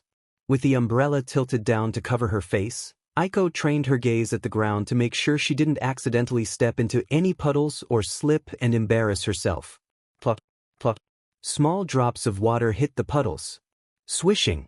Swashing. And then, as if her body had just sunk into a tub of ice water in the middle of a blizzard. Aiko froze. Goosebumps danced across every inch of her exposed skin, and she couldn't hold back a violent shook that rocked her body. She cranked her neck, the movement strangely sluggish and difficult. Fear gripped her chest as her body turned with the motion. Her eyes dilated, afraid of what she was about to witness. Would it be a serial killer raising a knife high in the air ready to stab her 1,000 times? Or maybe the gaping mouth of a monstrous villain ready to swallow her whole? Slack-jawed and ready to scream any moment now, Aiko took in the scene. No one was there. Was it just my imagination? Nothing revealed signs of another presence in the street with her, but as she walked, the horrible feeling followed her all the way to the train station. It wasn't until she got on the train when the feeling disappeared. Even when she was pressing tightly against the other passengers around her as the train sped through the underground tunnel, Aiko continued shivering to the lingering sensation of being watched. Cold sweat clinging to her back, she whispered quietly to herself. "It's okay, nothing will go wrong. Everything's going to be fine." Eventually she was lucky enough to find an empty seat. After sitting down and relaxing for a few stops, the chill gradually dissipated. Nothing was out of the ordinary as she approached her house. "I'm back," she announced as she entered. A movie's opening sequence was playing in the living room when she passed, with 3 cans of unopened soda sitting on the table. "Tenki? Tenko? Here, honey?" came her husband's strained voice. Fear twisting her guts, Aiko rushed towards the source. "Are you okay?" "Oh." The scene was a nightmare. Her husband, Tenki, and her son, Tenko, were sprawled out across the kitchen tiles holding their heads down in fear. Charred popcorn filled every inch of every square tiles on the floor as if her husband's quirk had gone haywire again, just with popcorns instead of rain. The microwave was busted open with charred hinges and the smell of something burned reached her nose. Aiko saw red and raw anger burned inside her chest. Her husband cringed, readying himself for the storm to appear. "Tenki! Tenko!" Tenki stood up lightning fast and gave an army stance, hands flat against his trouser seams while Tenko hid behind his father, eyeing Aiko fearfully. "Why, yes, ma'am. Explain. Right now." "It's not Papa's fault," Tenko whispered, refusing to meet Aiko's eyes. "I'm the one who caused that." Tenko's soft, sugary voice immediately melted her heart. All her anger vanished and Aiko crossed her arms, sighing. "Tenko, you should know better to be careful with popcorn. This isn't the first time this happened. Do you know how long it'll take me to clean up this mess?" "Sorry." Aiko just couldn't stay mad when faced with those adorable puppy eyes. Children. They truly were the spawn of Satan. Wouldn't that make her the... "And Tenki, I told you to look after him. Why didn't you do your job properly?" She ignored Tenki's, "AB, but I tried," and walked over to Tenko, crouching down and patting him on the head, running her fingers through his soft, light blue locks. Tenko stared up at her cautiously, the avoidance in his gestures gave her heart a squeeze. It pained her to see him so distanced with her. She had never raised her voice at him, not even when she got mad at him. Never once did she lay her hands on him. When she scolded him, she always did so when her anger had gone away so she could have a clear and focused mind and wouldn't accidentally say things she didn't mean. So what was the cause? Was it because the way she acted towards Tenki scared him? And he feared she would one day do the same to him? If only he could tell her, she would fix herself. She hated seeing her family like this, a perfect image with cracks forming in the background. "Tenko, is everything all right?" Tenko nodded. "You know you can tell me anything, right?" Tenko nodded once more. "I'm fine, Mom." He managed a small smile. Seeing him reluctant to say more, Aiko merely smiled and gave him a comforting squeeze on his shoulders before standing up. She knew what pressuring children to spill their real thoughts could lead to, so the best course of action in this situation was to stop pushing and wait for them to take the step themselves. "Now, you two clean up this mess while I go take a shower. Tenki? The kitchen better be immaculate by the time I'm done. And Tenko? Please don't eat the popcorn off of the floor." Tenko stopped with a charred popcorn midway to his open mouth. He frowned and pushed it a bit further into his mouth, testing the limits. "No, Tenko. A no is a no." The popcorn dropped onto the ground as Tenko pouted, his big red eyes expressing the complaints he refused to put into words. Aiko had to force herself to look away from those adorable eyes and walk upstairs. As she walked, she heard Tenki whisper, Hey Tenko. You can eat it now, I won't tell Mom." And then came the sound of chewing and a gleeful humming. Sighing, Aiko pushed open the door to the MSTR bedroom she shared with her husband. She dropped her backpack on the drawer and took out her phone. There was a dozen more texts in the group chat from Aizawa and Hizashi. Apparently, they'd passed the written exam with flying colors and were now waiting for the practical portion. Aiko sent a quick thumbs up before placing the phone on her bed. Gathering a change of clothes, Aiko stepped into the bathroom. She laid down the clothes, then turned on the water. Hot, steaming liquid flowed into the tub. The water was crystal clear, translucent enough for Aiko to see the bottom of the tub. After removing her makeup and wedding ring, she started undressing, humming a song to herself as she did so. The sound of the stream of water roaring out of the faucet and slapping against the water bank continued resonating in the small enclosed space. Aiko washed her body as she waited, then turned off the faucet when the tub was full. She then felt the water, testing its temperature, before stepping in and immersing herself into the heavenly sensation. Ah! She let out a content sigh and leaned back. Her head hit the soft cushion she placed on the back of the tub. It was so relaxing she could even fall asleep right here, right now. The water was no longer transparent and now had a green tint to it. Had it always been like that? Aiko couldn't remember. That didn't matter right now. But somehow it caught her attention. She kept staring into the water. Had it just gotten greener, or was it just her imagination? She was pretty sure it was just a light green a while ago, but now it was forest green. Then she felt a slimy substance entangling her legs, and what appeared to be an eyeball swimming around in the substance. And she screamed. She jumped out of the tub and threw a towel around her body as she kicked the door open and ran right into Tenki's broad chest. Aiko? Aiko, what's wrong? Aiko had never heard him sound so concerned. Tida was inside the WW water. She cried, broken words trickling out of her trembling lips. Her wide eyes darted around frantically and caught sight of a frightened Tenko hiding behind the staircase. Don't worry, I'll take care of it.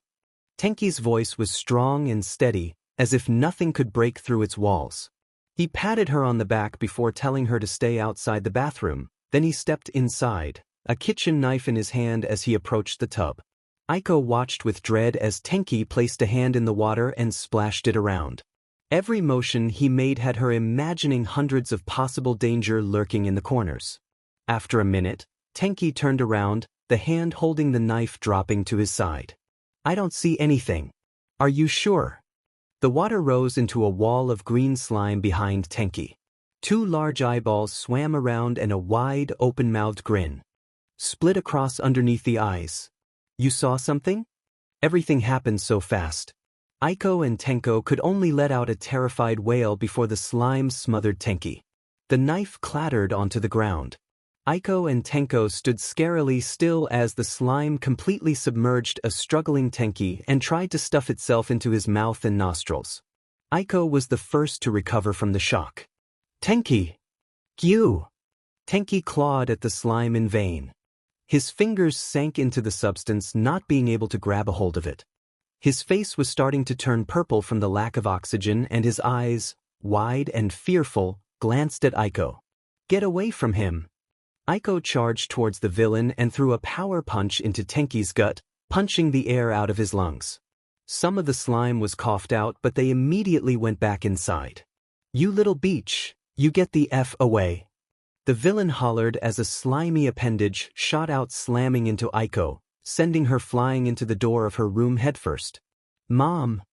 Aiko barely registered Tenko's voice on her position on the ground. The towel had flown off of her naked body, but that was none of her concerns at the moment. The safety of her family came first. She forced herself onto her knees as the sound of tiny footsteps ran towards her. Tenko dropped down next to her and he placed a small, soft, warm, chubby hand on her bleeding forehead. There were tears in his eyes as he pleaded, Mom, please don't die. Mom! Aiko forced a smile onto her face. Don't worry, Tenko dear. Mom is fine. She wiped off the blood with the back of her hand and stood up shakily, using the wall as support. The door had broken off the hinges from the force, and the object on her bed was in full display. Her head spun and her vision wavered from the injury. She couldn't walk straight, and the blood flowing into her eyes really wasn't helping. She wiped it again. Now, what's this? Let's see, came the villain's voice. Aiko barely made out Tenki's slumped form when she stepped out of her room. The villain had almost completely overtaken her husband's body. His body was enclosed in the substance with only his head showing. The lower half of his face was now a grotesquely oversized mouth, the carbon copy of its original on the villain's body. Interesting indeed. Let's try it out, shall we? The fusion form raised their hand and a lightning bolt came striking down the roof and shooting through the floor. The lightning bolt almost hit her if not for her legs giving up on her. Casting a shaky glance down the hole, Aiko could see another hole in the carpet in front of the TV in the first-floor living room. Whether is it? Very powerful, amazing quirk. This is the perfect host. The monster made her husband raise his hand again, and this time, hailstones, lightning, thunderstorm rained down from the sky like meteors, hitting their house with perfect precision. Screams filled the house along with the maniacal jeering of the monster. A piece of the flooring crumbled as each stone and bolts hit the ground. They were running out of space to dodge. Aiko lost track of Tenko during the devastation. When she saw him again, her heart leapt to her throat. Tenko, her boy, her precious little boy, was rushing towards the gigantic creature blocking the bathroom with a battle cry while he barely held onto the fallen kitchen knife. You think that can harm me? You think you can cause me injury? Aiko moved to drag her boy back, but she was too late.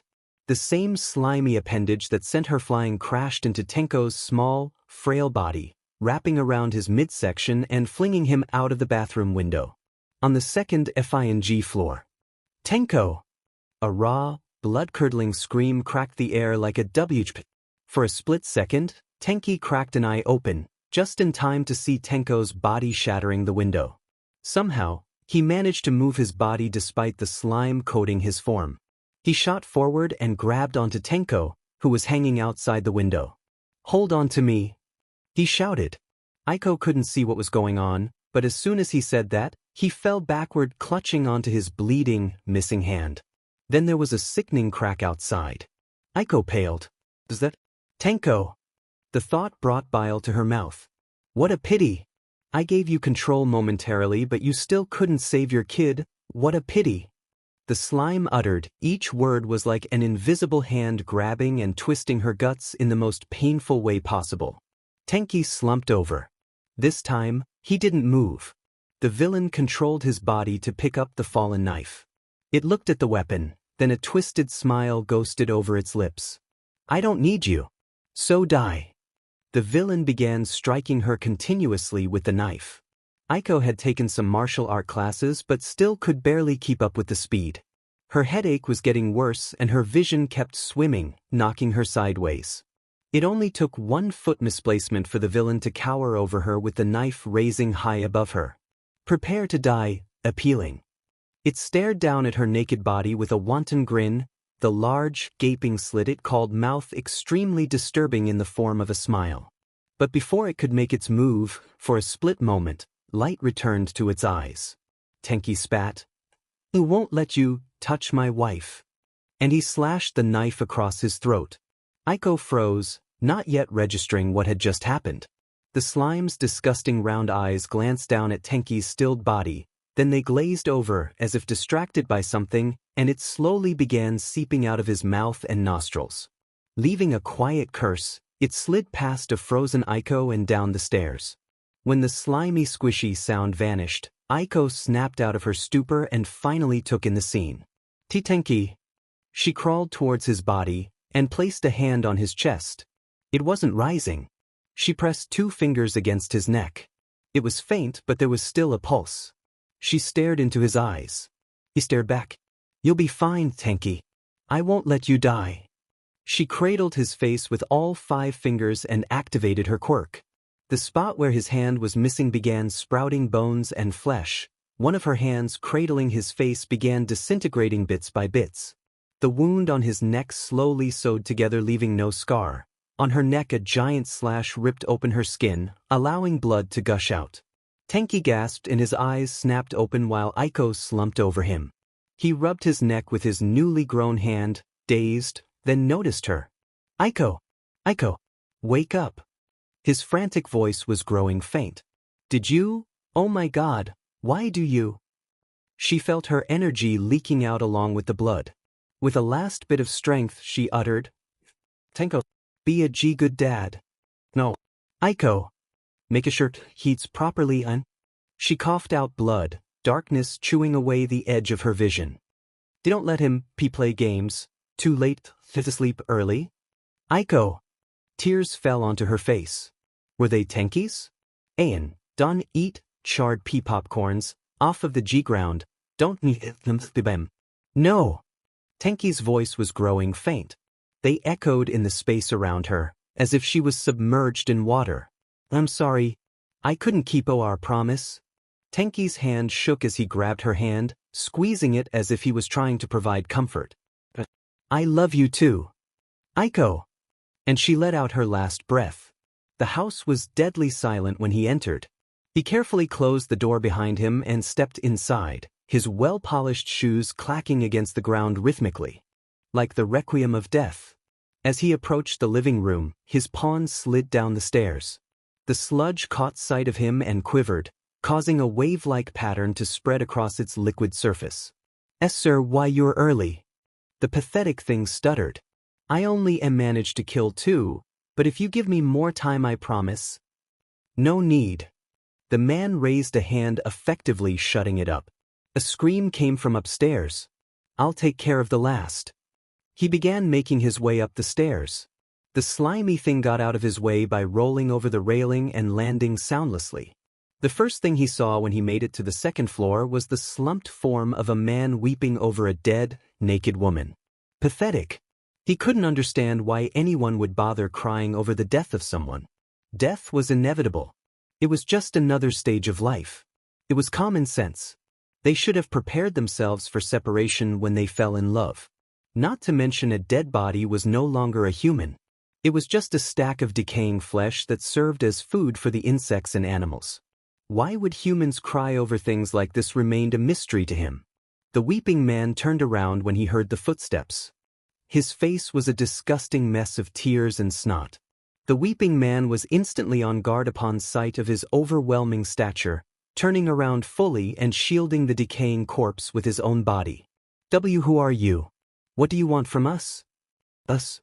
The word was chewed and savored slowly in his mouth. I don't see a us. You're the only alive human being I see here. It should be I don't think care. The pathetic man scrambled to grab a hold of a kitchen knife and pointed at him defensively, as if a mere knife could hurt him. Did you cause this? Tell me. And what if I did? What are you doing to do? The man's eyes widened almost comically, then rage burned in those eyes, his lips curling into a sneer. I'm gonna kill your butt. He threw the knife towards him and raised his hand. Thunder clapped in the sky as lightning bolts began raining down the sky at an alarming speed. Well, I suppose this would be considered self-defense. In the next instant, what remained of the house collapsed, crushing anyone who wasn't preparing the annihilation into a grisly death. The front door that was barely rooted to the ground swung open and the suited man walked out with grace and poise unfitting of such a sight. After the sludge also squeezed out of the narrow doorway, he gently clicked the door shut. So, sir? About my pay. Go ask my assistants. When Tenko crashed through the window, he honestly thought he was about to die. And so he didn't stop to think when his papa grabbed his arm and shouted at him to grab back. The danger of this situation grabbed the logical side of his brain and completely threw it out of the window. And so, he grabbed his papa's wrist with all 5 fingers. And so, his papa's wrist disintegrated, causing his hand and Tenko to drop from a 2-story high window. Tenko remembered landing on his side, a loud crack telling him his arm, and most likely some of his fragile ribs, were broken. The pain that wrecked his body knocked the wind out of him. He opened his mouth wanting to scream but no sound came out. Sitting against the wall in the alley behind his house, Tenko clutched his arm in pain as he pleaded someone, anyone, to save him. He was in so much pain, and his parents, oh God, his mom's head was bleeding, so much blood, and his papa was overtaken by that monster in his hand. Tenko saw the fallen hand next to him and snatched it, clutching it to his chest and reveling in its remaining heat. Would papa be mad at him? He promised to never use his quirk ever again after he accidentally killed their pet parrot Tengu. Would he be disappointed? How was papa going to live on without a hand? Was he still alive? Was anyone going to help him? Some people walking past the alley spared him a glance and gasped. No one approached him, They all stood at a safe distance and either walked away or called the ambulance. No one came up to help him. "Please, help me." His voice cracked. Some of the people stared at him sympathetically, some replied, "I'm sorry but I can't do anything.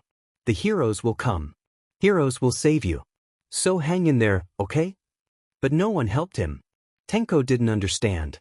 Why was no one helping him? Why were people just looking at him, staring at him with those pitiful eyes and snapping pictures of him and apologizing, but refusing to help him? It hurt. His body hurt so much and he wanted to cry, to scream all his anguish and pain away. Flick. Tenko looked up when he heard a rhythmic sound.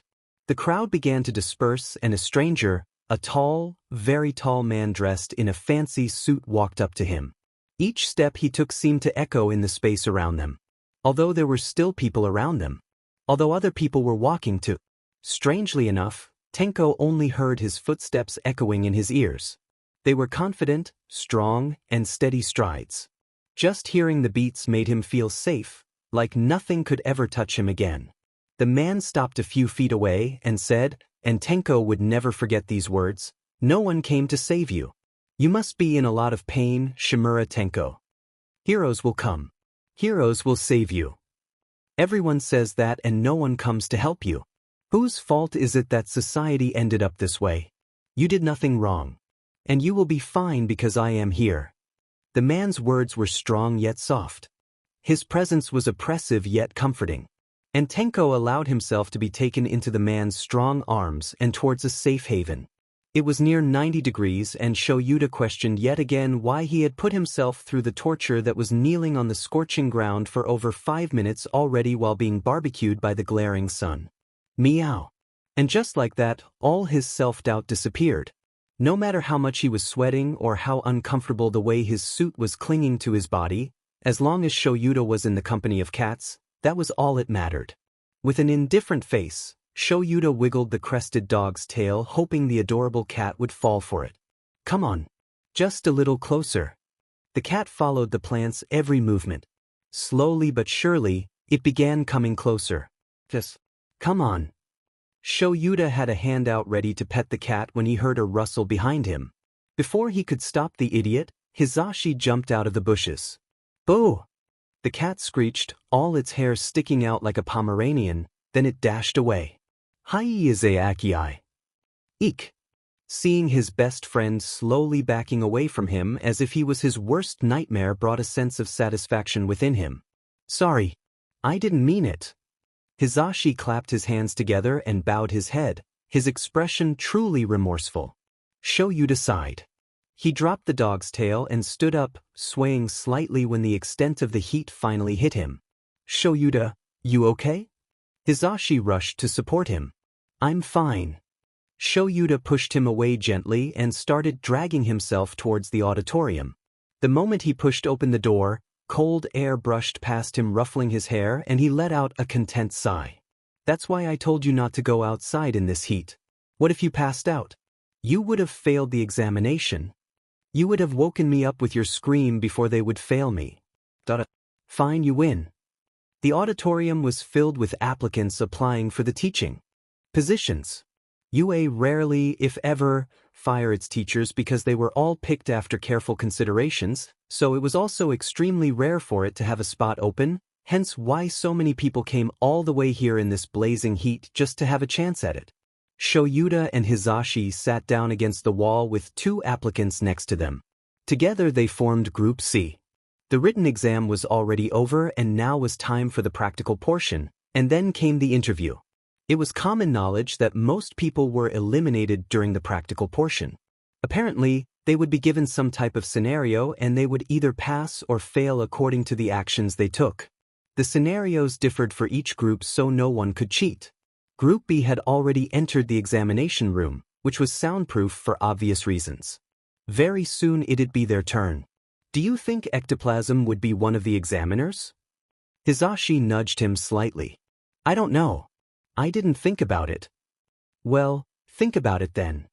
It doesn't matter. It's not like we'll get an easy way in if we knew one of the examiners. UA isn't that type of school. And ectoplasm isn't that type of person. You're right. Both of their phones buzzed at the same time with a new message alert. Shoyuta took out his phone with a lazy glance, and instantly tensed up and widened his eyes when he saw the content. AI Red Heart Coco, help. Viclane aftak me how, sir? Sheet. Hizashi cursed. What should we do? Shoyuta didn't speak. He continued staring at the words, letting it sink into his head, rereading it as if that would change what it said. Shoyuta? Shoyuta exited the app and dialed Shimura Aiko's phone number. Twice. She didn't pick up? It says she's in a call right now. Call her again then. Shoyuta waited, then called her again. In a span of 5 minutes, he had called her over 10 times, but she's still in a call. Hizashi jumped, hands waving around frantically. We gotta do something. What if she's hurt? Or worse, what if she's dead? Shoyuta clicked his tongue, rubbing the bridge of his nose with a frustrated sigh. He glanced at his phone again and, after a moment of contemplation, shoved it in his pockets. I'm going to check on her. You stay here. What? I'm going with you. There's no point in both of us failing together, idiot. I thought it's your dream to be a teacher at UA. But there's no point being a teacher at UA if you're not doing it with me. Hizashi huffed, crossing his arms and glaring defiantly at Shoyuta. Shoyuta face-palmed. Your choice. The duo ran out of the auditorium, gathering many curious glances as they passed by. The humidity hit them the instant they left the building. Heat filled their lungs with every breath they took. You got the address? Yeah, I have it saved up in my phone. Where are you two going? A voice halted both in their tracks. They turned, stupefied, as an old man walked towards them from behind the building while carrying a can of coffee. I asked you a question. The old man repeated. Where are you going? We are going to check up on a friend. Yeah. Hizashi declared. The old man didn't look convinced, so Shoyuta stepped forward. My friend is in danger and I can't just sit here doing nothing and knowing she could be dying right now. What about the examination? If you leave right now, you'll fail. You do know that, right? Yes, but I'd rather fail the exam and save my friend's life than pass it and have to bear the guilt for the rest of my life. With that said, Shoyuta turned tail and ran out of the campus with Hizashi closely at his heels, not knowing this conversation would mark the turning point of their lives. Medical and the law enforcement were already there by the time Shoyuta and Hizashi arrived. Due to their status as pro-heroes, they quickly got a brief overview of the situation. 2 dead and 1 missing. Villain attack was probably due to revenge, or some other personal reasons, since no jewelry or money had been taken from the house. Other than the obvious evidence of a fight, the house remained untouched. Shoyuta had to look away when Aiko's covered body was placed into a black bag. To see someone, especially a friend he had known for over 2 years, who was so alive and well earlier this week turn into a cold, dead body in just a few days was like a nightmare. No, it was even worse than a nightmare. Shoyuta never imagined a civilian teacher like Aiko would be attacked and murdered by a villain.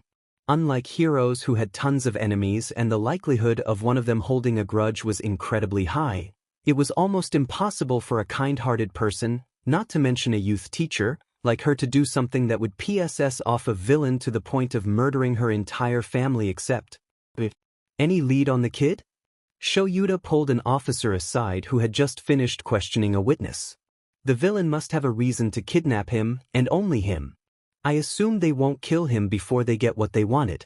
There must be something, some connection, that the villain has with the Shimuras. I thought so too. The officer with the head of a cat agreed. Shoyuta glanced at his name tag, which read Officer Tamakawa.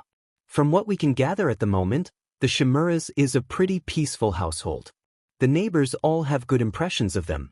They never had any enemies or confrontations with anyone that can result to this.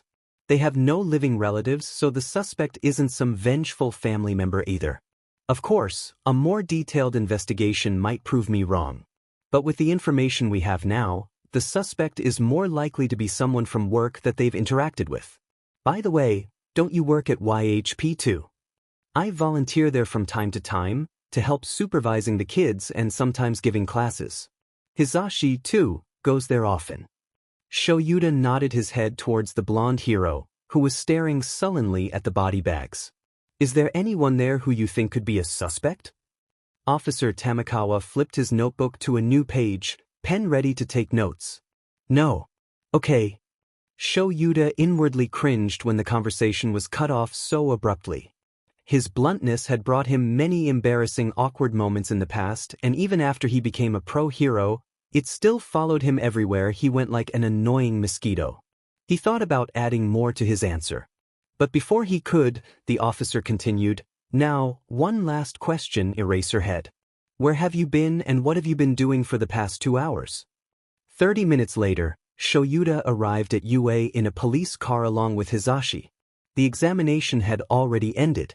A few people in the auditorium were putting away the chairs while being yelled at by the old man from earlier. After Shoyuta pointed him out, the officer went straight to the old man.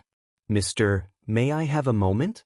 The old man who was yelling at a young lad turned around with a grumpy look. He glanced at the name tag, then gave a dry chuckle. Officer Tamakawa? Never seen you around. I assume you're new. Yes, you can say that. Hey, good. The old man turned to the young lad and yelled. Just put the broken ones aside and deal with them later. Why, yes, sir. The old man then plopped onto the ground and patted the wooden floor. Come on. Sit. No need to be so uptight. No, mister, I can't. Yes, you can. A man should never say no. Now, you wouldn't want an old man to stand during questioning, would you? Officer Tamako appeared to be conflicted. Shoyuta could relate to him so well. He remembered coming across similar situations when he first began his days as a pro-hero. There were so many rules on the dos and don'ts. And as always, when there were rules, there would also be loopholes. And these loopholes were what threw him into a dilemma every single time.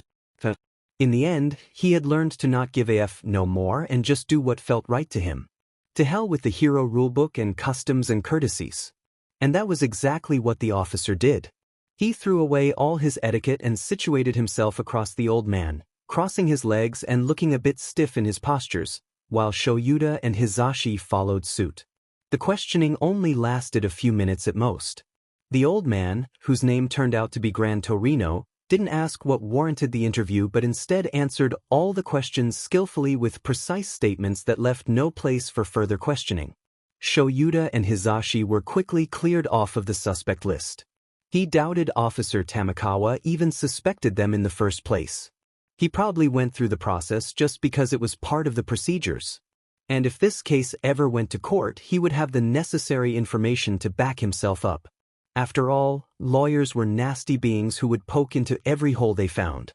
A case could be completely overturned by one tiny loophole in the investigation, and that was how many infamous murder case suspects were able to get away scot-free. When the officer left, Shoyuta went up to the old man and thanked him.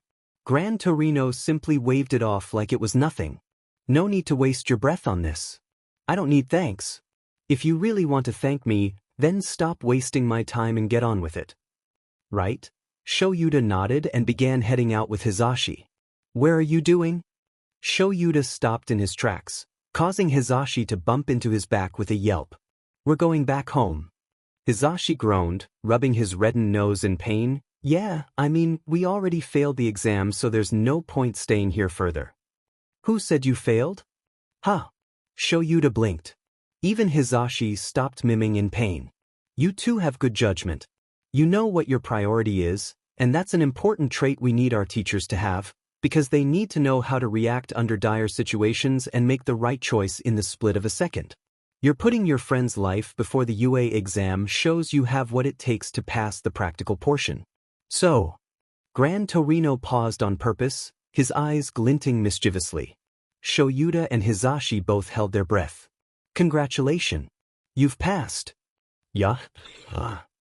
The entire building rumbled. Ground shook and windows shattered, causing glass pieces to rain upon the unlucky ones nearby. Chairs sprinted across the auditorium as if they had grown a mind of their own. The lights flickered rapidly before going out altogether. When the earthquake finally stopped, the terrified occupants raised their heads cautiously, unsure if the threat was really gone. Being the closest to Hisashi, Shoyuda and Gran Torino received the worst of the blow. Shoyuda was already used to it, though not to this extent, but the tremor still left him frozen, rooted to the ground. The old man, on the other hand, appeared to be paralyzed by the shock. His eyes had rolled back and his mouth was opened as a line of drool dripped down from the corner of his lips. When Shoyuda tapped his shoulder just to make sure he was still alive, Gran Torino fell back stiffly like a statue and landed heavily on the ground. Gran Torino-sen. The old man cracked open an eye, glaring at Hisashi while tripping over his words. I may be rethinking my decision. In the end, Shoyuda and Hisashi had to clean up the mess all by themselves before they were allowed into the interview room. Albeit they passed with flying colors, by Hisashi's standards, Gran Torino didn't let them leave until he made sure Hisashi was repenting and reflecting on his actions. By the time they arrived at their shared apartment, it was already 10 o'clock at night. Both were utterly exhausted that they immediately passed out on the bed. But one question lingered on their mind. How the hell were they going to explain this to the kids at YHP? All Might had just saved a kid from committing suicide when he received a call from Chief Inspector Tsuragami. The moment he heard that single, dreaded name, he vanished from the top of the rooftop. The kid's excited scream could be heard from miles away as he leapt from rooftop to rooftop, rushing towards the police station. He made a beeline towards the chief inspector's office when he arrived. Tsuragami was rummaging through some paperwork in his drawer with his beagle head down. He shouldn't be able to see All Might, but he apparently did as he said, "You're finally here, woof. I've been waiting." All Might sat himself down on the rolling chair next to the desk, his weight causing the chair to squeak in pain. "You said you might have a lead to All for One?" "Just look." Tsuragami placed a document in front of All Might. "Murder. Out of the 3 victims, 2 were killed while 1 was kidnapped. Shimura Tenko." "Shimura? And here's more woof." All Might had to suppress his shock as he continued reading. "Evidence of DNA in the trachea. Possibly left by the attacker. DNA profiling. Is that dash? Only 1 suspect turned up from DNA profiling." Tsuragami angled the monitor so All Might could see what was on the screen. The picture of a disgusting, slimy creature was pasted under a name. It appeared as though the picture was taken with a phone, seeing as how it was a blurred photo of the creature sliding past the photographer. The gang we took down last month revealed their informant to be a green, slime-like creature, woof. They said he was their only means of contacting All for One. And with the victims of this murder case being the Shimura family along with his involvement, woof, there's a high possibility that All for One has something to do with this. All for One. That Bisudi. All Might crushed the documents he was holding as an intense aura radiated off of his person. Killing my MSTR isn't enough. And now he has to come and destroy her only remaining family. Calm down, All Might. Getting worked up over it now won't be of any help. You're right. All Might squeezed his eyes shut, frowning as he took a deep breath. I'm sorry. You're good. Right now we need to focus on finding this suspect, woof. He can lead us to Shimura Tenko, and ultimately, All for One himself. And one last thing. Tsuragami pushed a sketch across the table. This is a sketch of the man who was last seen interacting with Shimura Tenko, according to a witness report, woof. We suspect him to be All for One, but seeing you're the only one who has ever caught a glimpse of him, we want you to confirm whether or not. It's him. All Might murmured, his eyes trained on the image. From the build to the suit to the face to the hair. There was no mistake. This is the man who killed my sir. Great, that'll make things easier. We'll focus on tracking down these 2 villains, and hopefully we can find them before anything happens to the boy, woof. Who knows what they want with him? All Might left the station with more questions than he had before. The main issue he had was, what did All for One want with Shimura Nana's grandson? Whatever it is, I'll stop you before you can. Taint him with your filthy hands. All Might vowed with silent fervor. I will stop you this time, All for One. It was a promise to All for One. To his MSTR. To Shimura Tenko. But moreover, it was to himself. Due to the fact that the most wanted criminal in Japan was possibly involved in this case, The chief of the police threw all the available man-hand into the investigations and all other cases were put on a hold. Efficiency sure skyrocketed when everyone was focusing on a single task, especially when said task was personally assigned to them by the superintendent himself. In less than a week of time, they had gotten a possible location of the sludge's hideout. All the evidence pointed at a rundown house near the edge of the city surrounded by abandoned factories. There were reporting of suspicious gooey noises and a blob of moving shadow in the back alley near a convenience store a mile away. The task force had then investigated every suspicious location, including the sewer, and ultimately found their way to the house. Units were dispatched to nearby observation locations to keep an eye on the hideout 24/7, while taking shifts of course. The planned attack was scheduled to be 6 p.m. sharp, which was the time reported for the suspicious sightings. They couldn't engage the sludge while the possibility of the kidnapped boy was kept in the house remained. The boy could be used as a hostage, or worse, be injured from friendly fire. So their best bet was to have a team watching the convenience store for any suspicious movements while another raid the house. Most of the manpower stayed with the team that would raid the house, including the number 1 hero, All Might, and a few other pro-heroes. Most officers weren't disclosed of the relationship between All Might and the Shimura family. Only Chief Inspector Tsurugami knew the significance of saving Shimura Tenko personally to All Might. They still have yet to find any traces of All for One's activities, but they believed that if they were to save Shimura Tenko, the man would definitely show himself. If that didn't work, maybe they could get something out of the sludge when they caught him. Crouched on the rooftop alongside a police unit, Shoyuda had his goggles lifted over his head to act as a hairband as he swiped through the photos in his phone taken during his time at YHP. Aiko was in almost every single one of them, smiling warmly, laughing with the children, eyes crinkling in mirth, arms around an uncomfortable Shoyuda and a cheerful Genji. She had always been the sun in YHP, casting warmth to everyone she interacted with and pulling them together by the strings of their hearts. And now that she was gone, it was as if something was missing. Her absence was like a hole in his chest, reminding him constantly that something was amiss. But it would all be over soon. She could rest in peace because today would be the day her death would be avenged. All units status check. The commanding officer of this operation ordered through the radios. As the units all rogered in precedence, Shoyuda cast one last look at the photos before stuffing his phone in his pocket and pulling his goggles over his eyes. When it was their turn, an officer beside him murmured, "Control West Window. Everything Code 4." And with that, Operation Avengers began. The dim television screen was the only source of light in the room. Light bulbs had ran out of battery a long time ago, and the owner of the house didn't bother to fix it. It had been a while since the owner returned. The only occupant was the boy currently tapping the video game controller rapidly without the use of his pinkies. His dull, empty eyes were staring at the flickering TV screen unblinking, not reacting even as he set off a massive explosion wiping out a quarter of the characters in the market. Terrified screams of fictional characters echoed around him, but the boy didn't even flinch as he took down the guards, one after another, that tried to come after the protagonist.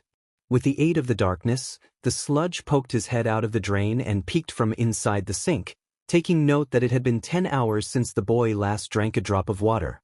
He knew Sir wouldn't be happy with this information, not because he was worried of the boy's health, but rather he needed the boy alive. The sludge couldn't care less if the boy died, but he needed the boy alive to get his money. Because he had failed to eradicate all the members of that family last time before Sir arrived, his pay was pushed back until after he completed the next task. The thought of that set him off. Not just the pay, well, he did want his money, but rather the way Sir's assistants acted set him off. All the money matter was handled by those two assistants. Even his pay. Sir didn't say anything about docking his paycheck or pushing it back, but when he asked them for the money, they dared to tell him no. And when he complained to Sir about it, Sir didn't do anything and simply let those two arrogant motherfuckers do whatever the F they wanted. The sludge would have killed their buttes if Sir allowed him, or if he knew what they looked like. The only way to contact them was through the VoIP phone in the house, and the phone number he was forced to remember. Sir only said it once. The sludge had tried, and unfortunately, no other phones could reach them. No matter how much he despised those two assistants, He could only keep his anger in check and wait for his paycheck. Once he got his slimy appendage on that money, he'd get the hell away from the boy who forgot how to act like a normal human being and the sir who was never a normal human being to begin with. Not that the sludge was any more normal himself, appearance-wise. The sludge knew Sir wanted to act as the man who saved the boy from the evil villain, which was him, the poor sludge, and so letting the boy catch him wandering around the house was a big no-no. Staying out of sight was incredibly easy, since the boy wouldn't look away from the screen once he started playing the game, no matter what happened. Once the sludge tried overflowing the sink and letting the water flood the room, but even when the boy was knees high in the water, he still didn't even bat an eyelid. In the end, the sludge had to drain the water slowly out of a hole in the floorboard. It had been almost a week since he was tasked with this babysitting job. All he had to do was endure until this Sunday, then he'd get his money. For some reason, the assistants only worked on Sundays. Perhaps they'd get more freedom once they worked alongside Sir long enough. The sludge didn't know, not that it mattered to him since he couldn't stand Sir's overwhelming presence and wasn't planning on staying any longer than necessary. Now he just needed to focus on keeping the boy alive for 2 more days. The sludge squeezed down the pipe and landed into the sewer, making a splash of the nasty, foul-smelling sewer water as he moved with the water current. The green slime that made up his mutant body blended in perfectly. About a mile ahead was a convenience store. Time to steal some dinner for the boy.